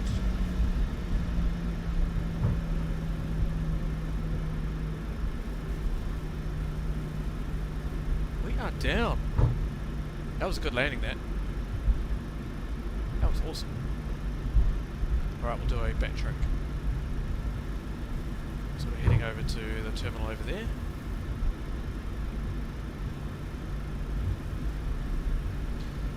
Thanks, Craig. Appreciate it.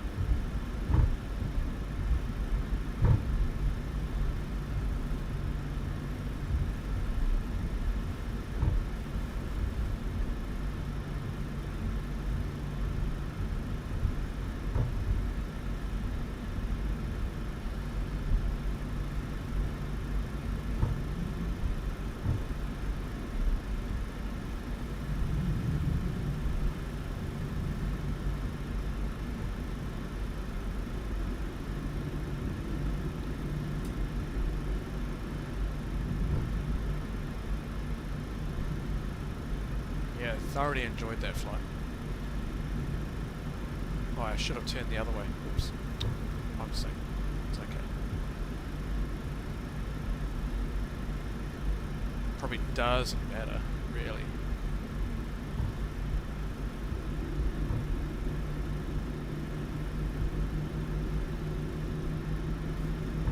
Alright, let's do flats retract.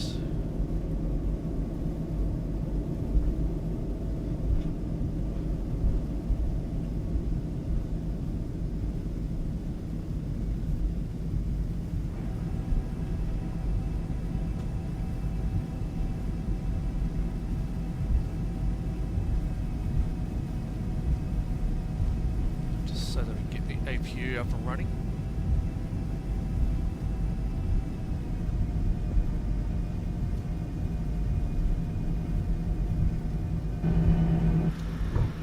And we'll turn off here.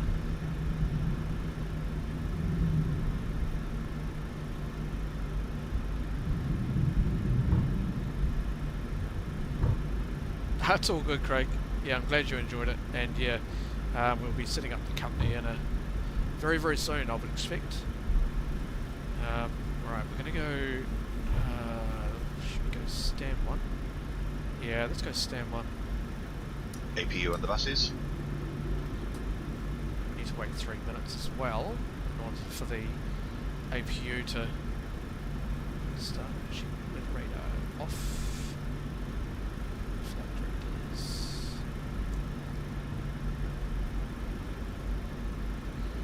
Now I've got to find where the stop is. Actually, I might just bring up GSX.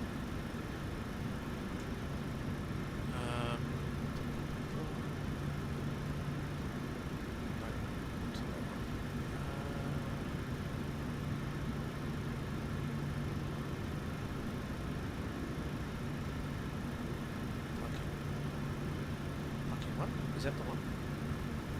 No, don't need that. Yeah, there we go.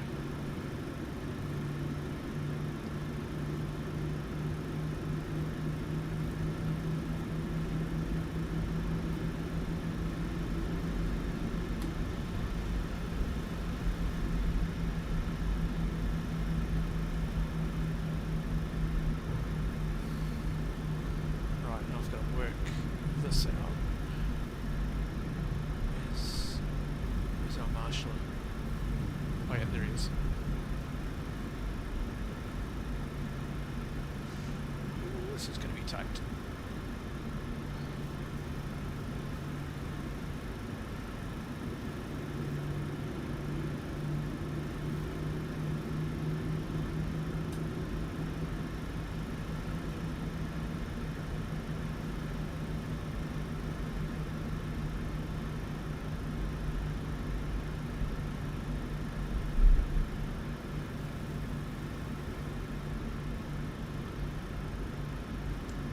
Three minutes.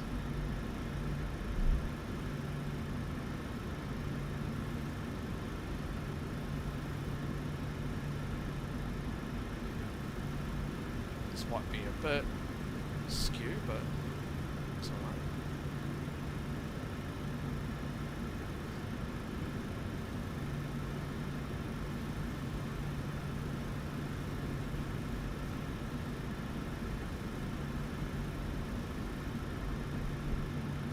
Alright, that'll do. Take care of that. Fucking broke. Set. And alright. 1 cut running down. 2 cut running down.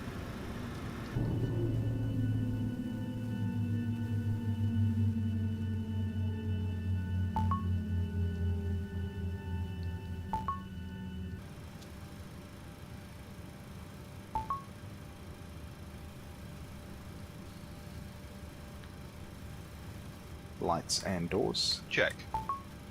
Cabin crew, disarm doors and cross-check.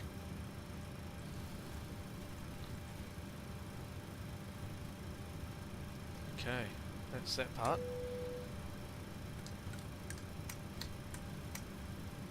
So we've got the stairs, which is fantastic. We can start deboarding. Deboarding requested. Nice.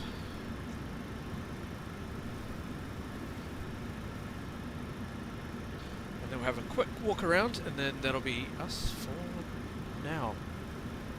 But we will be back tonight for a little bit of American Truck Simulator, so should be a good stream on that one.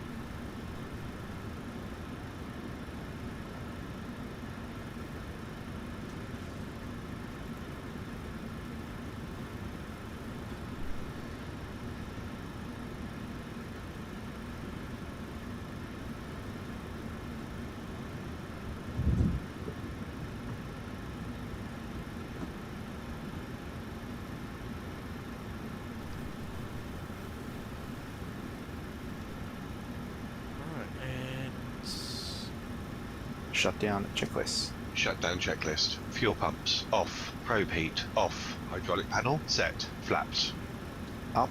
parking brake. Set. Engine start levers. Cut off. Weather radar Off. off. Shutdown checklist completed. Let's check. Yeah, it's all good there. It's fine. Nice.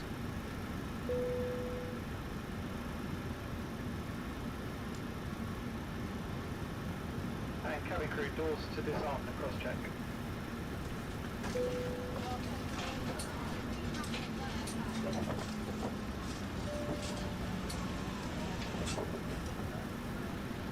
Nice. We've only got 11 packs, so shouldn't take long.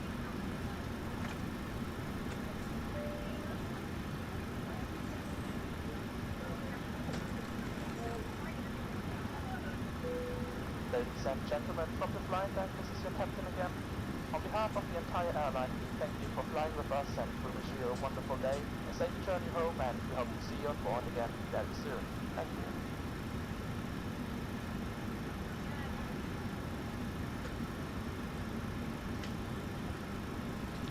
Let's go and have a quick look outside. Secure the aircraft, please. No, I won't do that. Let's have a look quick. Walk around.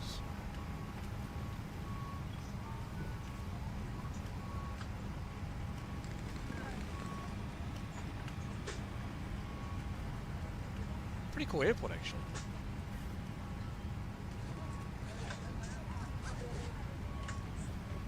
These... maybe not.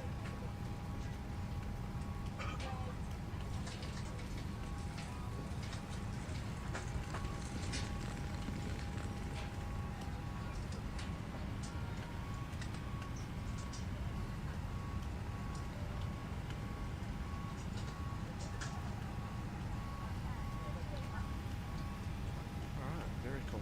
And deboarding's complete already. Fantastic.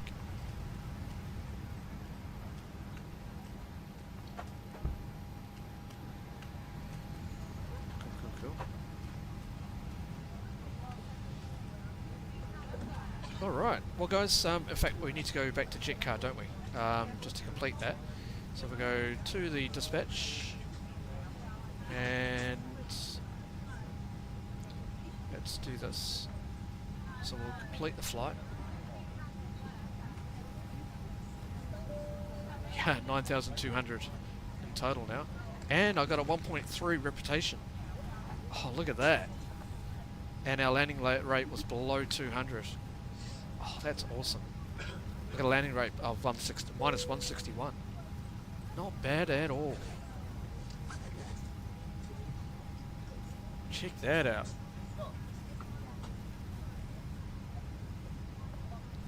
You haven't been to Raro for the last, what, 10 years? Jeez, okay. That is how you remember it. Yeah, it certainly looks great, that scenery. I haven't been here, but yeah, it looks great. Alright, so we've got